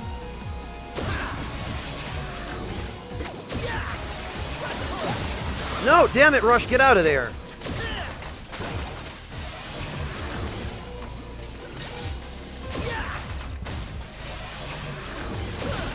Okay, so basically, it looks like in this section, if you let even one of those chemical guys... Oh, alright. Okay, there are little spider bots down there.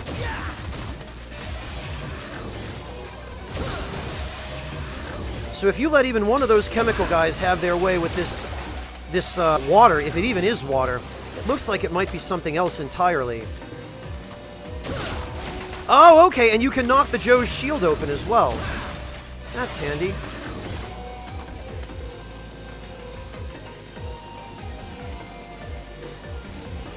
Decoy, a Sloppy Joe is basically a hamburger bun with ground beef in a sweet, like, barbecue-type sauce. It's a very, very common food at American elementary school cafeterias because it's cheap and it has enough sugar in it that kids love. Oh, God! Boy, they're ramping up the challenge here, and I see that the water here is now yellow. I really hope I am not going to run into anything that tries to poison this water.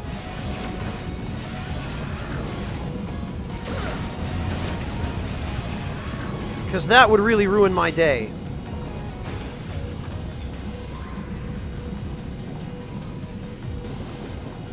Okay. Let me just make sure there's no current here. Oh, okay. I thought for sure that was going to be some kind of trap.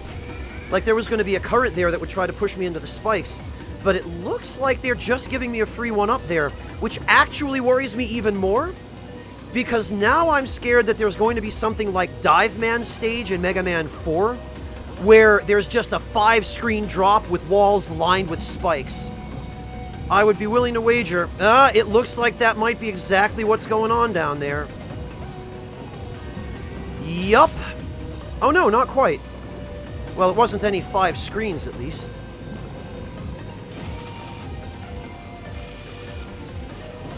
Alright, I am very scared to see. Alright, maybe not.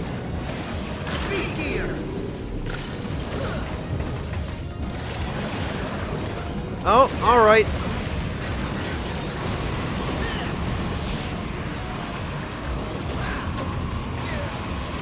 Oh, they're really going all in on the physics here. Alright.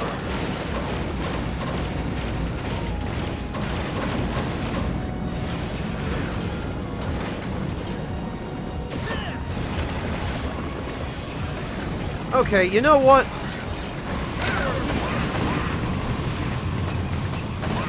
Clearly I'm not going to need this weapon for this stage. Oh, are these just indestructible? Okay, fine.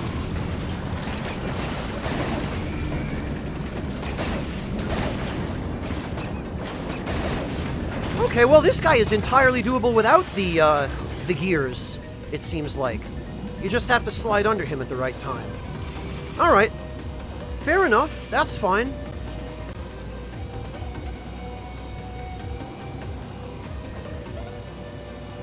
Oh, Sugar Crow, no. No, I don't want it to be canon that Mega Man is swimming in piss. Honestly, that probably would have been something more like the Toxic Seahorses stage in X3. Because this is clearly just chemicals. This is just Dr. Robotnik's day off, is what's going on here. Alright, you know, I wonder if the speed gear... Yeah, okay.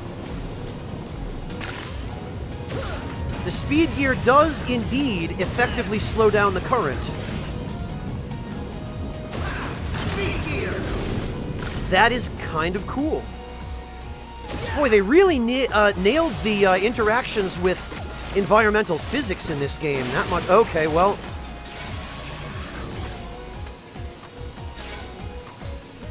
No falling in there for me, I guess. No, that is not where I want to be standing.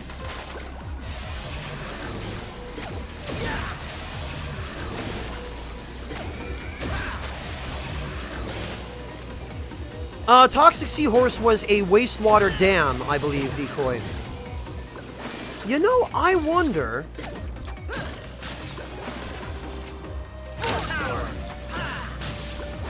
No, it still can't hit him, though.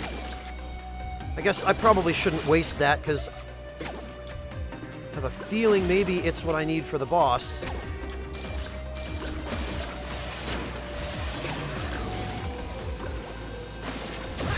A little bit more acid isn't going to hurt this particular pool. God, the energy balancer is so handy. Oh, and some life. Actually what I needed for a change. Oh, God. Actually, it's really lucky that I took that hit, because I probably would have died. I have a oh, wow! They actually seem to do you a kindness if you... No, okay, so it's not instant death, but it does a huge amount of damage. They appear to do you a kindness if you get knocked back near a ledge where you don't just get pushed off the ledge. I really appreciate that.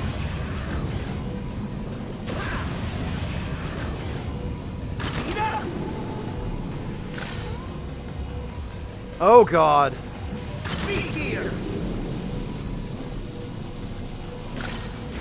Alright, well, I'm glad to know that can be done in one jump at least.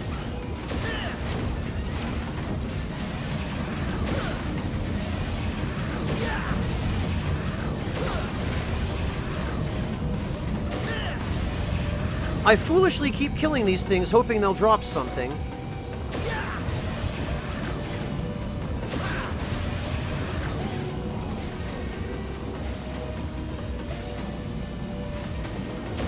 Ah!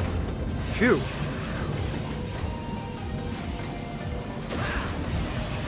That could potentially have been disastrous.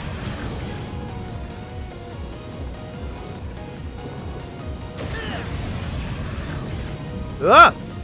Oh, I see what they're trying to do there. I almost fell for that crap.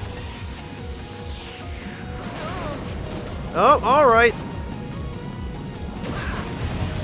Ah, blast. 5 out of 6. Oh, well.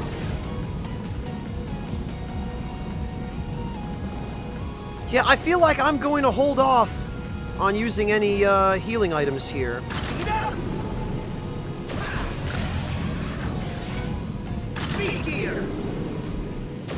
Ugh. Oh, that is harrowing. That is harrowing. Ugh. Okay. I think it might be Eddie time.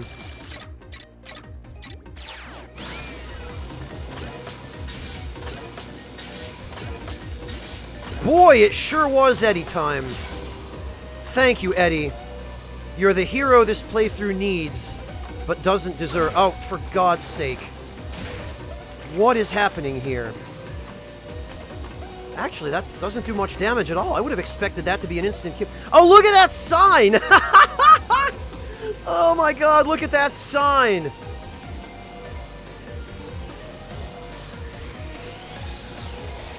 I still came out way ahead of where I was, Yggdrad. I would have died from falling in that acid if not for Eddie and his power-ups. God, that is the best sign.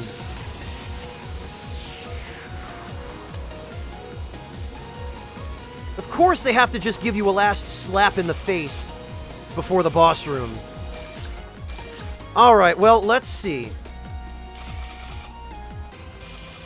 Ruined my new concoction! Take an acid bath! Great. Acid bath! Okay, it is apparently not the electric weapon. Is it the block? Oh! It appears maybe it is. Ah! Well, now I have to go all in, because I've wasted so much energy. Whoa! Oh, alright. Okay. Ah!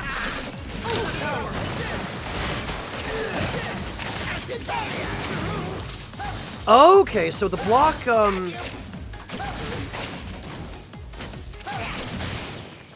very interesting. The block weapon appears to just completely negate his barrier. Very interesting. Why blocks, though?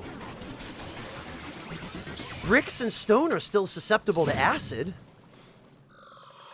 This one doesn't make much sense to me, this boss weakness.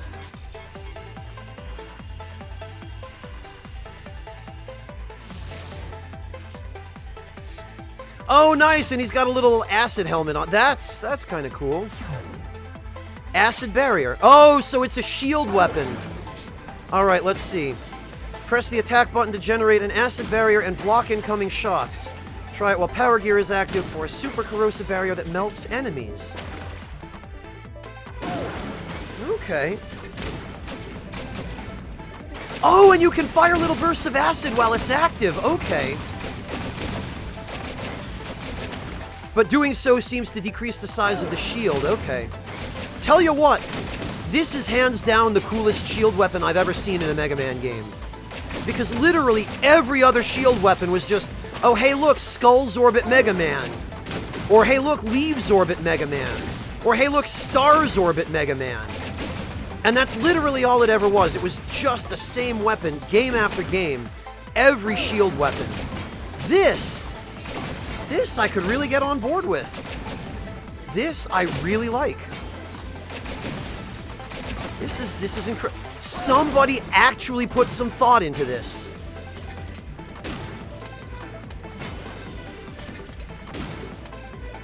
Alright, so what, does this thing just,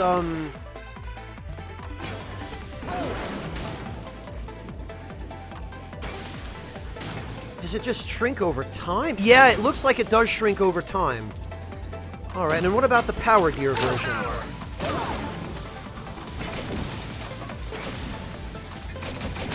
Oh, okay.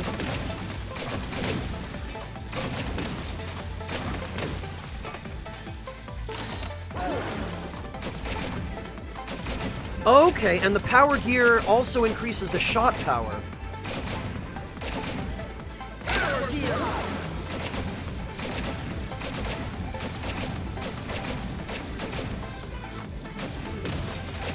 That's really good. God, this weapon is everything. This is all in one. This is a mortar, it's a shield, and it's contact damage on top of that. Holy hell. I think I could see speedrunners loving this, honestly. This is just, hey, did you want to walk through enemies? Did you want to just not care what's in your way? Yeah, use this. My God. That is really cool, though. I love that. Oh? Doctor, is something wrong? The double gear system. It was so very long ago. Oh, we're gonna get a flashback? Is that It it? was on that day, Wily and I had our falling out. He quite literally threw a wrench in our gears. Look at Roland Otto in the We were background students hiding. then, each pursuing robotics research in our own way. Each of us was passionate about forging the way ahead.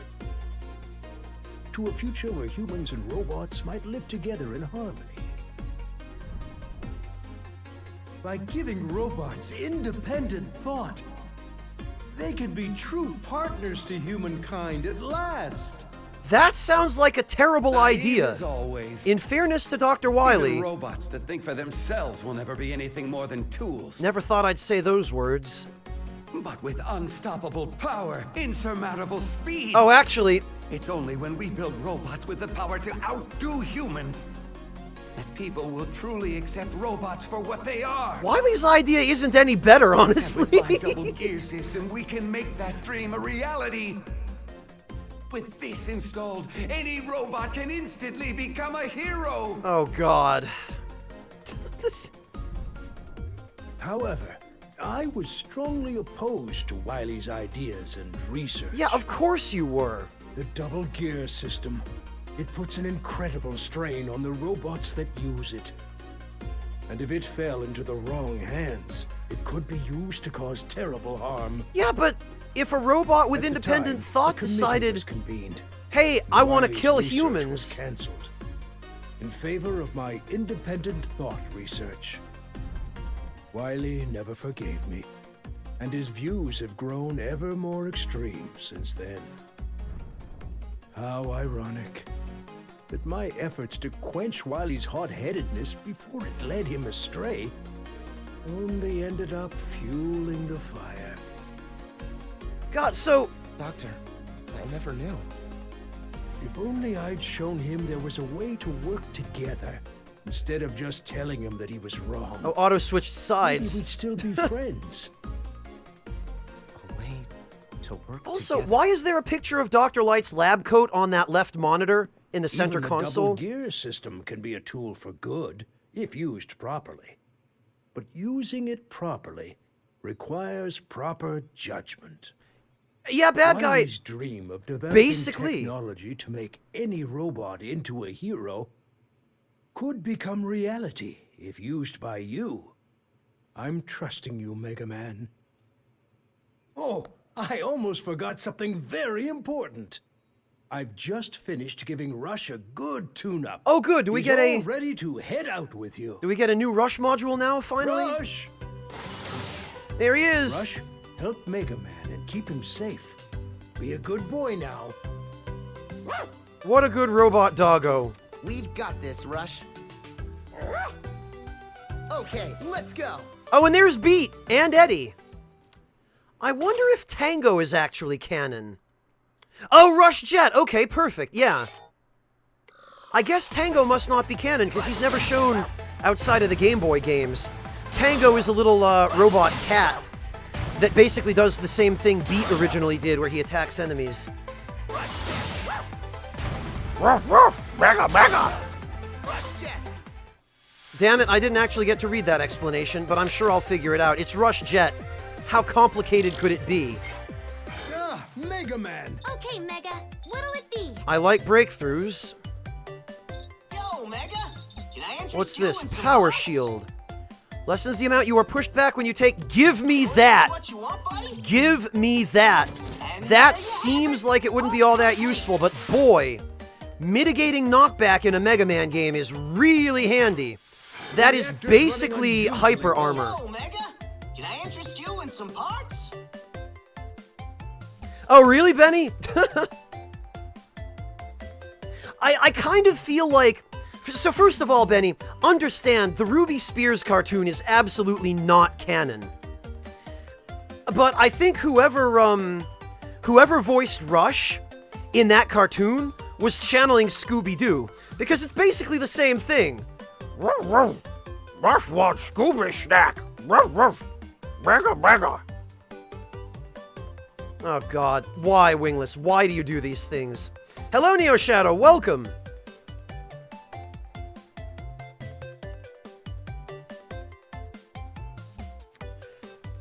Oh boy. Well, yeah, Benny Lava, I don't know if you're old enough to remember Captain N and the video game Adventurers, Benny Lava, but Mega Man in that cartoon was just a sad bastardization. He sounded like an 8-year-old who had been smoking for the first 6 years of his life. Like, God, let me see if I can find a clip of it for you, because, oh my God.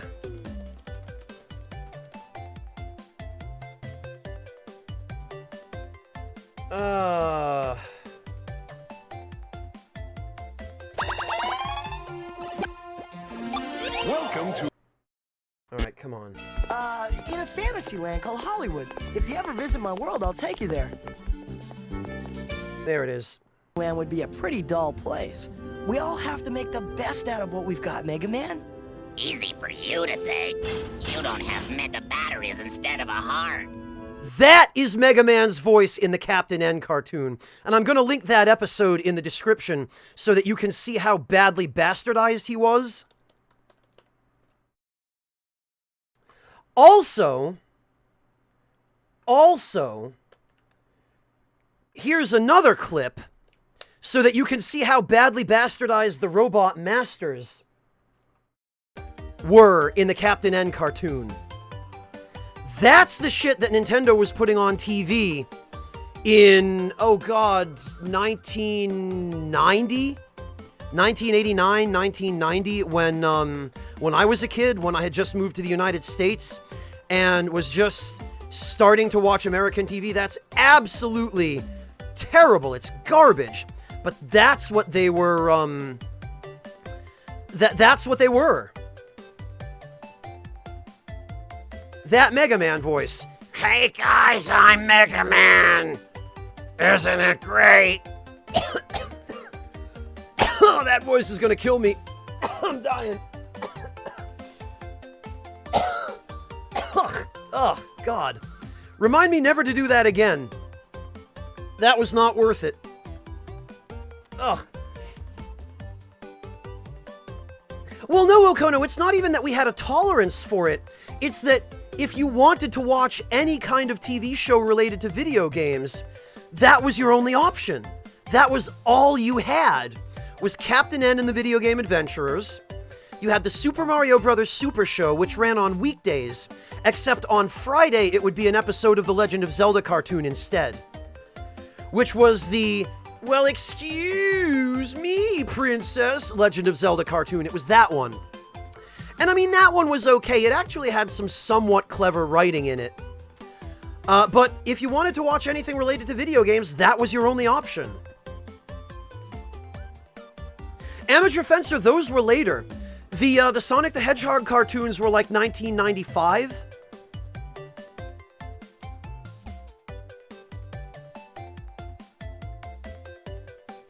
I think they were at least 5 years after that. I mean, they were, yeah, there were those.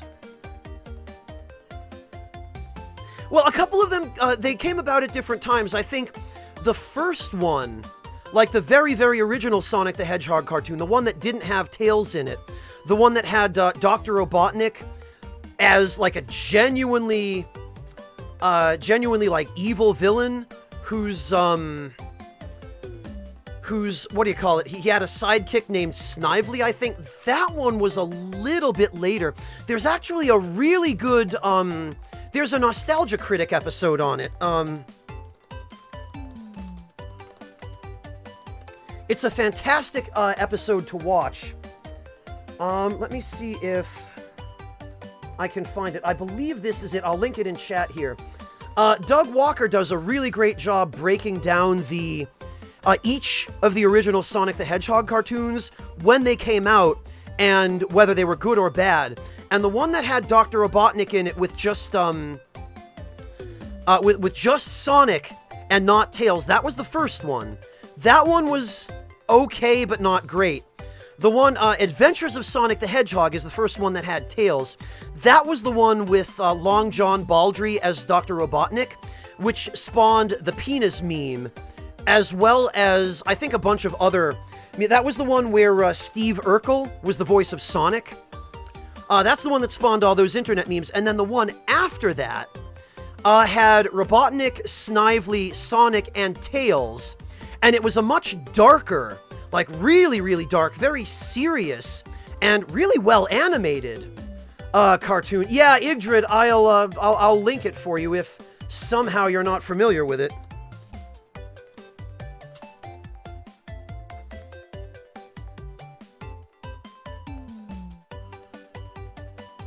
Whoops, I hit enter a little bit too soon there.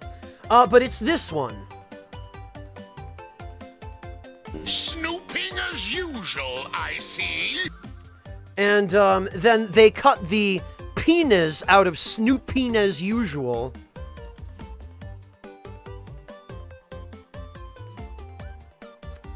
And what you ended up with was... Oh, here's an old classic. I'll link this old YTP. You ended up with that. Pingers. Or this, yeah, this is... Pingers. Pingers. Pingers. It never gets old.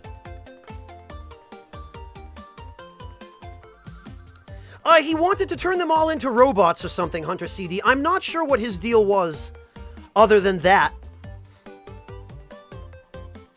Yeah, there's the promotion one, and then there's why.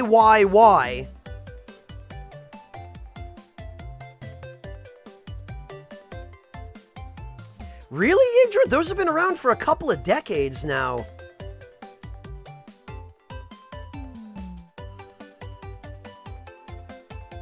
So yeah, there were those, but most of those cartoons came around later.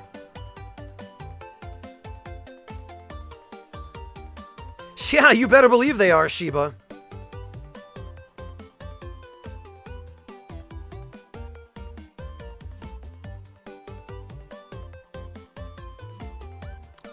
Really, Clockwork?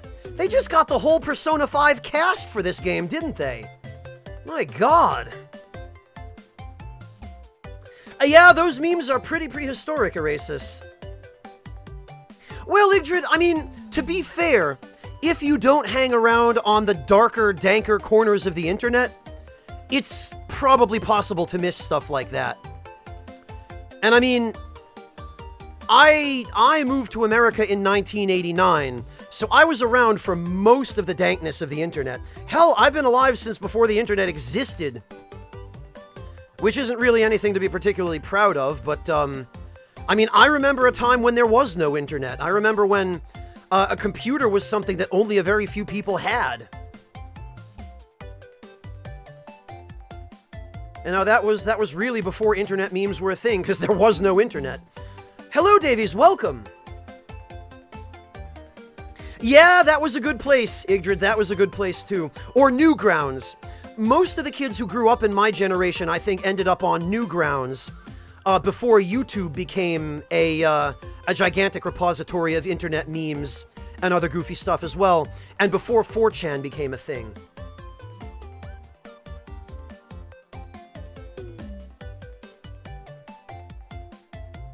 Yeah, Laconian, around the mid-90s is when it really started to become a household thing. Adalakas, I am 33 years old. I was born in 1985. So it's possible that you'd be a few years older than me. What really knocks my socks off, though, is that I have a couple of viewers who are in their 50s and 60s who still show up to hang out or to watch my videos on YouTube. That is incredible to me. Like, I really, really appreciate those people because, boy, they have had to adjust to some crazy changes in the world. But they still show up.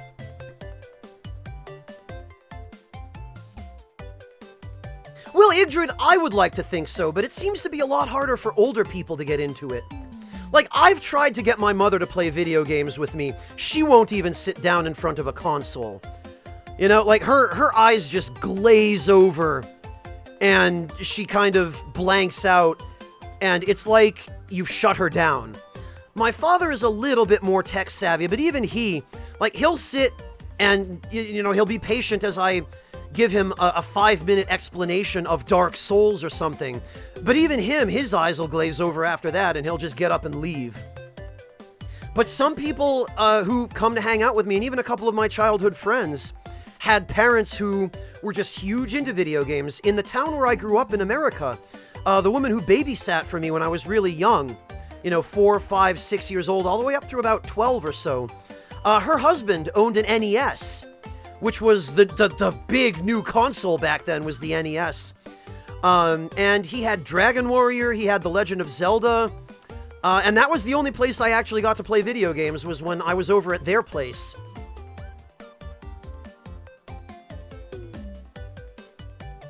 Yeah, Fujiwara, you might have a point there. It might be simpler games that are easier for you know, people from the baby boomer generation. But there are people who come to my channel to watch Dark Souls, you know, who are 40, 50 years old. The boss at Future Press, even, Frank, the guy who basically runs operations there, is in his 40s. He was a big arcade guy back in his younger days. Like, Marcus told me a story, actually, a really funny story of how when Marcus and Frank were traveling to, this is epic name, bro, Marcus, I'm sure you could already tell that. When they traveled to Tokyo to visit the FromSoft offices to get some assets for the Bloodborne official strategy guide, when we were working on that, during some of their off time, they went to a Taito-hei, which is an arcade chain in Japan. Arcades are huge in Japan, even to this day. It's incredible. Really, Laconian Sword?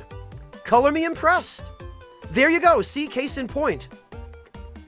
And arcades have unfortunately all but died off in America, which breaks my heart. Like, there's Dave & Buster's.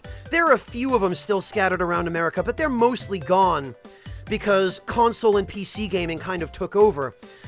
In Germany, arcades are actually considered to be, legally I think they're treated like gambling halls, and so they're very, very strictly regulated here. They're impossible to find.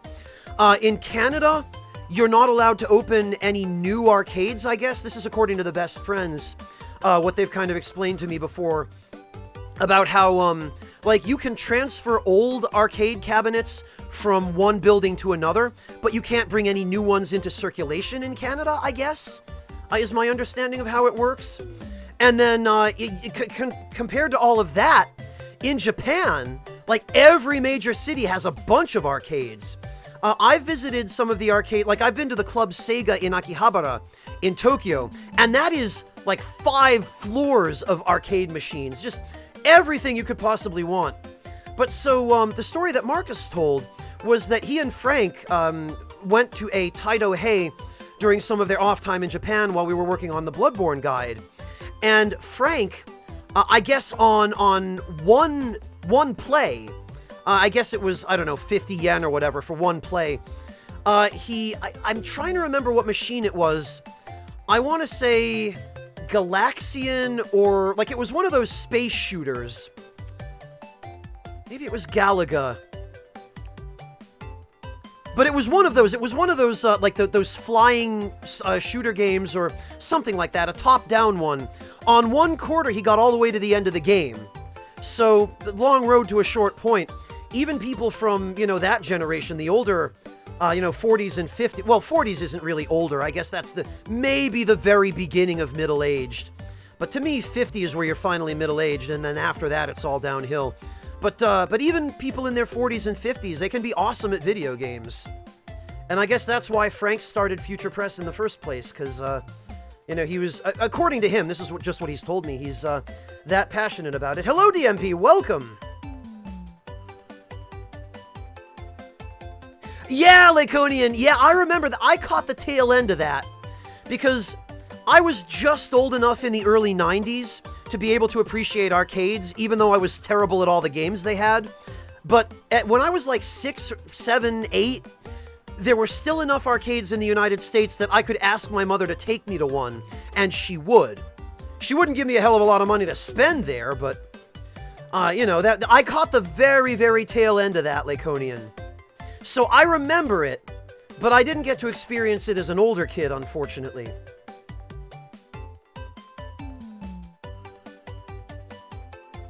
Oh, that's the best, Shiba. That is absolutely the best.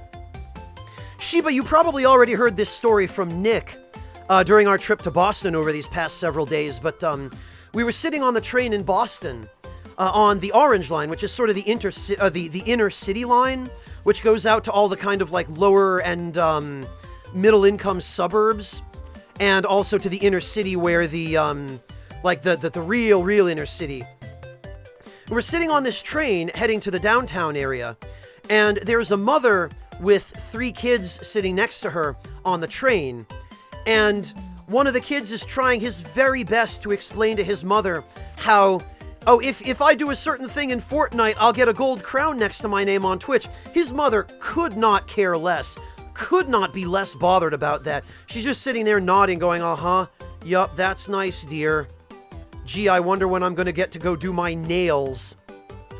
And it was cute to see the kids so enthusiastic about it, but it always kind of breaks my heart when kids try to bond with their parents that way, and their parents just can't. Just can't. Oh, really, Clockwork?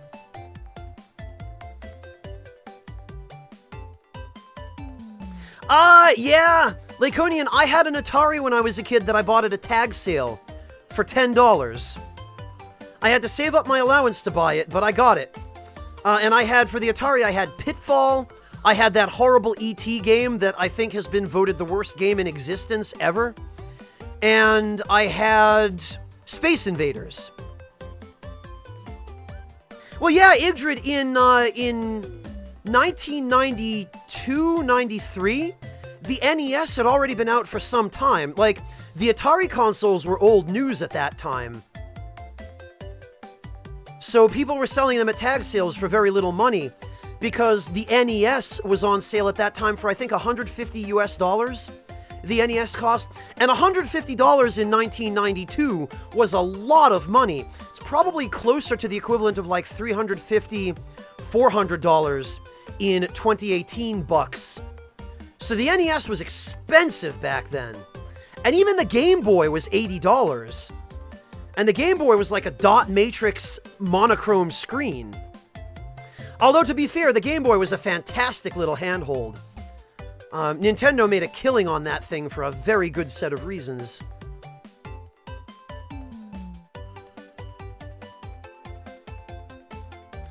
Yeah, see, Deathbed, the kind of parents who can appreciate video games and take them at face value, I've got a lot of love for those parents. The ones who buy into all the sensationalism and ignorance about video games turning kids into murderers, they're ignorant. And that's just really, really a shame. Because as we all know, bad parenting and bad influences and bullying and all kinds of other more immediate things turn kids into murderers.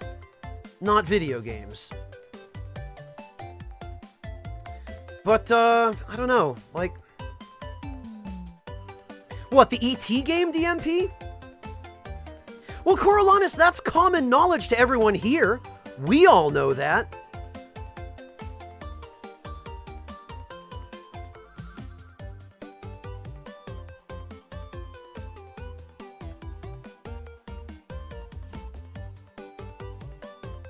$1 carts, Laconian? What system was that? Or are you talking secondhand?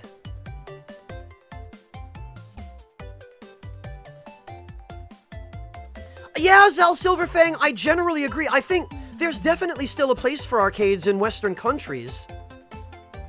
But I think they need to change their formula, right? Because the way arcades used to be, for those of you who are too young or don't remember them, arcades used to be, you would go in and most of the machines would be a quarter. They'd be 25 cents American. Some of the really elaborate ones would be 50 cents though, like the, like House of the Dead, or anything with a gun, or anything that you sat down in, like the racing games. Those would usually be 50 cents, but just the stand-up arcade cabinets, they'd be 25 cents. Now, a lot of them would be quarter munchers, and they would tempt you to want to just jam your quarters in, and they would be really kind of unfair games. Nobunaga's Ambition comes to mind. But there are many, many other examples. And they would just munch your quarters and munch your quarters. What's started happening at modern arcades now, at least ones outside of Japan, I think this is the way Dave & Buster's does it. And there's an arcade in Boston called Jillian's, which does it this way as well. The Twitch party at PAX East, actually, this year, was held at Jillian's. And the way modern Western arcades usually do it now is that you'll pay a flat rate for a certain period of time. Like you'll pay $20 or $30 for half an hour, 45 minutes. And that'll get you into the arcade. And every machine in the arcade will be free. Or like you'll buy a card or something. And the card will have a certain amount of time on it. And during that time, you can put the card in one of the arcade cabinets, and it will get you a free play. Which I think is a much more reasonable system. I kind of feel like the time formula is a lot better, because that way, it guarantees that you won't have the problem you used to have at arcades back in the day, where you could go into an arcade with $20 worth of quarters. That's 80 quarters. And you could lose them all in 20 minutes or less, if you were really bad or really young. And by paying a flat rate for a set amount of time, you're guaranteed to get to play any game you want for that entire period of time. You know, so you get your money's worth. Yeah, it's a much, much better formula, Blaine. And I really think that if people wanted to open arcades in places like America, if they were going to use that formula, that would probably work out a lot better. Oh God, Silverfang, yeah, that, like when there were 3 kids in line for the Blues Adventure game, and then you had to wait until one of them died, and you'd be sitting there watching them play, secretly hoping that they would die so you could have your turn. I know, right?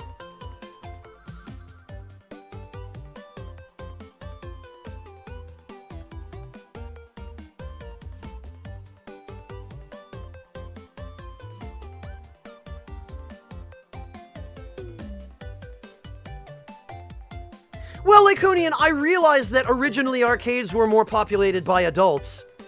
But, I mean, you have to remember, again, my experience is coming from the perspective of arcades probably probably really stopped existing on a large scale in America by the time I was 10. And 10 is still really young, you know? And even by the time I was 10, most of the arcades in America, you know, they began as, not that I need to tell you, Laconian, you remember when arcades were these smoky, grungy man caves where, you know, questionable sorts of people hung out sometimes. They kind of went from that to, I think, a lot of arcades tried to become more kid-friendly. Yeah, 1995, Laconian, I was 10. And that's when they really kind of petered out, but, well, more like they smelled like cigarette smoke, DMP. Because up until about the mid-90s or so, there were still establishments in America that were not exclusively non-smoking. Yeah, Laconian, 87 sounds about right for peak arcades.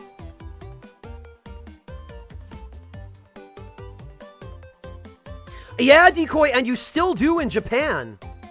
Except for the ones that are specifically family-friendly. But in Japan, there are a lot of restaurants that don't even have non-smoking sections, because just everything is smoking. Like, I went to Japan in 2009, so it was about 9 years ago or so now. That was the last time I was there. And most of the restaurants I went to, at the very least, they were partitioned into smoking and non-smoking, which I haven't seen in America since, God, yeah, probably the mid-90s. And even here in Germany, most places are technically non-smoking, but there aren't necessarily any laws that stipulate that you can't smoke within like 20 feet of the building. So you just get assholes standing right outside the door, which is usually open during the warmer months, smoking their cigarettes with the smoke blowing into the restaurant anyway. That's correct, Puff, yes. 1985. I'm vintage now.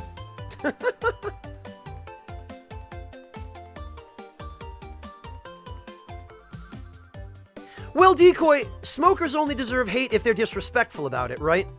Because, I don't know about you, but I don't want to be around someone who's smoking. I don't begrudge someone the prerogative to smoke if they want, but keep that crap away from me, you know? Especially when I'm sitting in a restaurant trying to eat. I don't want to be breathing someone's secondhand... Boy, what a way to ruin a meal. You know, designated places for smoking, that's cool. But just, you know, keep them away from people who don't want to be exposed to that. Because if you don't want to be exposed to, you shouldn't be forcibly exposed to it, you know?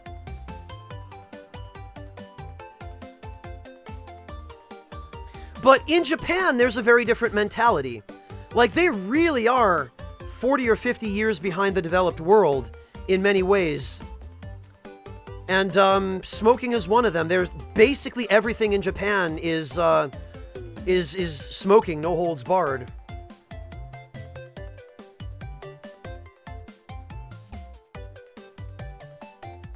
Oh, I know they exist, Silverfang, but they've fallen out of favor a lot. I think because people don't know how to run them in a modern way. Like, again, Dave & Buster's, places like that, you know, Jillian's, with the pay for time formula rather than pay per play. Those places seem to do all right. Huh, thank you, Puff, I try. I think my voice is one of the few useful things I have going for me. There aren't too many things I'm good at, but apparently speaking is sort of one of them, I guess. Ah, gotcha, Silverfang.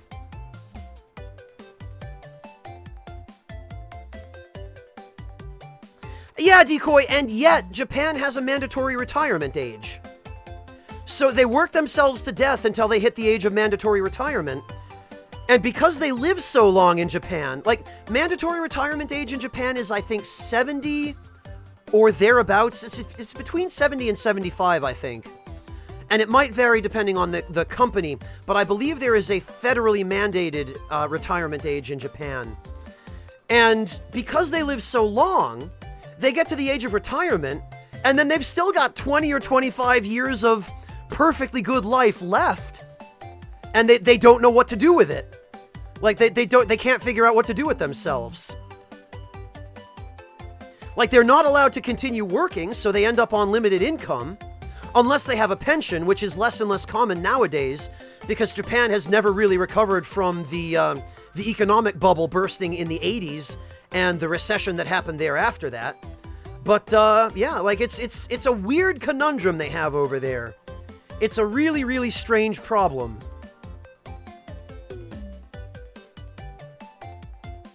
Well, Decoy, or they end up in retirement homes. Or they, more commonly, just end up living alone until they're like 90.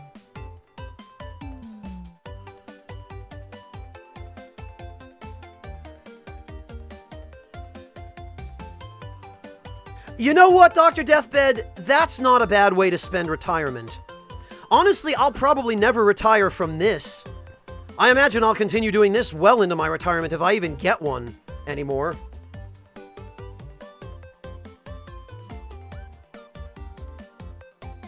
They certainly do, Laconian. They definitely have a different take on life over in Japan. I think there are things that we could learn from them here in the West, but there are also plenty of things that they could learn from us that they don't really seem to have any interest in integrating, which, you know, I guess that's any country, isn't it? Why should we do what other people tell us to do? We have our own way, and we're gonna stick to that, right? That's any country, not just Japan. Oh god, Deathbed, no, not I really hope, Deathbed, that by the time I'm 90, there is something else around other than just souls. Yeah, Noahbad, that's what you can look forward to in your retirement. Just filling 4chan and Reddit with memes. Like a productive member of society. Well, Blaine, every country has a ton of issues. It just happens to be that Japan's issues are a lot easier for us to identify here in the West, because Japan happens to be the polar opposite from most of our cultures.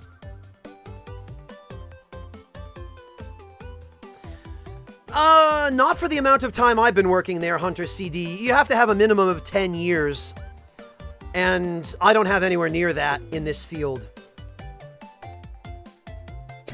Yeah, Laconian, that tends to happen.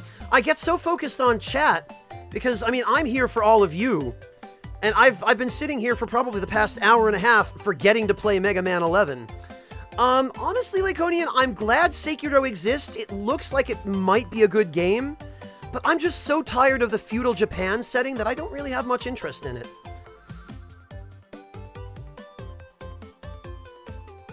No, Jin, that's the whole of the EU with Articles 11 and 13.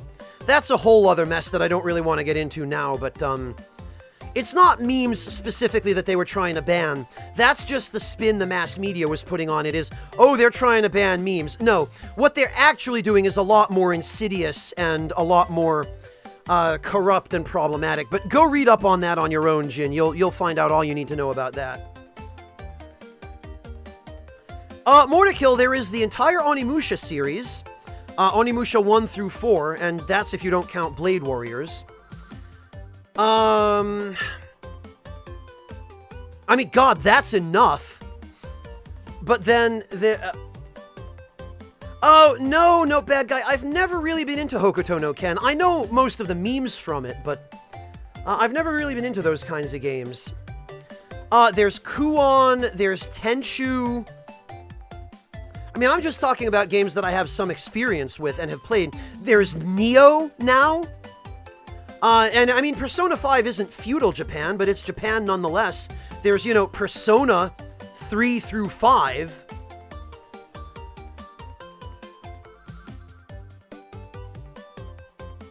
Frying Time, Puff?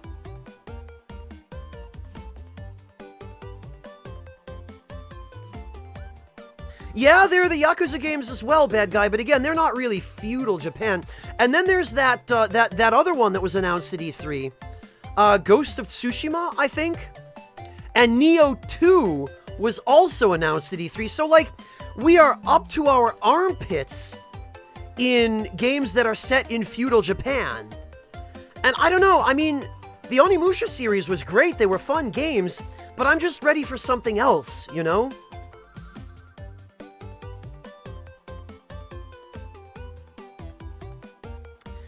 Laconian, this is just my personal opinion here, so don't take this for fact, but I am quite certain Bloodborne is going to get a sequel.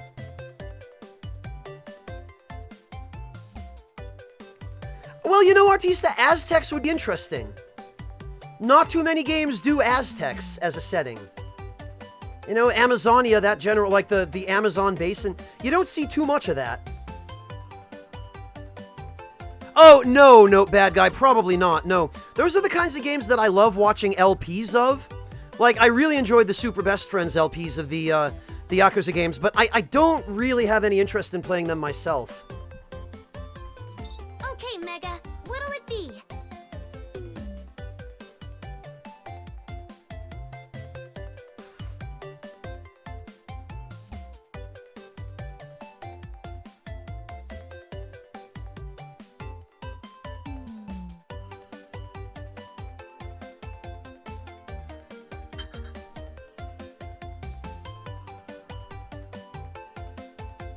No.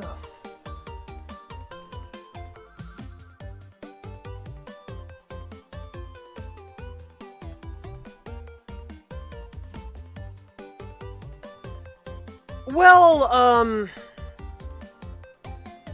K-Definition, like I said, I'm probably not going to touch Sekiro. At least not for a while, because, again, I've just had enough of that setting. I mean, I'm ready for something new. I'm looking forward to Cyberpunk 2077. I watched their, like, nearly 50 minutes of gameplay footage that CD Projekt uploaded to YouTube. And, yeah, color me interested. I'm not normally into first-person shooters, but that game looks like the setting is, and the characters and the story are interesting enough that, yeah, I could get on board with it. And the gameplay, even though I don't like FPSs. Right, Sergeant Pepper, that's a good point. Yeah, so I'm looking forward to Cyberpunk. I'm looking forward to the Resident Evil 2 remake, because from the footage they showed at E3, that looks like it could possibly be really good. I have not Yggdrad, but if I were going to play an FPS game on PC, I probably would give Shadow Warrior a try. I watched the Best Friends little expository series on Shadow Warrior 1, and boy, the writing in that game is pretty on point.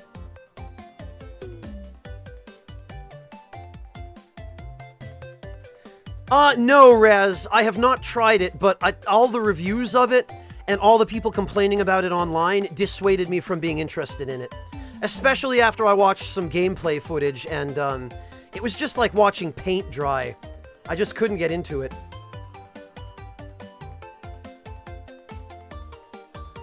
Which game, Adalakas? White Knight Chronicles? Oh yeah, that'll definitely be a thing in Fallout 76, Chrysalis. Definitely will be a thing. That's what Todd Howard wants, according to his presentation on that game.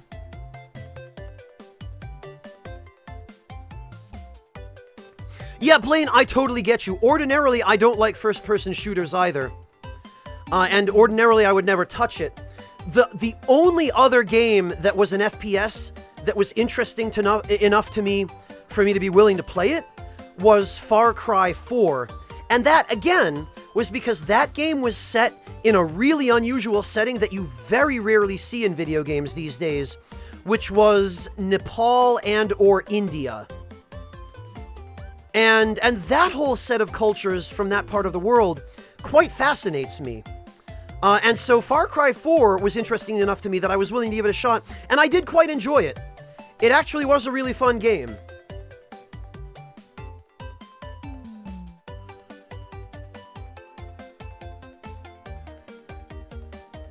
What Clockwork? Far Cry 4?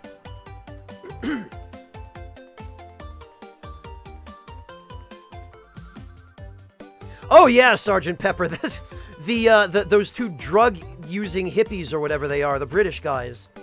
That was some hallucinogenic nightmare fuel.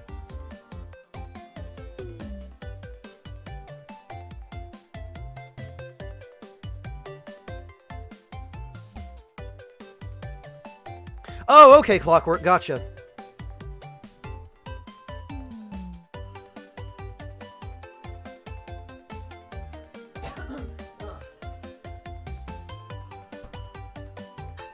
Well, now my tea is cold.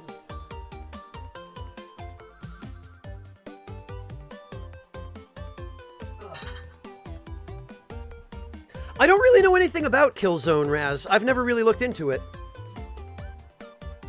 Oh, okay, Clockwork, gotcha. I figured as much.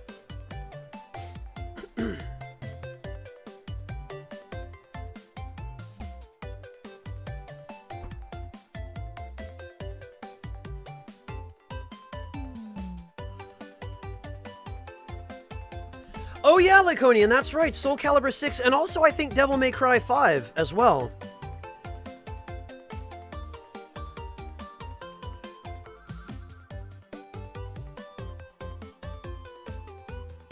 Okay, Amateur Fencer, take it easy. Thank you for joining us.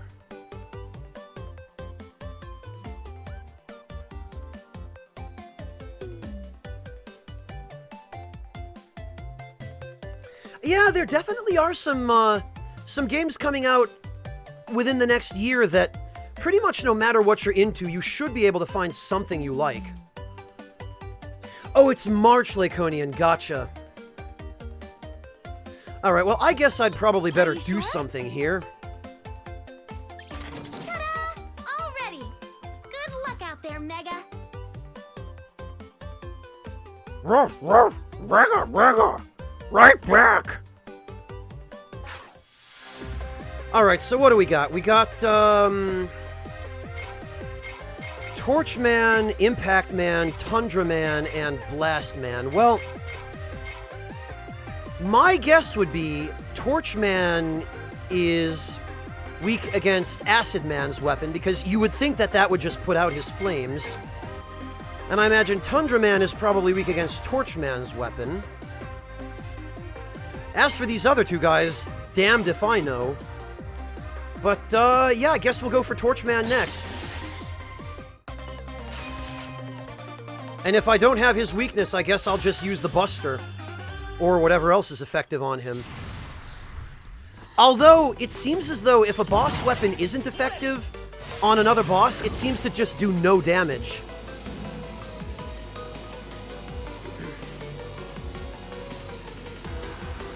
Wow, what is this place?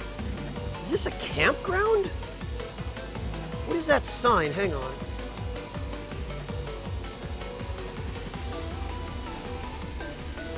It looks like it's a campground for Metools. What the blue blazes? I tell you what, though. I really, really like the city lights in the background.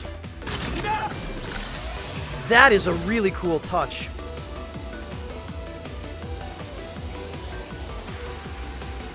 Camp Robo Lake. Oh, a national park. Okay, that would make sense. What's going on over here?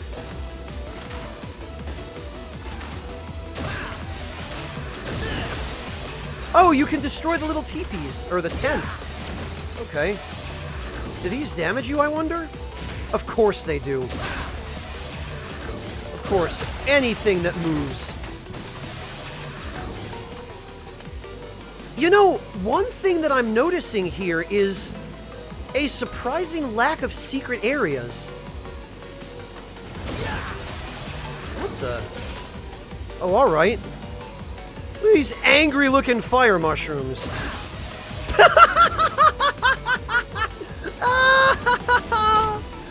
Oh, look at him. He's so mad. Oh, no. How could you do this? I can't believe you've done this. Oh, my God.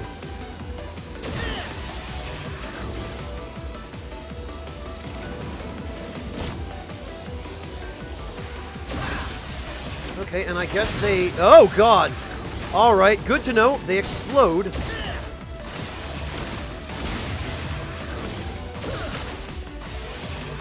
Oh, there was actually an enemy in that tent.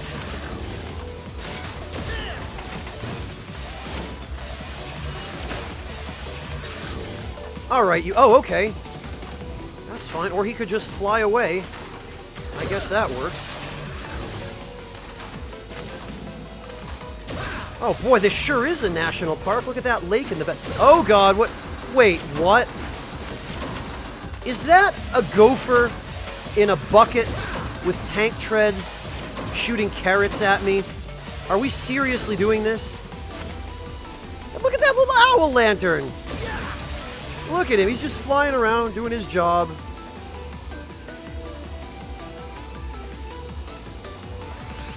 You know, I have to say, it's always been kind of jarring to me the way that they integrated technology into the stages in Mega Man games that were set somewhere in like out in nature. Like, I think the Neon Tigers stage in Mega Man X2, I want to say, and pretty nearly any of the forest stages, like even the forest stage in Mega Man 7, the trees were all made of like actual metal. They were basically robot trees.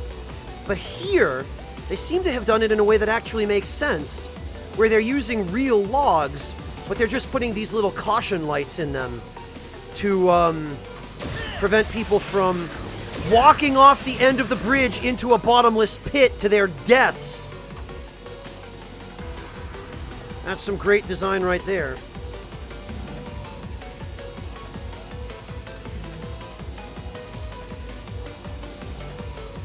Yeah, actually, Chrysalis, that's probably based on a weapon, an enemy from Woodman's stage in Mega Man 2. The thing shooting carrot missiles. But it looks like Torchman has decided he does not like this area. Oh god! Oh god, okay.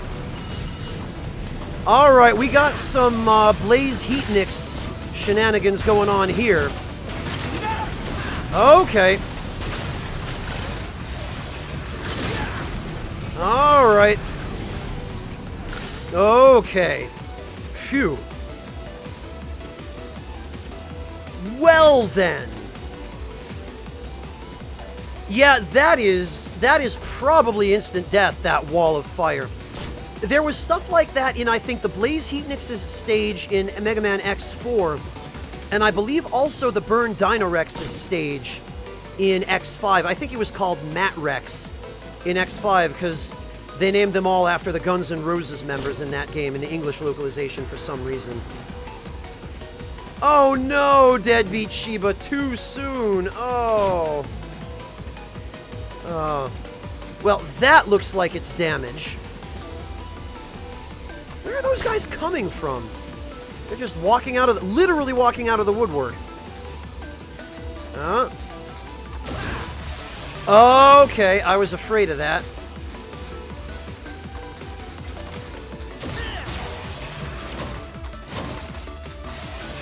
Ah, you can't block behind you, idiot.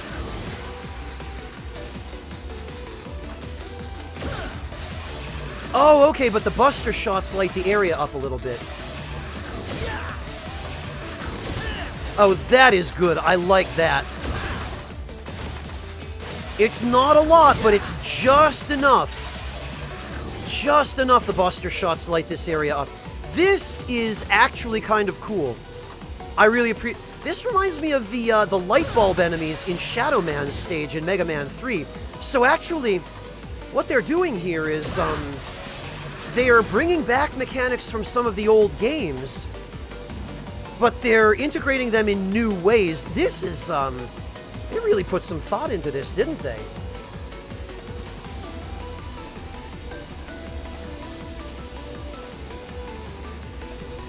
Yeah, Decoy, and trees with thick enough bark can withstand forest fires even.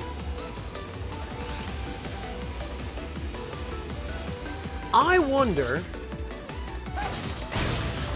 Oh, alright.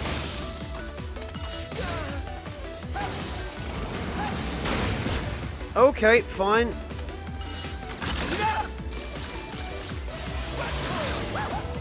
If they're giving me a one-up here, I'm a little bit worried about that.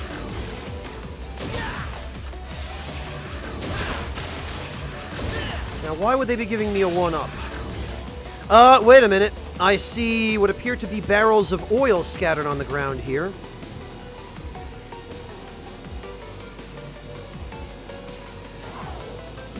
What? Oh, we got a mini-boss. Okay.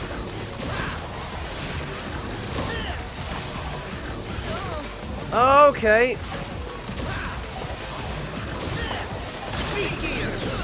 Oh, he hatches these little enemies out of eggs.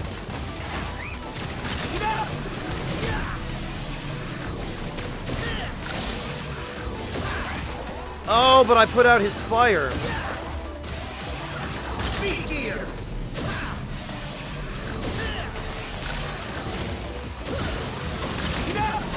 Oh, okay.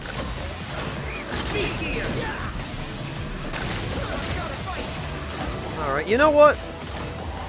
Yep, well, I had already burned out my gears. Whoops. Oh, and now I have to go through all of that to get to him again. Okay. Fine. Ah! Damn it! Thank you, Beat. You the real MVP over here.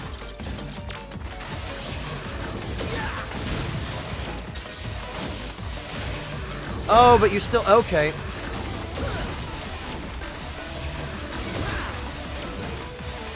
Alright. Fair enough. I see what's going on here.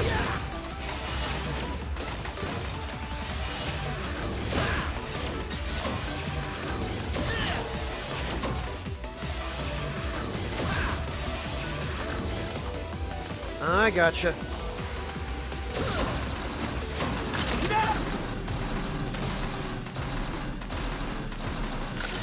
That actually did not help an awful lot.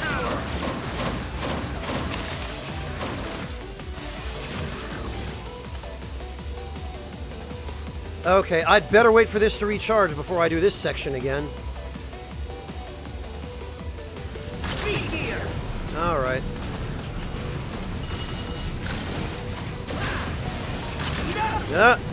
Damn it! I botched it. I super duper botched it.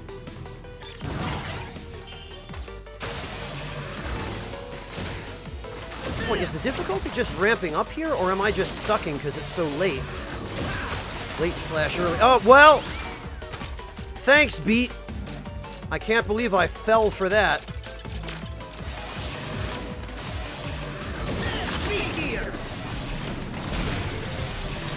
Oh.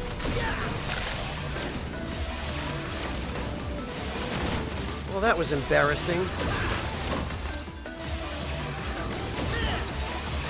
Ooh, bolts.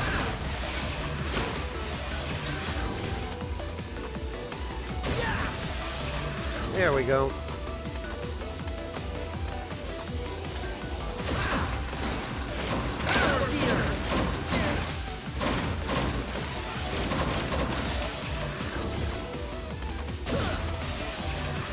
That's better. All right.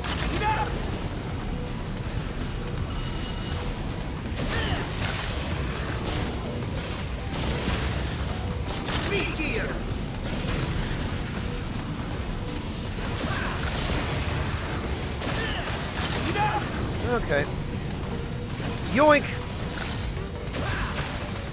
Yes, because I live dangerously like that. Fast and loose. Alright, so now I know not to kill those things.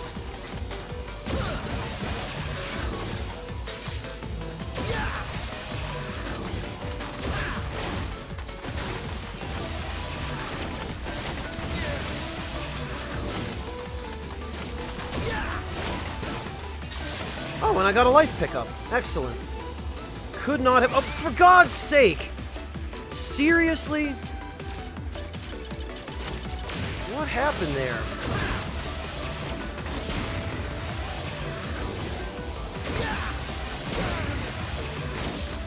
Okay, that was my mistake.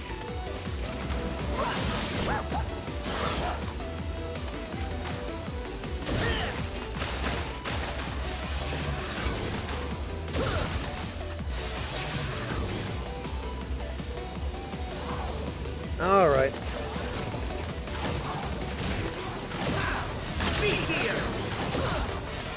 Oh God, I am doing awful.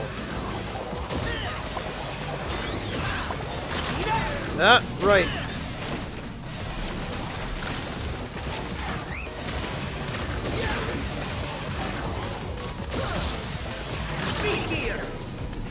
Oh, look at him, he's like, bleh.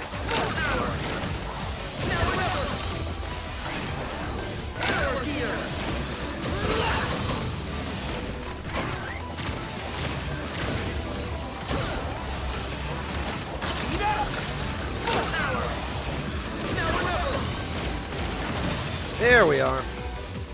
Alright, so I probably just need to learn how to use the charge shot with the power gear a bit better.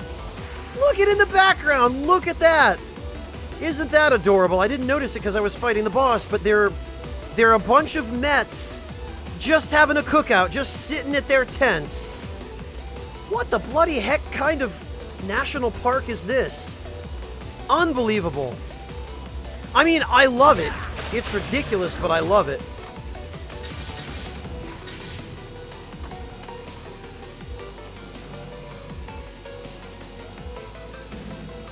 Yeah, Artista, in the bonfire, it's probably a big effigy of the Mega Man from the cover of Mega Man 1 that they're burning.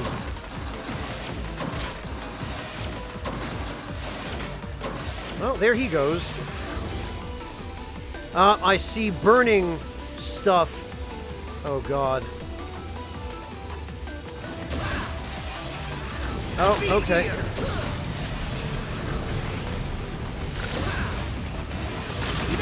Mine! Yoink! Okay.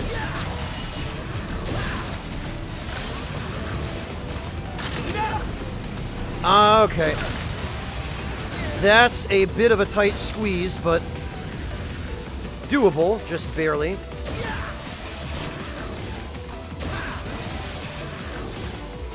Alright. What have we here? Ah, okay. Ugh! I forgot.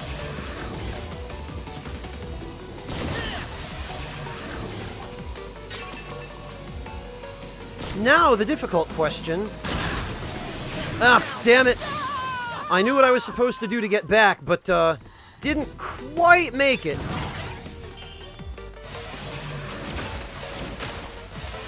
I tried. Oh yeah, I did forget about Rush Jet, Silver Fang.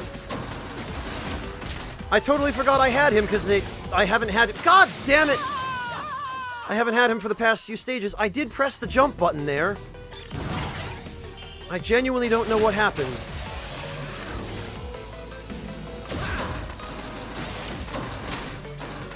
Well, look, I got an energy tank out of it. It's fine.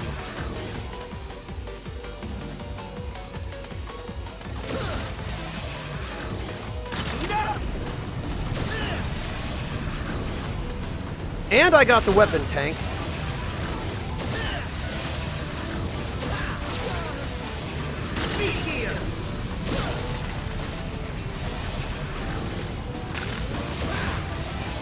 Ah!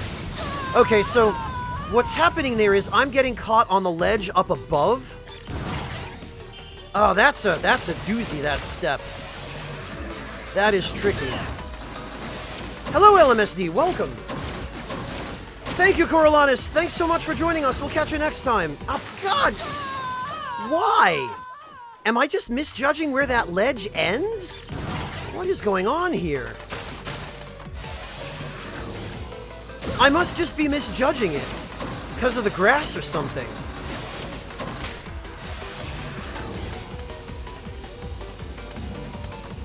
I literally have absolutely no idea what the problem is there.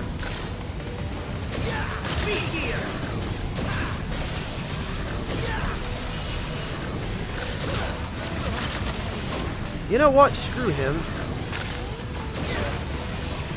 Ah! Okay, yeah, that's really evil. That right there. That is really, really evil. The reactor's running unusually. Okay, Mega. What'll it be? Ooh. But wouldn't you know it? Yo, Mega. Sure this is what you want, buddy? And there you have it. Part complete. Wouldn't you know it, I have just enough bolts. Alright, oh, okay. I see what this does. So, it just starts you off at critical health. Alright, well, I think I'm going to unequip that.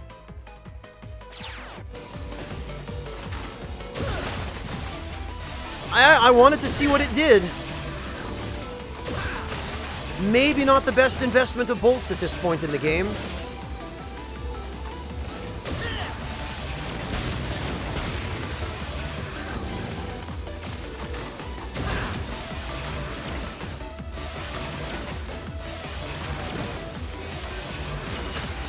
maybe not the best plan of action there.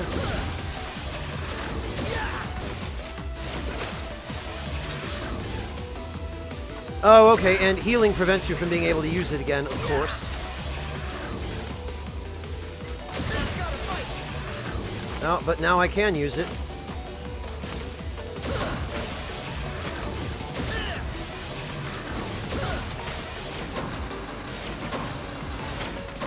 You know, oh, alright. I wonder...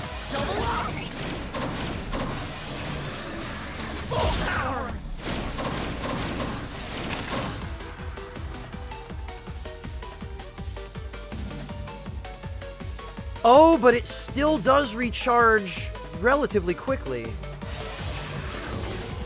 Unless you can only use it once. Yeah, okay. I see.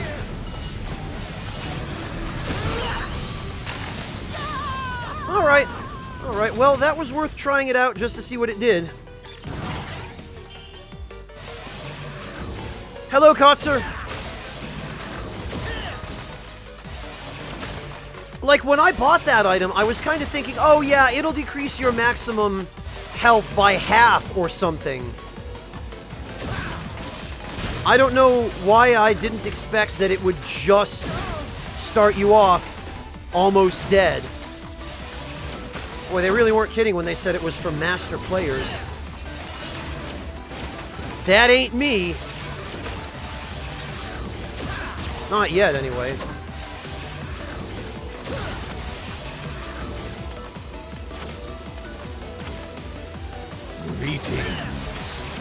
Breakfast, thank you so much for the resub. Welcome back, Breakfast.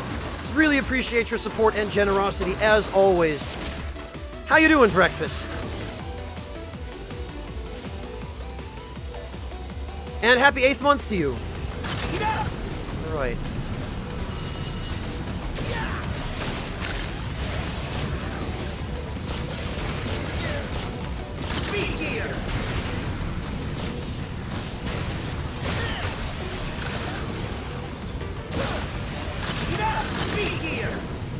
You know, I wonder...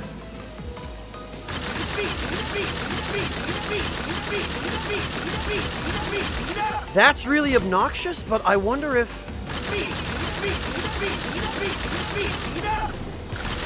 Okay, interesting.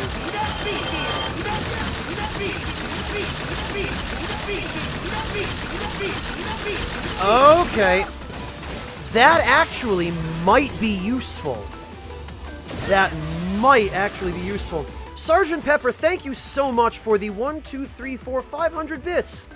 Really appreciate it. Take it easy, Sergeant Pepper. Thank you so much for joining us. I really, really appreciate your generosity there with the bits. Thank you. Yeah, so this is kind of the same thing as the trick in Final Fantasy VII. Oh, Breakfast, thank you so much for gifting Sergeant Pepper that sub as well. That was very kind of you, Breakfast. I really appreciate that. So, oh god, and Yggdrasil. Jeez. They are if you pull stuff like that, Yggdrasil. I kind of think this is like the trick in FF7 where you can mash the square button to slow down the slots on stuff like Tifa's Limit Break and the Battle Square in the Gold Saucer. Because it does appear to have that effect, actually. I don't know how practical it is, but it looks like you can kind of stretch out the speed gear duration a little bit by doing that. Whether or not it's worth it, though, is anybody's guess entirely.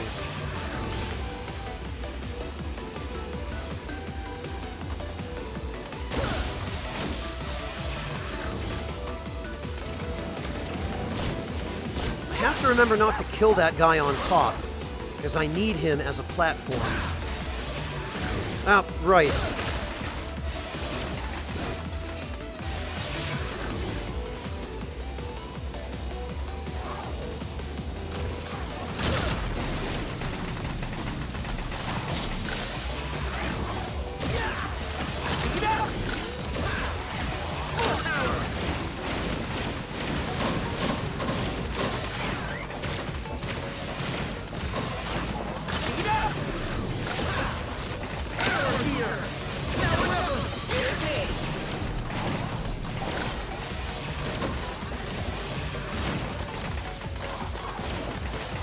Okay.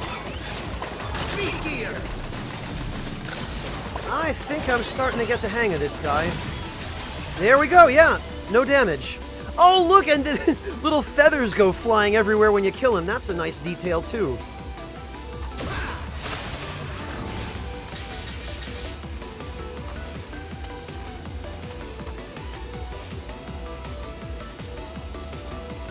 All right, now I think possibly there might be a use for that little speed gear tech.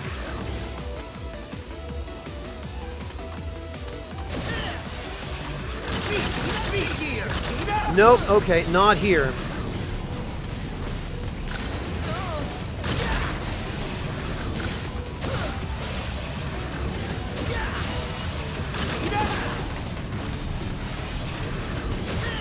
Alright, so you just have to get through that very quickly.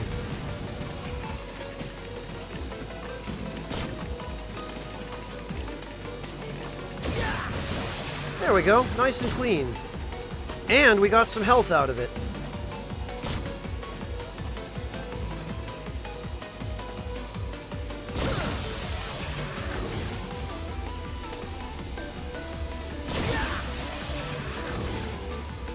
Okay, fair enough.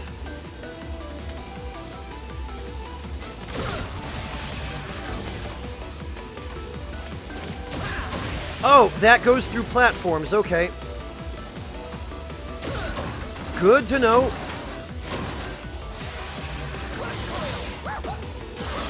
Nope, still not quite enough. Alright.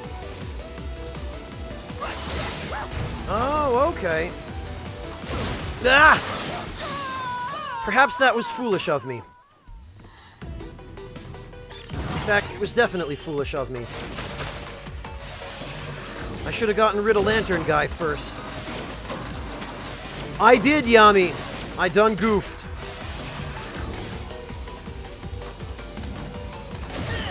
Well, live and learn, right? Everything is a learning experience.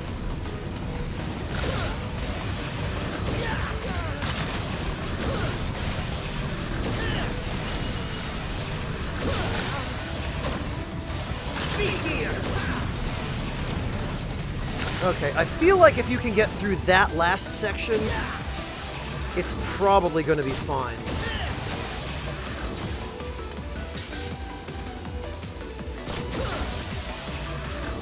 Look at him, I love how he just keeps walking anyway. He's like, oh no, I guess I better just die now.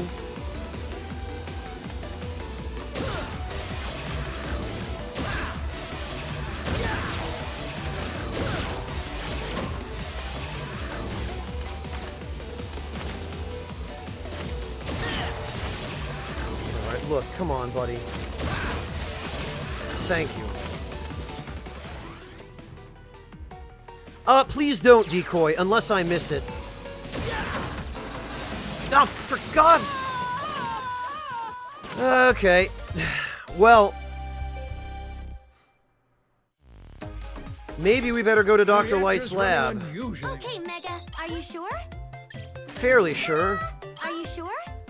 Because, yeah, the pits in this stage seem to be the bane of my existence.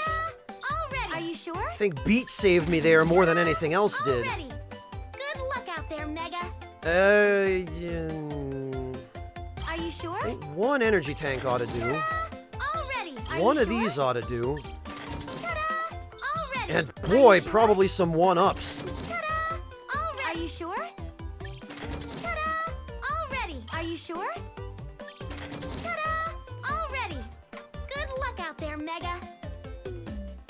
Oh, okay, Decoy. Yeah, I'll try and figure out whatever it is myself. Mortikill, you could play his role in Mega Man Powered Up. Already. Good luck out there, Mega. Are you sure? Already. Alright, and you know, I guess probably a couple of energy tanks. Good luck out there, Mega. Oh boy, and weapon tanks apparently in this game refill every weapon, which is nice. Are you sure? I'll take that. Already. Good luck out there, Mega. Yo, Mega!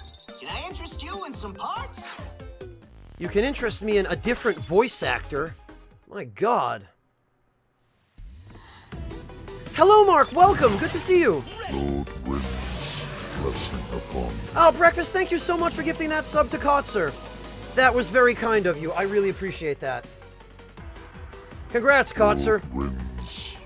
Oh, geez, and to Fujiwara, Breakfast. Thank you, Breakfast. Thank you so much.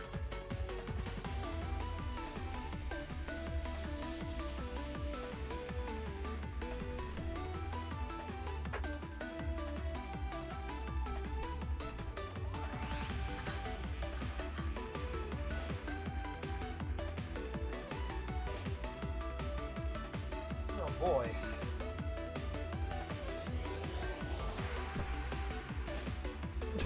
I don't know if Tim Curry would be any better, Deadbeat Sheba.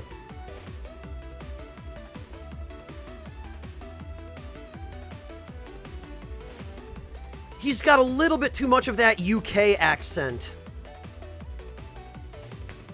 I feel like Otto should be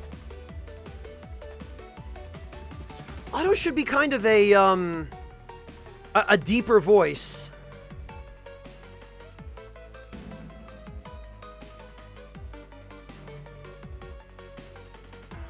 Yeah, Decoy, gotta keep chipping away. Well, at least I have 8 energy tanks now. Just like the good old Mega Man games. Stockpiling E-tanks.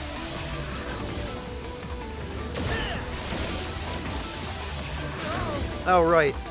You still can't walk into those guys.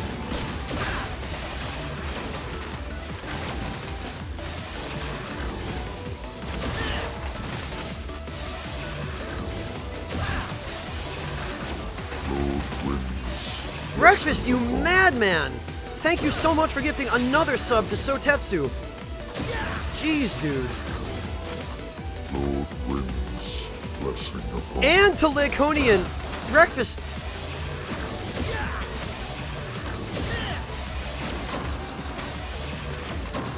Thank you, Breakfast. My God, man.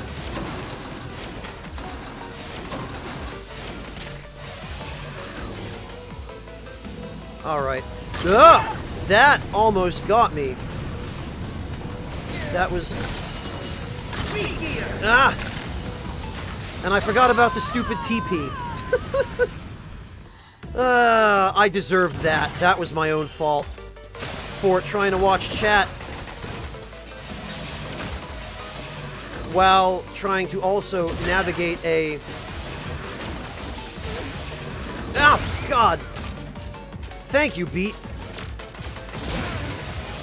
And then I almost fell in again. Brilliant. Oh, this is going great.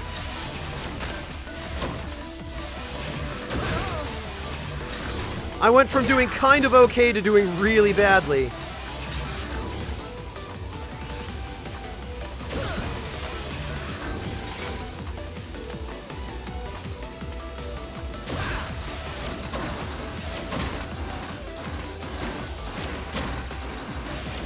I didn't blame you guys, Raz. I blame me for watching chat while I was supposed to be focusing on not dying.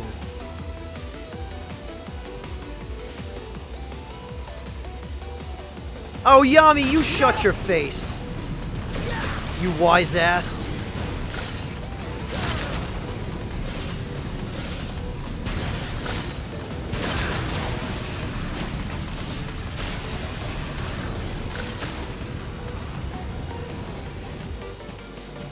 Oh, boy.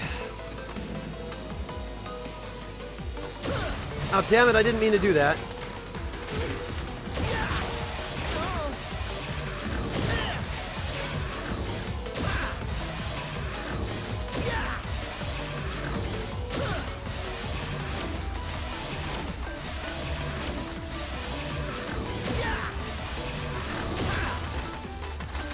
Oh, okay, fortunately there were no pits there for me to fall down, at the very least.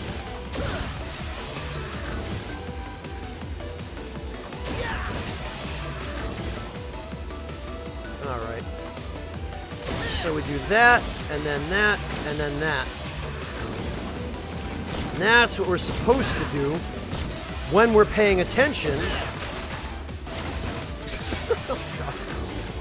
Alright, and for this glorified chocobo over here, I guess we're supposed to hit him in his face? Yeah, that appears to be what we're supposed to do.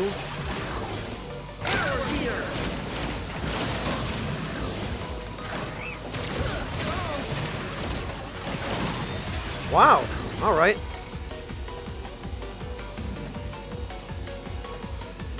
The guy in the Cuphead tutorial breakfast?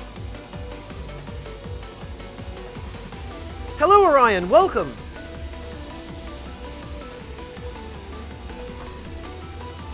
Shiba, they do! Mega Man 3 did that in Shadow Man's stage, where you had to literally cross bottomless pits in the dark without being able to see where you were going. They did it again in Mega Man 4 in Bright Man's stage. So it isn't even a new thing.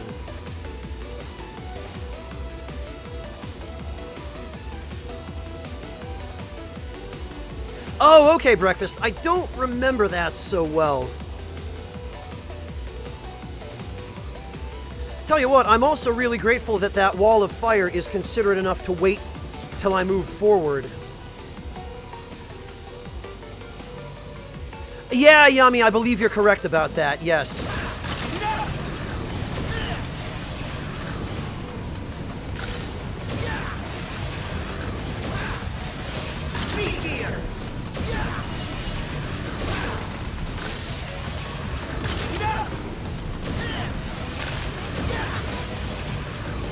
Okay, that was a little bit better this time.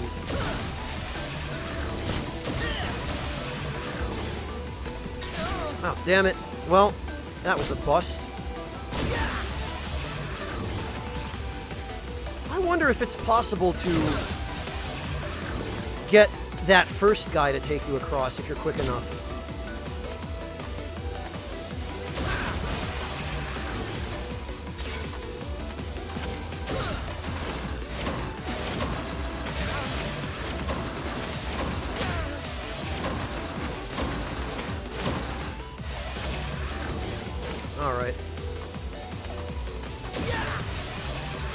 Oh, lovely.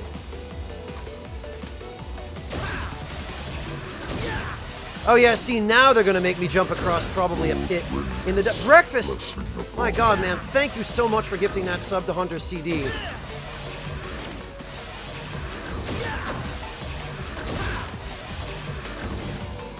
Oh, and of course this guy doesn't respawn. They're like, nah, son, you make that mistake, he's not coming back. Alright, well, you know what? We have ways of dealing with this.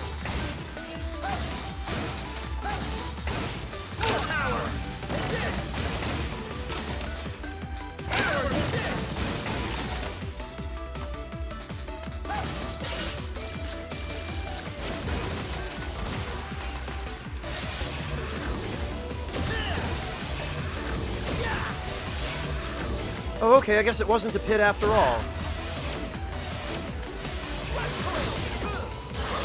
Oh, alright. Fine.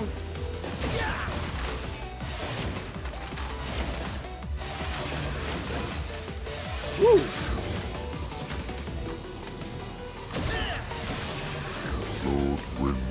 Jesus, Breakfast, and thank you again for gifting that sub to Zal Silverfang. My god, man. Oh, this is going to be another flame stage, isn't it? It sure is.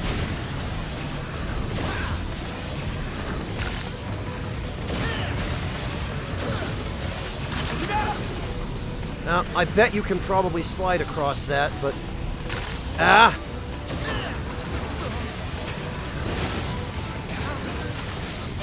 Alright. Okay. Yes, Hunter CD, it does. On our Discord, if you look at the AFK room, it is quite literally the restrooms. So we do have restrooms. You can use them when you get off the bitter bus. To stop at the lounge.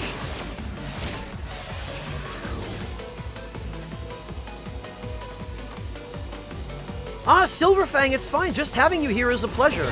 Isn't that enough? If Breakfast likes you enough to gift you a sub, that's all you need.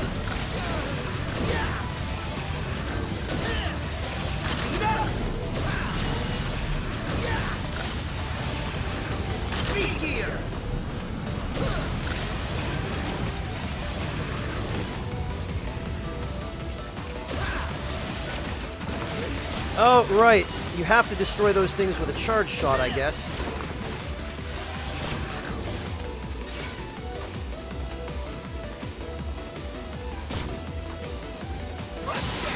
Well, whatever. Oh, you even get a little wind effect when you're riding Rush Jet.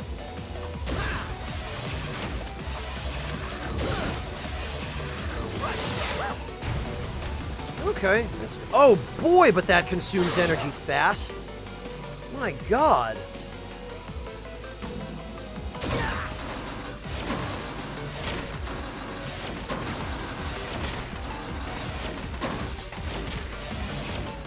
Yeah, just like in real life, Sparrow.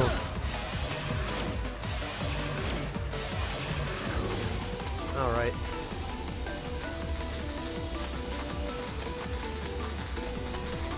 Yeah, okay, that's a bit better.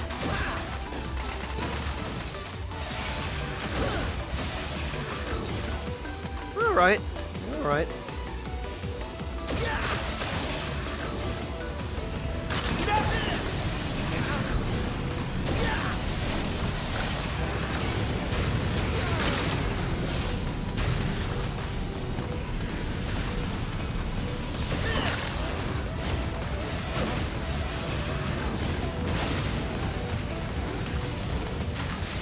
What happened? I suddenly became unable to use the speed gear, even though it was showing that it had full energy. I don't know what happened there, but I'd really like to know why I was locked out of that.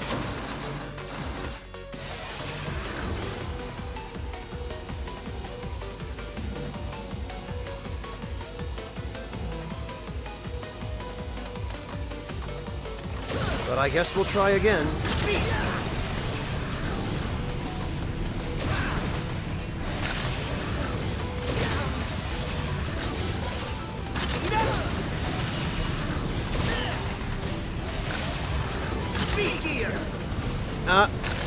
I think I just killed myself. Yes, I did. Oh, okay, Silverfang, that's what it was.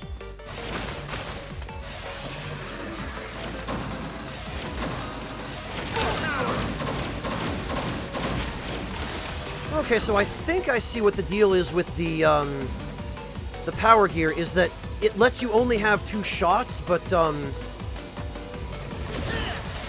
those 2 shots are considerably faster than your standard 3, so they probably equate to more DPS over time.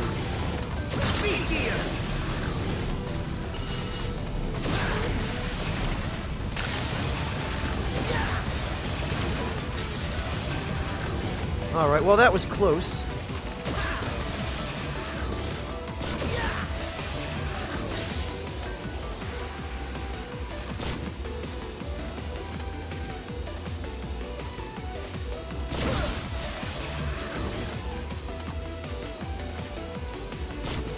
Yeah, Raz, most of it is just the blasted fire. I wonder. Ah! God damn it. Okay, well. Oh, for God!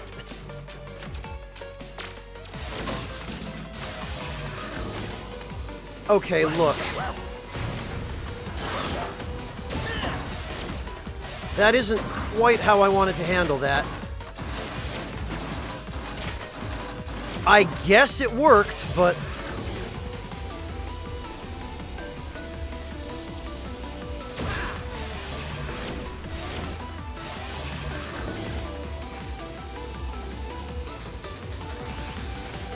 Alright, I need you over this way, please, if you don't mind. Ah! Oh, God.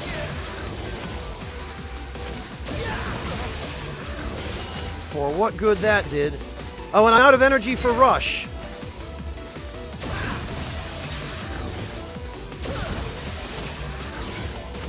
What do? I can't. Oh, now I can. Sheesh.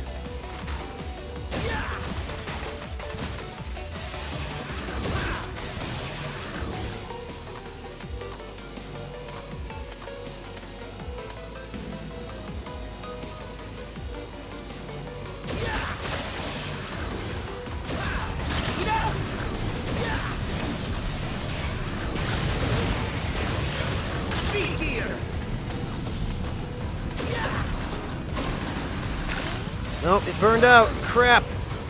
I'm probably dead.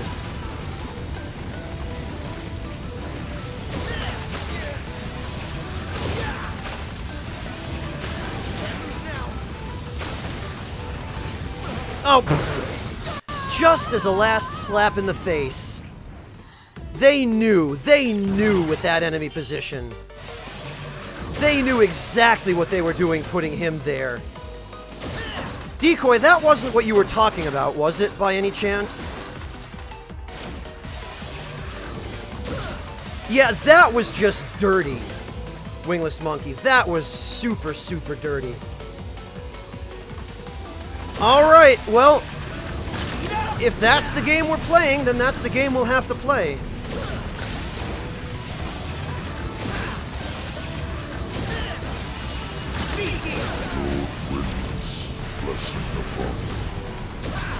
Breakfast, I don't even need to look at the sub-notifications to know that was you. Okay, that was definitely you, Breakfast.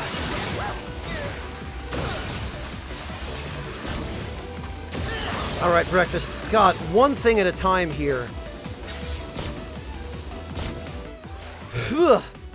Breakfast, thank you for gifting those subs to... Oh god, to Arc Lance and Underhill 147.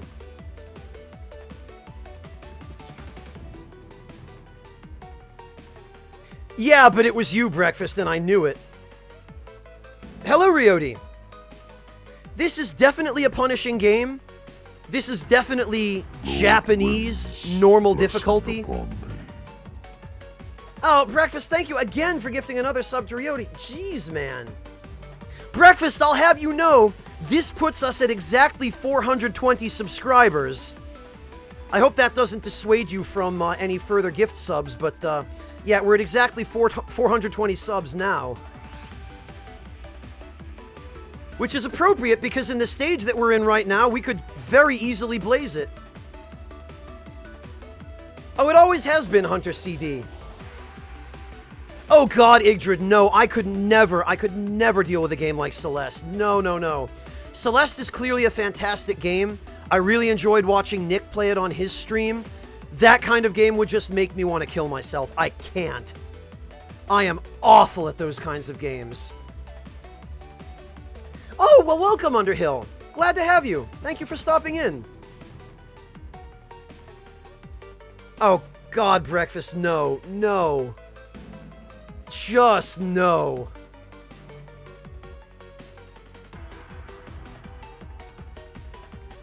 Oh, Breakfast, no. Now I need some tea.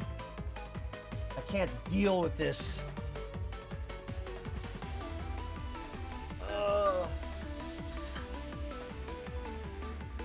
No, Deathbed, I can't stop you from making fan art. In fact, I can't stop you from doing anything. I can't stop you from coming here to hang out and getting gifted subs by Breakfast.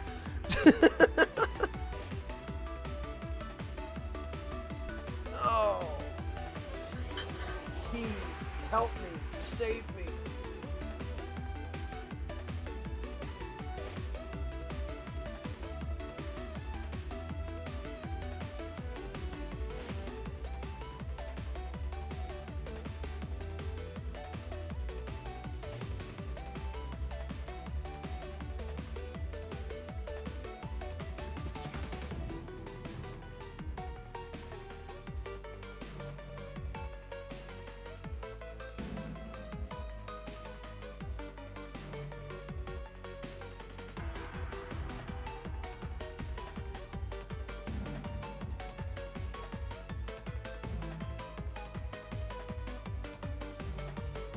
Oh dear.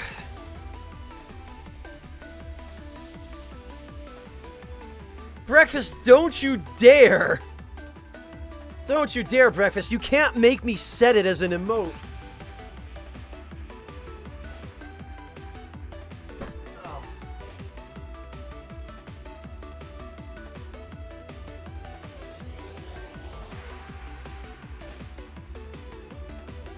Breakfast, you conniving little sub-gifter, you. Lord wins. Blessing upon. Oh, speaking of which, thank you, Breakfast, for gifting another sub. Dragon Greyjammer back into the Ragtime Lounge. Just dragging him back in. Ugh.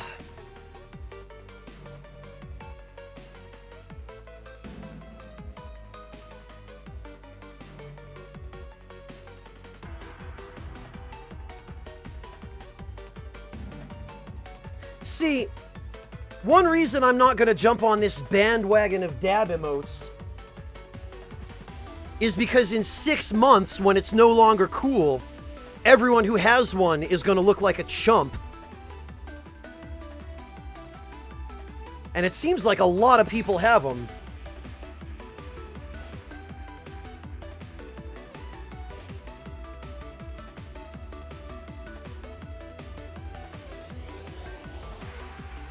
Ugh.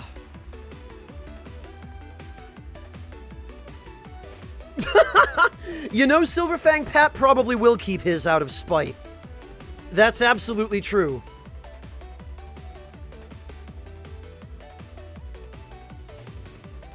Honestly, Nick probably would too. Alright, Dom, have a good day at work or a good night at work, whatever shift you're working. Thank you for joining us. We'll catch you next time.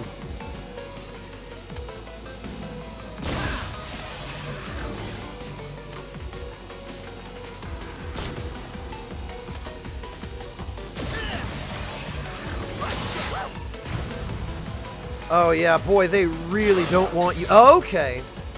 Yeah, they really, really don't want you exploiting Rush Jet the way you used to be able to, by jumping up and down while you were riding him. Because you used to be able to exploit that, the fact that he would only consume energy for Rush Jet when you were actually standing on his back.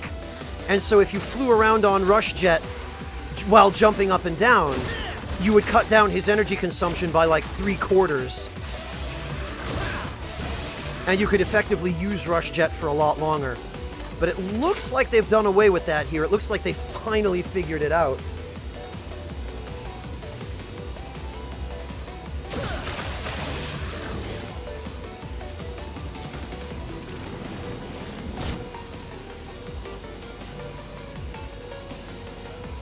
Alright, let's see if I can make this. How many lives do we have left? 2. My god. Alright.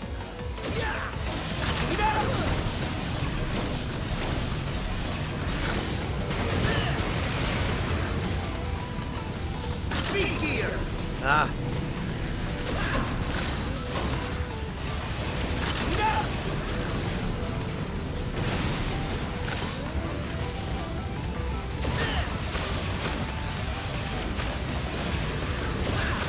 Speed gear. Okay. Gotcha. Jerk. Ugh. All right.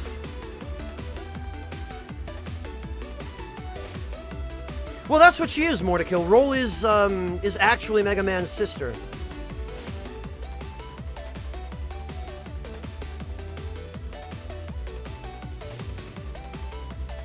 Oh, God, Deathbed, why? Why, man? Alright, here goes. Let the combat commence! Torch Jutsu, the flaming fist! Punch Jutsu, the flame... What is this guy just...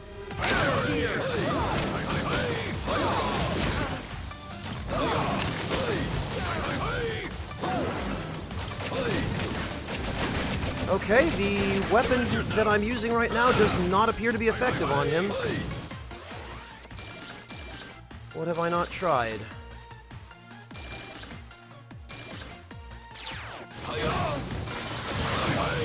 Ah.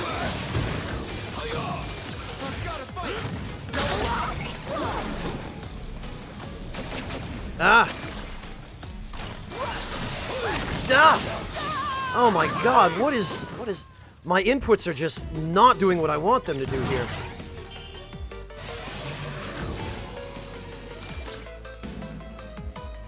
Who is going to bed? Kata! Thank you so much for joining us. Good night, Kata. No, the bouncy ball is, the electric guy's weakness. Fuse Man. Maybe it's this. Let the combat commence! Torch Jutsu, the flaming fist!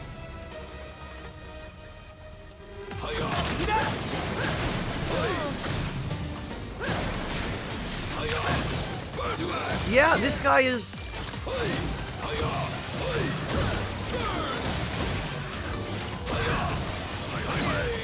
Alright. Ah.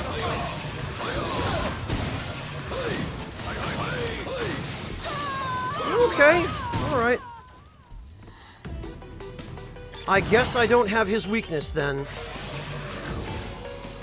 Which means I'm gonna have to do this with only the Buster. Perhaps you would be a challenge. Fall to the fist of flame. So this guy is basically just Magma Dragoon, I guess. Oh, and now he's switching it up.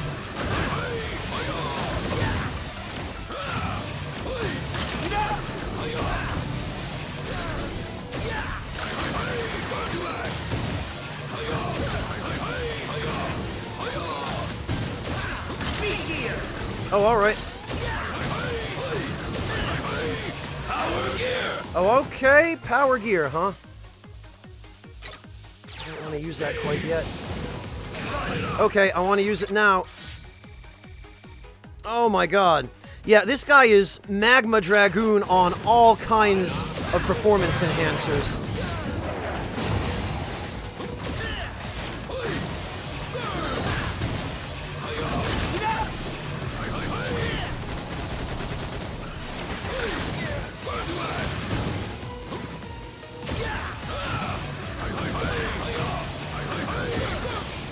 Sheesh. Did he just say ninjutsu forever? Alright, yeah. Well, okay, he's not as blatant a Ryu as Magma Dragoon was, actually saying Hadoken and Shoryuken. But he's basically Magma Dragoon. Oh, Torch Jutsu. Okay, Decoy, thank you. Or Punch Jutsu? I couldn't tell if he said Torch or Punch. He might as well have been Mojo King. Oh, okay, I like this. You got the Blazing Torch. Alright, spit a searing ball of flame into the air. The fireball crashes back down to Earth. Just like Torchman's powerful oh, boo. Alright, well... This is cool. But it would have been really nice if they had actually given you the jump kick. Then again, I suppose the jump kick probably would have made it really... Either it would have been broken in terms of mobility, where it probably would have allowed some ridiculous speedrun tech, or it would have been impossible to use without sending yourself flying into a pit or something. So I guess this is the best they could do, but this is... Unfortunately, if this is supposed to be a jump kick, and this is the closest they could get, it's kinda lame. Yeah, Decoy, you can leave it for now. I'll figure it out another time.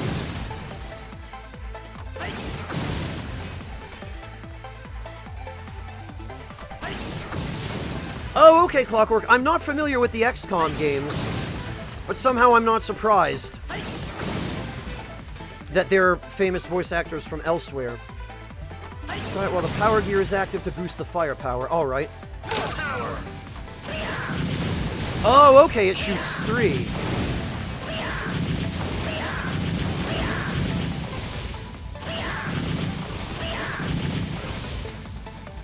Oh, interesting, and you can, I didn't notice it until now, but you can, cancel out of the slide, too.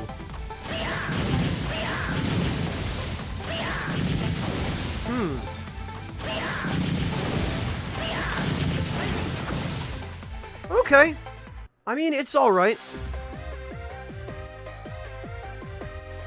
Well, who would be weak against fire? It has to be Tundra Man. It has to. The reactor's running unusually. Okay, Mega. What'll it be? Yo, Mega! Whoops. The reactor's Come on. running unusually. Okay, Mega. Are you sure? Ta-da! Are you sure? Ta-da! Are you sure? Ta-da! All ready. And I Are you guess we'd sure? probably better stock up on lives, because my god. Already. Good luck. Are you sure? Ta-da! Are you sure? Ta-da! Are you sure? Ta-da! Are you sure? Ta-da! Are you sure? Damn it. Are you sure? Are you sure? Ta-da! Are you sure? Ta-da! Are you sure? Ta-da! Are you sure? There we go. Ta-da! All ready. Are you sure? Ta-da! Are you sure?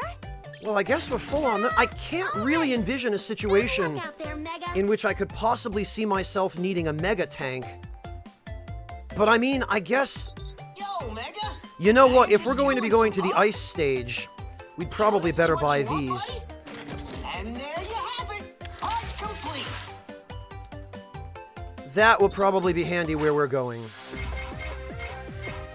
You know, and The honestly, reactor's running unusually. Okay, Mega. I guess we'll Are you get sure? another weapon tank, maybe? Hello there, Mega. Because You're why welcome. not? I'm sure, guys. I'm genuinely sure.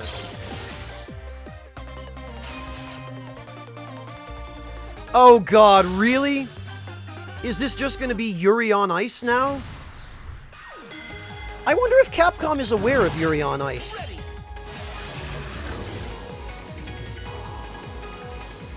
Just because the way he's pirouetting like that in the intro, and the fact that he's on ice skates, I have a sneaking suspicion that boss fight is just going to be Yuri on Ice.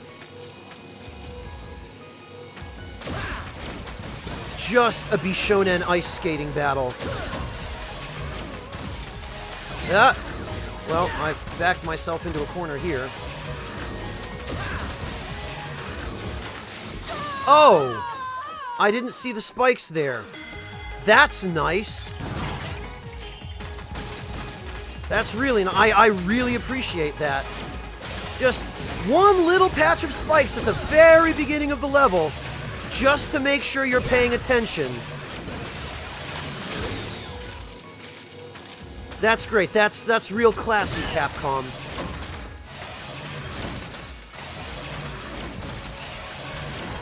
Oh, and now these things chase you. Alright. What is going on over here? That appears to be a map and a signboard. I guess this is supposed to be some kind of museum.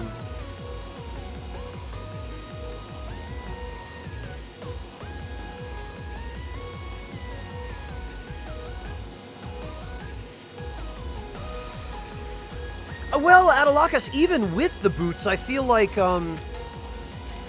there's a little bit of sliding going on. A little bit. Probably nowhere near as much, but... probably enough to mess me up if I'm not careful. Which I'm not.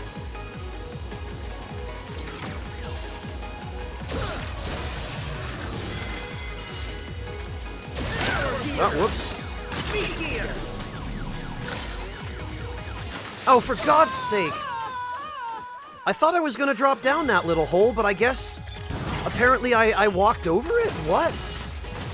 I don't understand. You're supposed to be able to slide over those. You're not supposed to be able to walk over them. Yeah, okay, there's a very little bit of sliding going on here, but not lovely. Not too much.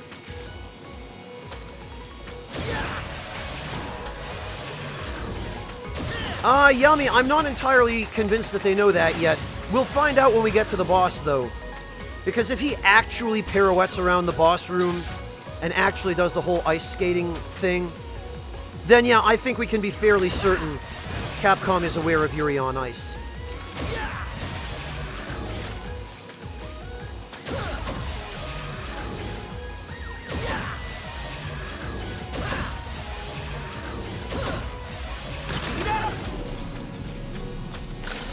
Okay, I don't know what happened there last time. Oh, I remember these guys from Blizzard Man's stage in Mega Man 6. Pretty much the same enemy.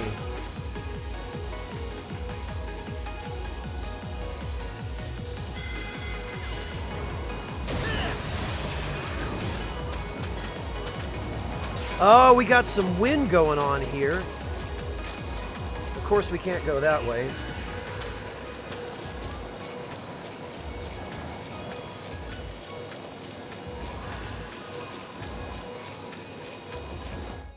Yami, what is this?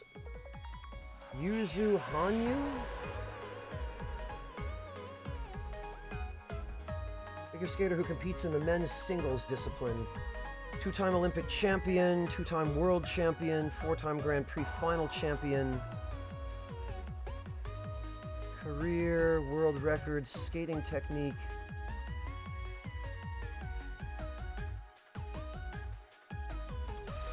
You're...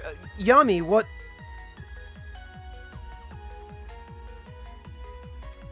Oh, wait a minute. On September 2nd, 2014, Hanyu endorsed Lott's Ghana milk chocolate with Mao Asada, singer Airi Matsui, and actress Suzu Hirose, and Tao Tsuchiya, as well as xylitol whites? What? Later that month, he started a TV commercial for Capcom's new video game, Monster Hunter 4G. In October 2014, Hanyu also endorsed sport nutritional product. Wait, what? Hang on.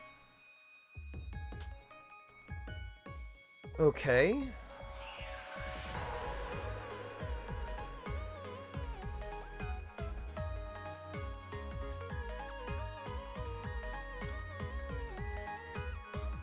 What, Yami, are you saying that Capcom knows about Yuri on Ice because this figure skater did a commercial for them?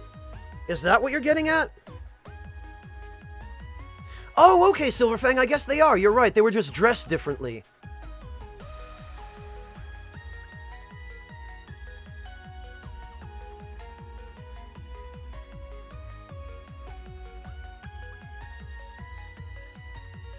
I guess I must not have clockwork.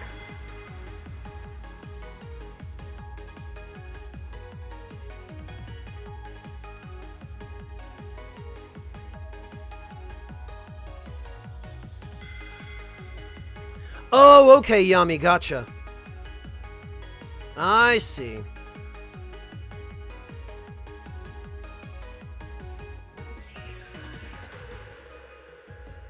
Yeah, Laconian, that's why I asked Yami initially if he was saying that Capcom knew about Yuri on Ice just because of this guy. I mean, yes, he very clearly is Yuri on Ice, but... Ah.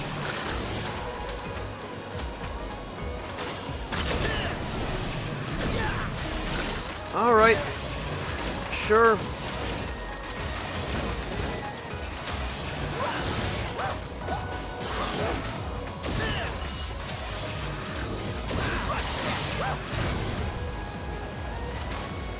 Ah, Rush Jet did it.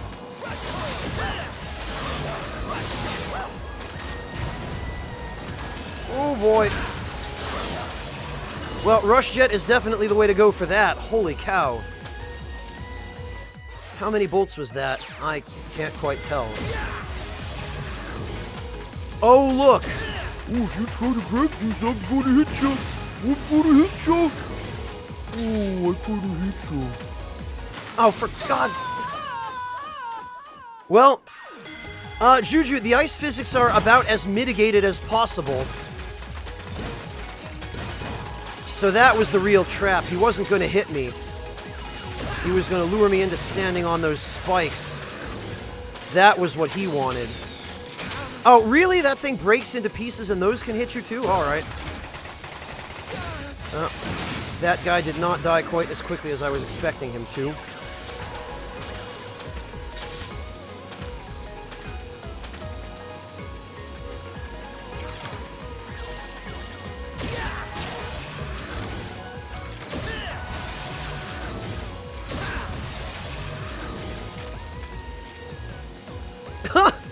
Oh, good for her, Sugar Crow. You're lucky you don't have real mice.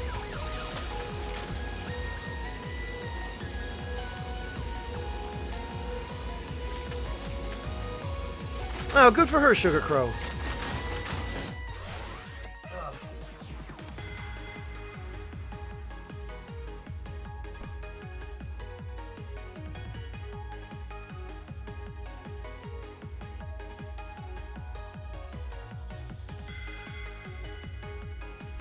All right.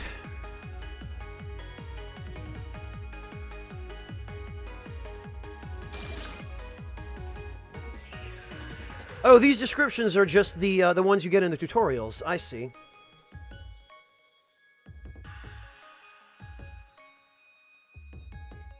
Yeah, that's true, Sugar Crow. The mice are probably lucky not to live where there's a cat.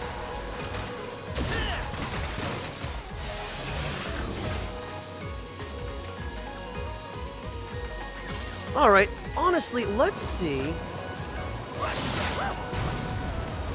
Yeah! You could probably clear your way through this stage fairly quickly with just Rush Jet.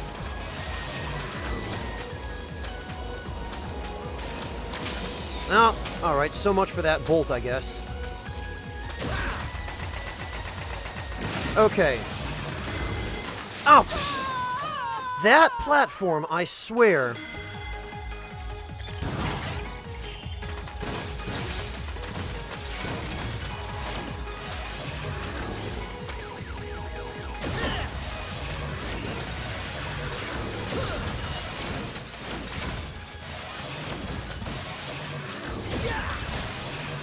Got that bird, though.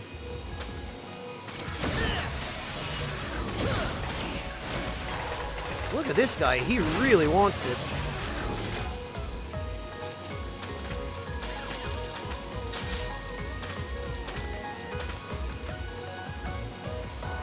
I'll try not to, Sugar Crow. I'll try. That's 100 bolts right there, and it is going to disappear. No, blast it. I should have thought to use the speed gear a little sooner. Honestly, I wonder if the speed gear actually does decrease the, the rate at which these things recharge. Whee! Okay, yeah. So Rush's energy definitely keeps decreasing even if you jump off his back.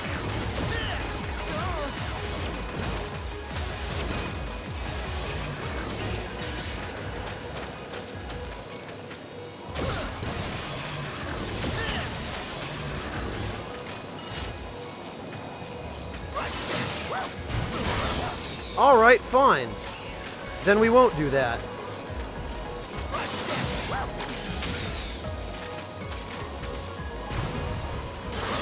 Yeah, we just won't do that. Ah.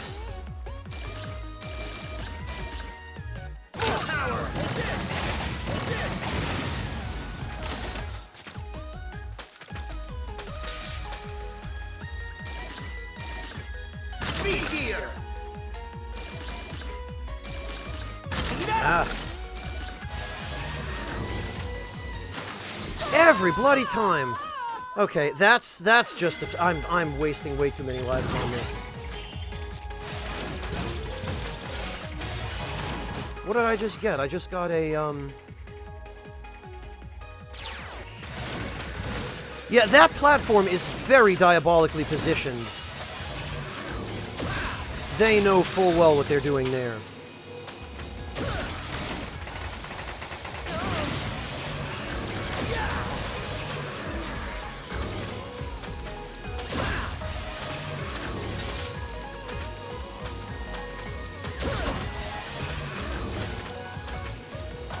Alright.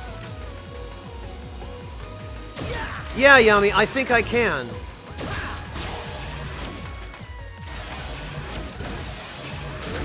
Oh, really? Well, at least I got the 100 bolts this time.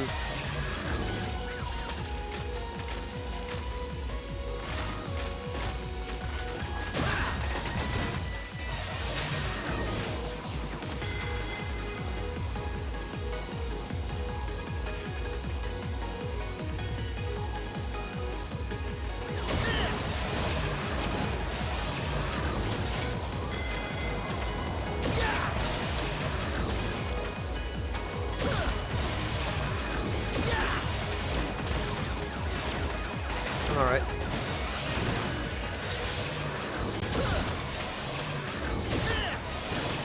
Okay, good. We did it. And now I don't need that stupid life, so ha! Eat it. Oh god, in before this is... Oh wow, alright. I was gonna say in before this is already the boss, but no, we haven't even fought a mid-boss yet.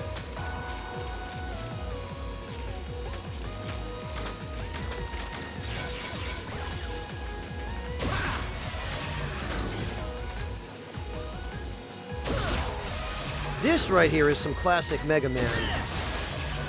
I tell you what.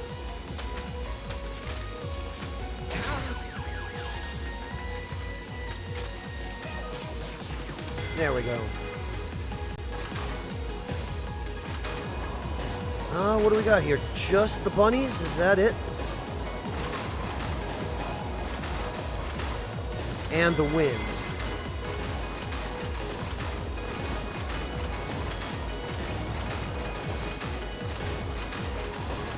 Yeah, it did, Dr. Deathbed, but, no, that is in fact just a Sniper Joe.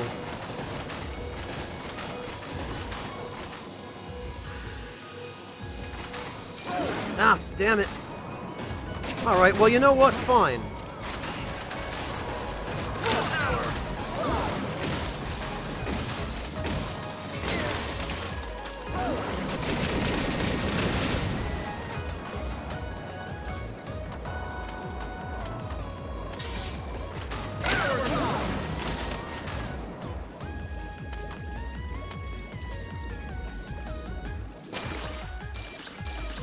That actually worked surprisingly well.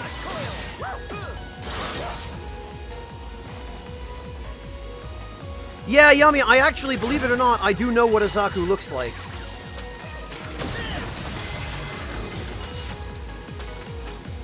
Oh, here we go. Oh, one of these, huh?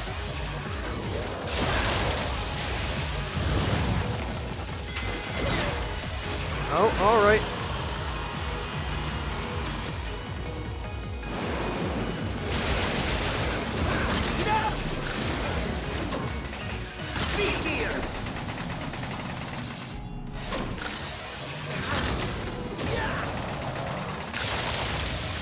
Okay, fine. Ah!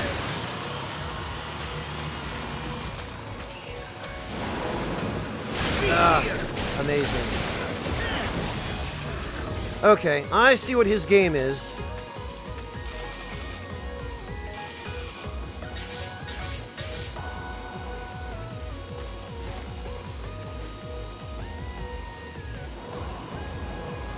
Oh, alright.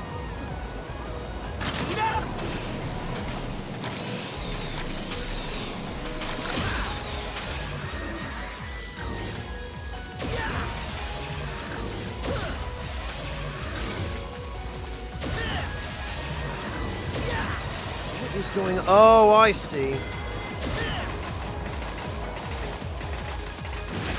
There's intermittent wind, it looks like.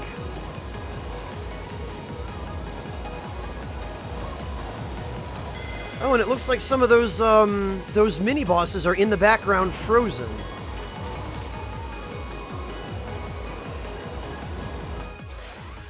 Yeah, I wonder, Breakfast. I wonder.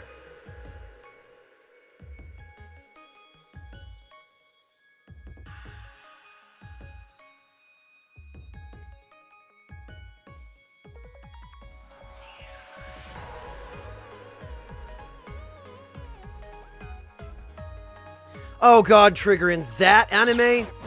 Oh no, please. please, no. Speed gear! No, Ooh, a weapon tank.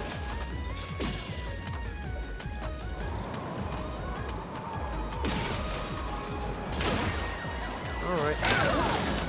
Oh, God.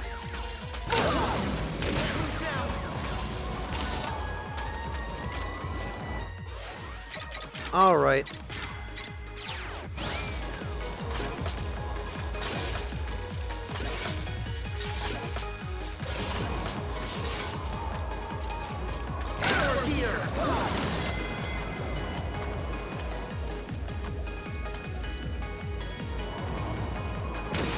Ah! I didn't wait quite long enough.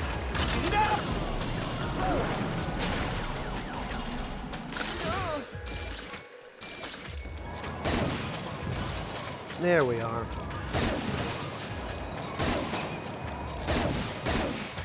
God, this squeaky weapon. Speed gear! Ah. Lord Wind's blessing upon me.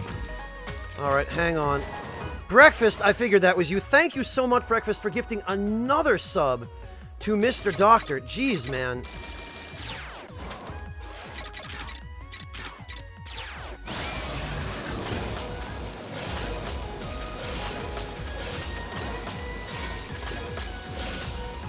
Yeah, thanks, Eddie, but...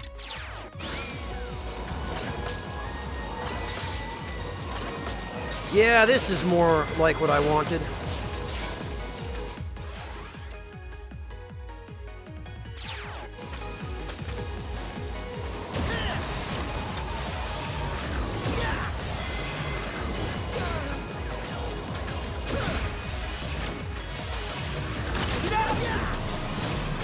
Ah.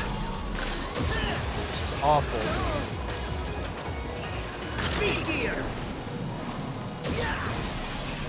Oh, for goodness sake.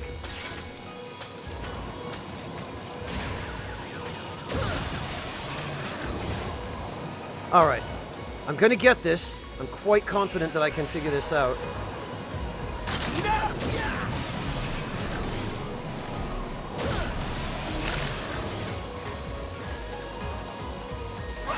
There we go. Probably nowhere near worth it.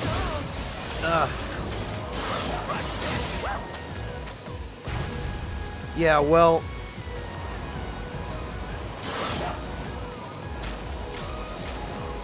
I think I'll chalk that down as a victory.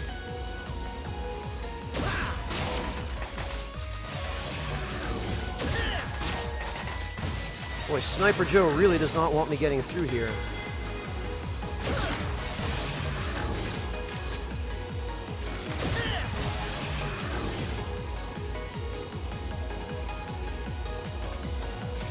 Oh god, Decoy, that would just be the worst. Absolute biggest troll. Oh, and there's more even. Speed gear!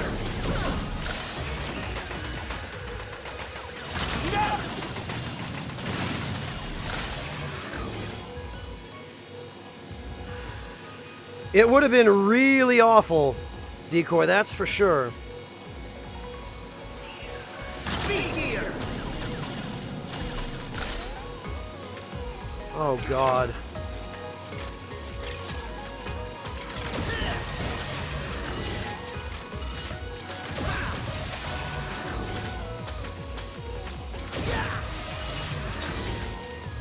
Tell you what, they're not much, but I'm grateful for these life pellets.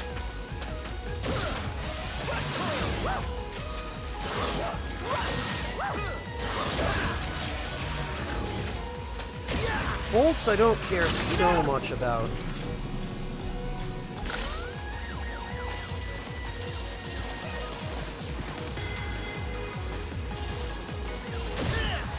Speed gear!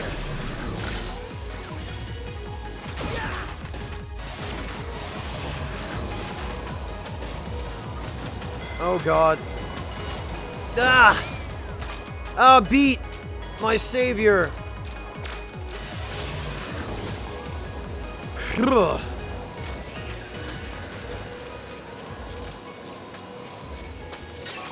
We did it. And we did it. Whew. Okay, I think I redeemed myself there. I'd say I made up for it. Oh god, Wingless Monkey, no, not Frostman stage. Anything but that crap. With the blasted snowboard? Oh, that was the worst.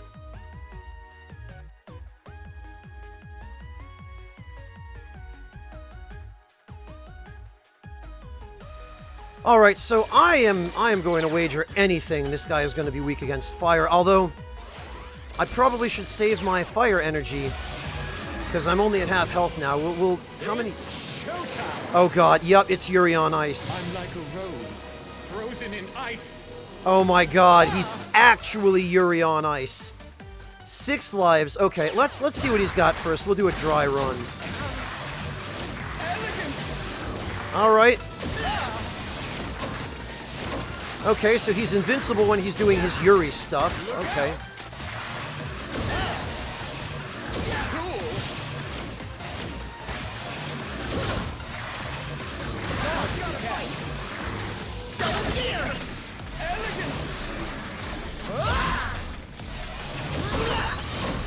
Nope. Alright. Freeze right there. Oh. I don't know what I was expecting. Yeah, he's basically a cross between Top Man and Iceman. From the looks of it, Cast Code. Neat boss, but I'm definitely having some trouble following his boss patterns here.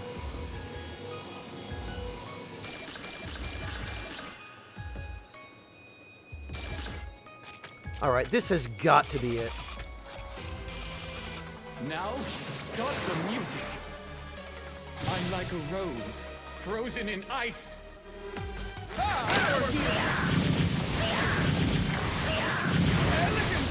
He does not appear to be taking a lot of damage from this. Look out! Alright, what else? We know it's not block. I think it's not acid.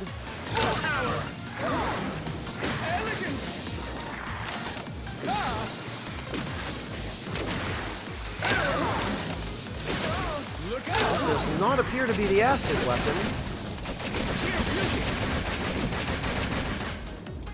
Freeze right there. Fast, gorgeous, and shatter. All right. Oh, of course, Decoy. Of course they would. All right, maybe it's the electricity weapon. Trying to take my spotlight? You're skating on thin ice. Dodge is Oh, holy cow. Yeah, that sure is his weakness. Don't blink. Bitter, heartless, gorgeous, ice. Sheer beauty. A grand finale. Phew. Boy, those weaknesses really make a difference. Also, electricity? Really? None of the boss weaknesses in this game make any bloody sense. Oh god, Decoy, that is egregious.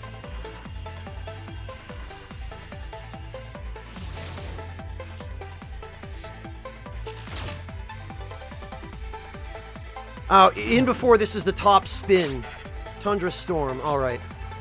Create a Sub-Zero blizzard around yourself, damaging any enemies inside. Try it with the power gear active for a massive blizzard that covers the screen. Wow. So this is your screen clear, I guess. Just a screen clear. Alright. And... holy cow.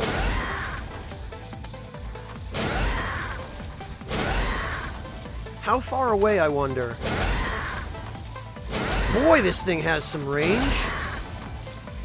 Sheesh.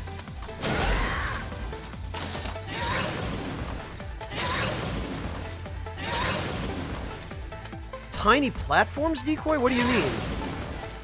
Oh, wait a minute, Decoy, this isn't like the tornado blow, is it? Where if you use it while you're jumping, you float? It doesn't look like it.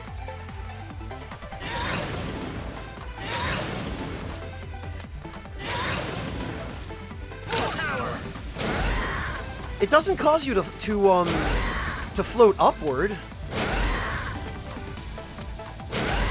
Oh, you meant something else, Decoy.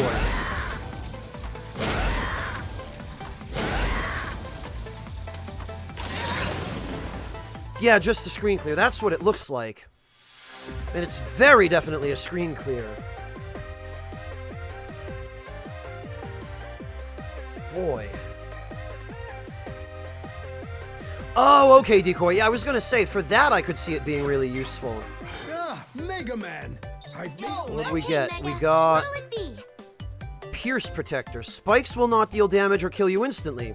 Hitting spikes once uses up 1 Pierce Protector, saving you from a... Okay, this seems incredibly handy. Get me in on this. Are you sure?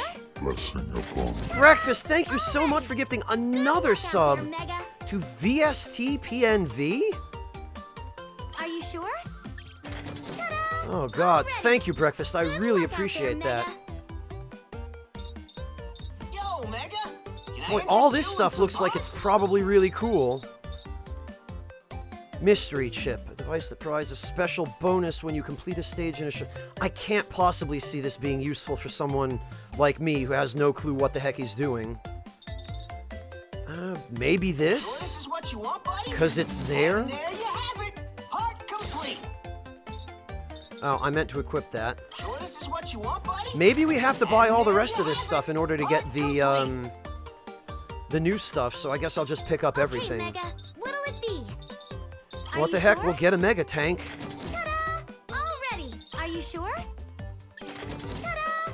Already. Are you sure? Tell you what, they really do you a lot of kindnesses Are you sure? with all the beat calls and now the spike protection. Are you sure? That is kind of crazy. Ta-da! Are you sure? Ta-da! Are you sure? Ta-da! Already. Good luck out there, Mega. Yeah, I figured as much, Decoy. I have to wonder how quickly you need to go through a stage in order to get that bonus, but I imagine it's probably far more quickly than I'm capable of.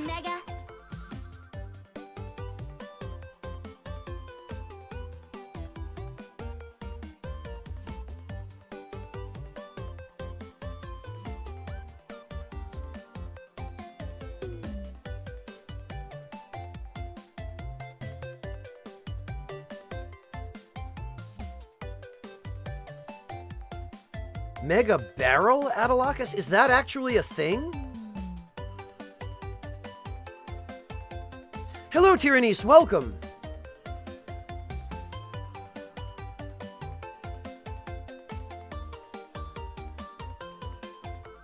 Oh, no, Adalakis, the M thing is a Mega Tank, which fully restores all of your health and your weapon energy. Oh, I see! Using this when your gauges are all full will change all weak enemies on screen into 1-ups? Yeah, but Adalakis, when you do the math, when you figure, and I don't even know what counts as a weak enemy, but 240 bolts for a Mega Tank is 6 1-ups you could buy for that. And you're probably not going to be getting any more than 6 1-ups out of using this thing.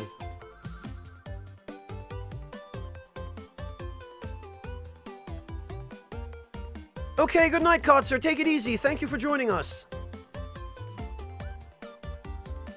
I don't know, Wingless. I think there are enemies that are strong enough not to be weak enemies, but not strong enough to be mini-bosses.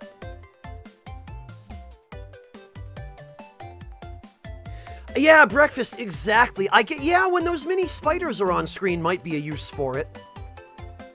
But considering you can only hold 9 extra lives anyway, I have to wonder how useful it really is. Tell you another thing I'm curious about. Granted, I'm morbidly curious about this. Okay, Clockwork, have a good night. Thank you for joining us. We'll catch you next time. Yeah, Adelakis, I guess in a pinch if you have no lives left and there are a ton of weak enemies around. What I want to know... Fuse Man. Manufacturer Oda Electronics. Of course the company would be named after Nobunaga Oda.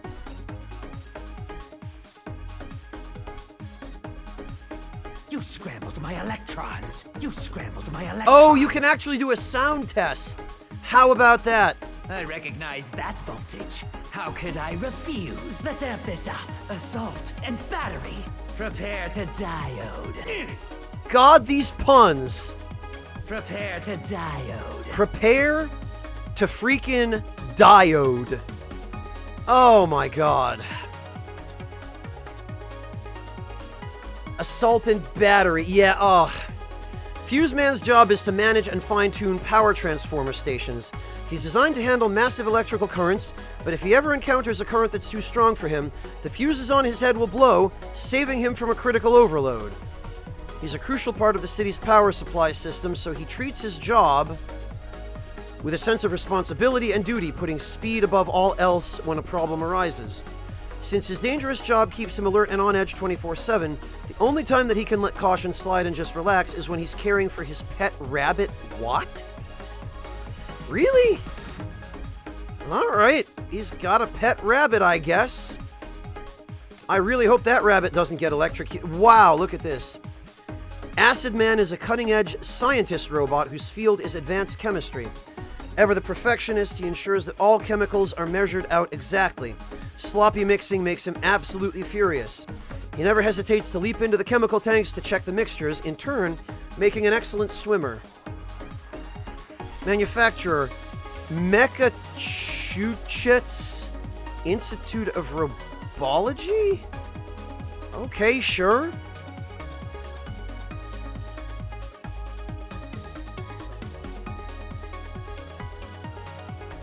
Yeah, well, the Robot Masters in these games never truly die.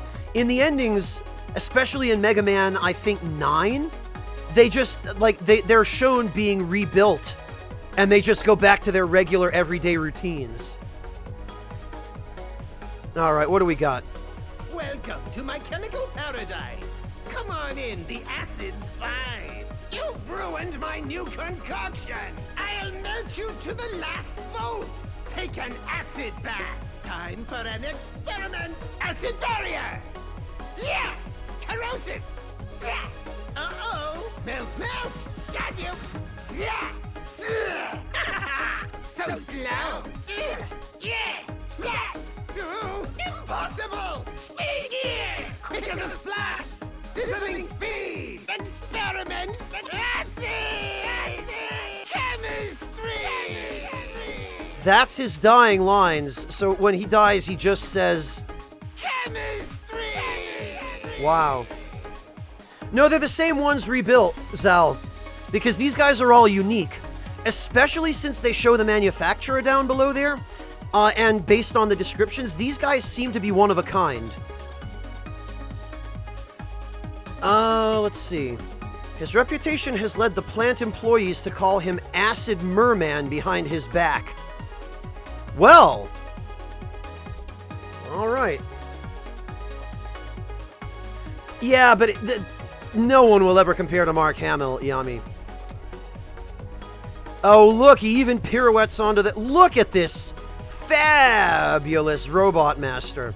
Look how fabulous he is. Cossack Robot Laboratories. So I guess Dr. Cossack is still at it. I guess Dr. Cossack is still building robots. How about that? Yeah, bad guy, that explains it. And he's also an ice robot, because Russia loves ice, I guess. Well, that's cool. Oh, look what I did. Ah ha ha ha ha, punny. Though Tundra Man was designed for land development and exploration in polar climates, he found a new obsession the first time he saw a TV ice skating championship. Really? These guys just sit around watching TV? In their spare time?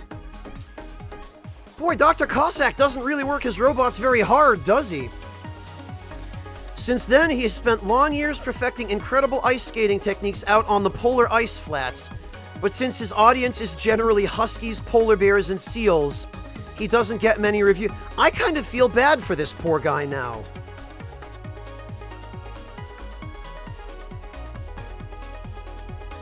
Yeah, you know, Decoy, you're absolutely right. And if he was really made by Dr. Cossack, then he's definitely Russian. Tundra Man had a tougher-looking exterior when he was first sent to the North Pole, but he made some modifications to suit his graceful passion of ice skating. To him, the fact that his dazzling moves have been locked away at the North Pole and never witnessed is a crisis on the scale of global warming. Tundra Man eagerly awaits the day when he can show the world his exquisite skills. Alright, fine. Fine, I'll give him this one. Yeah, Grey Jammer, but clearly that's not what happened. Clearly, Tundra Man was just sitting on the couch with Dr. Cossack in front of the TV, watching the Olympics. God, this is... Subaru Precision Machining, eh? Torchman was designed as a camping advisor? What? Really? Literally, he was a camping advisor? He's a camp counselor, this guy? Teaching people about, campfire safety. So Torchman is the new Smokey Bear in 20XX. Hey kids, only you can prevent forest fire. Whoops, I started one by accident. Oh my god. Oh, I'm sorry. I'll go back and check, Yggdra. It's showtime. Now, start the music. Trying to take my spotlight? Is this Matt Mercer? Is this just Yusuke? You're skating on thin ice. I'm like a rose, frozen in ice. You want to dance? Feel freeze. Lord Winds, blessing upon me. Yeah, that's true, Decoy. Well, his work on robots that make decisions for themselves, right? That culminated in the Reploids, beginning with X. Alright, let's see. In his spare time, he ventures out into the wild to work on his very own martial art, Torch Jutsu. He started Torch Jutsu in order to train himself to keep his flames under control, since the slightest lapse in judgment can cause a dangerous flare-up. Like, why? Why would you design a robot that spends his time in the woods to have gigantic burning flames on his shoulders all the time? Subaru Precision Machining, your CEO and your entire design division is full of trolls, my god. Perhaps you will be a challenge. You made it, now prove yourself. Let the combat commence. Hiya! Fall to the fists of flame. Prepare yourself to feel the heat. Torch Jutsu! I swear, this guy... Yeah, Yggdrad, you'd think that a robot with a water tank and a hose would be proper for teaching people about campfire safety. This guy seems like he'd just be a huge hypocrite, trying to teach campfire safety with fire just burning on him all the time.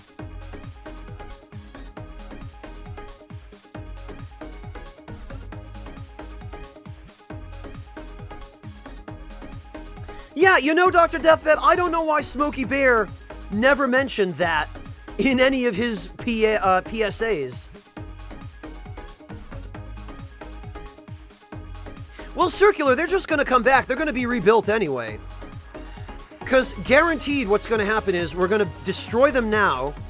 They're going to be already rebuilt when we get to Dr. Wily's fortress, and we'll have to fight them again, because you always do, right? And then in the ending of the game, we're going to see them rebuilt again, just going about their everyday routines. Like, look, let me show you. Let me see if I can find the...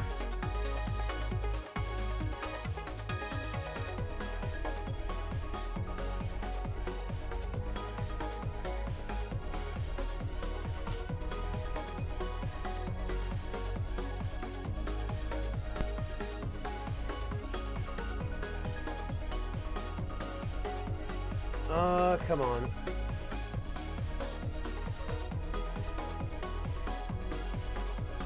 Okay.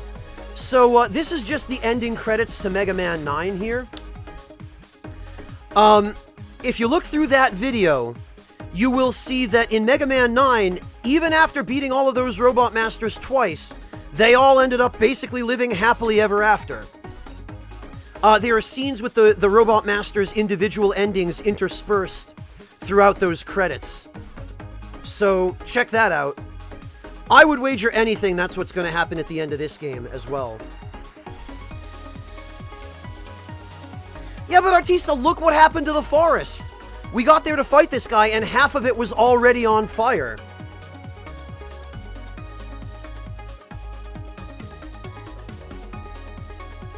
Yeah, exactly, Silverfang. Oh, he can resuscitate everyone in the water at the same time.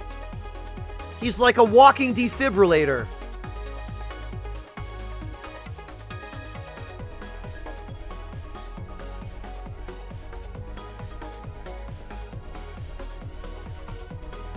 I know, Wily made him burn the forest. With his training incomplete, he still tends to flare up in moments of strong emotion. Emotion, huh?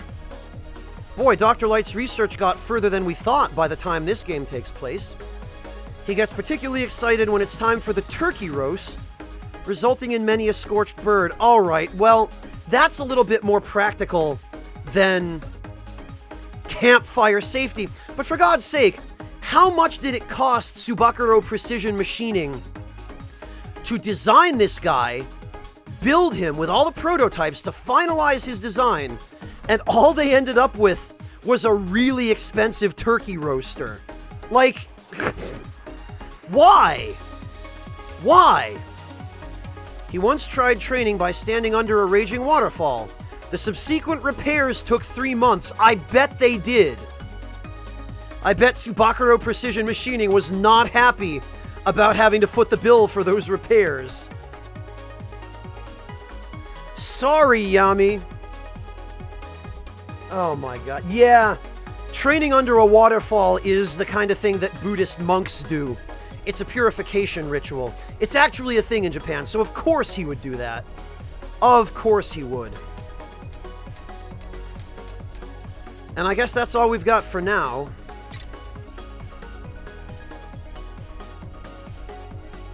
Oh, Yami, why you staying up if you're not feeling well, man? Go get some rest.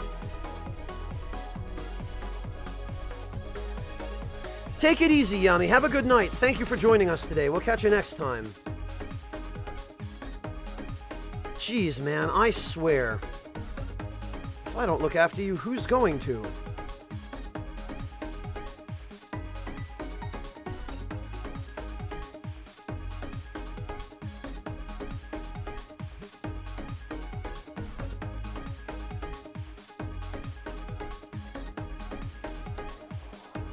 Yeah, but that guy, I mean, it's not Torchman's fault that he was designed for no good reason.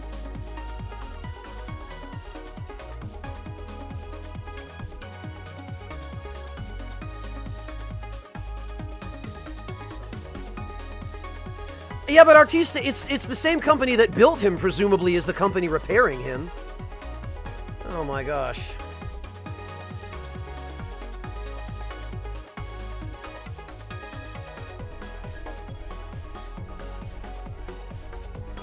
Schnitzel Slowy Fritzel, you must be fairly new here.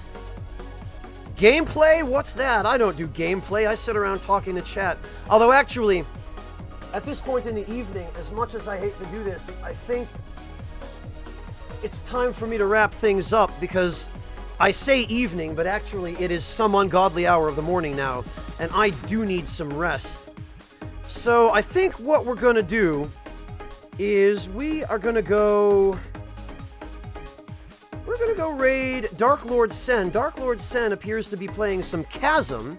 Lord wins. Oh god, breakfast. Just looking for... No, Deathbed. Okay, I called it wrong that time.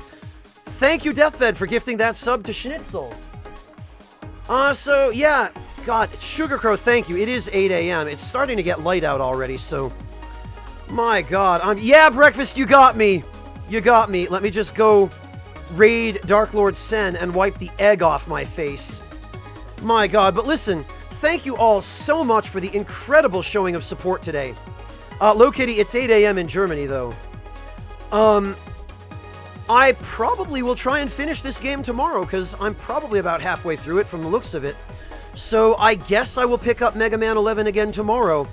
Thank you all very much for joining me, and I look forward to seeing all of you then. Take care, and good night, everyone.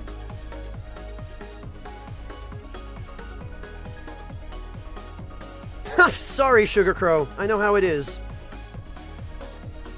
Anytime, Artista. Anytime. Anyone who would like to participate in the raid, just stick around and chat, and it will take place automatically. Thank you all again, and I will catch you tomorrow, probably a little bit earlier than today. Or I guess technically I'll catch you all today. Good night, everybody.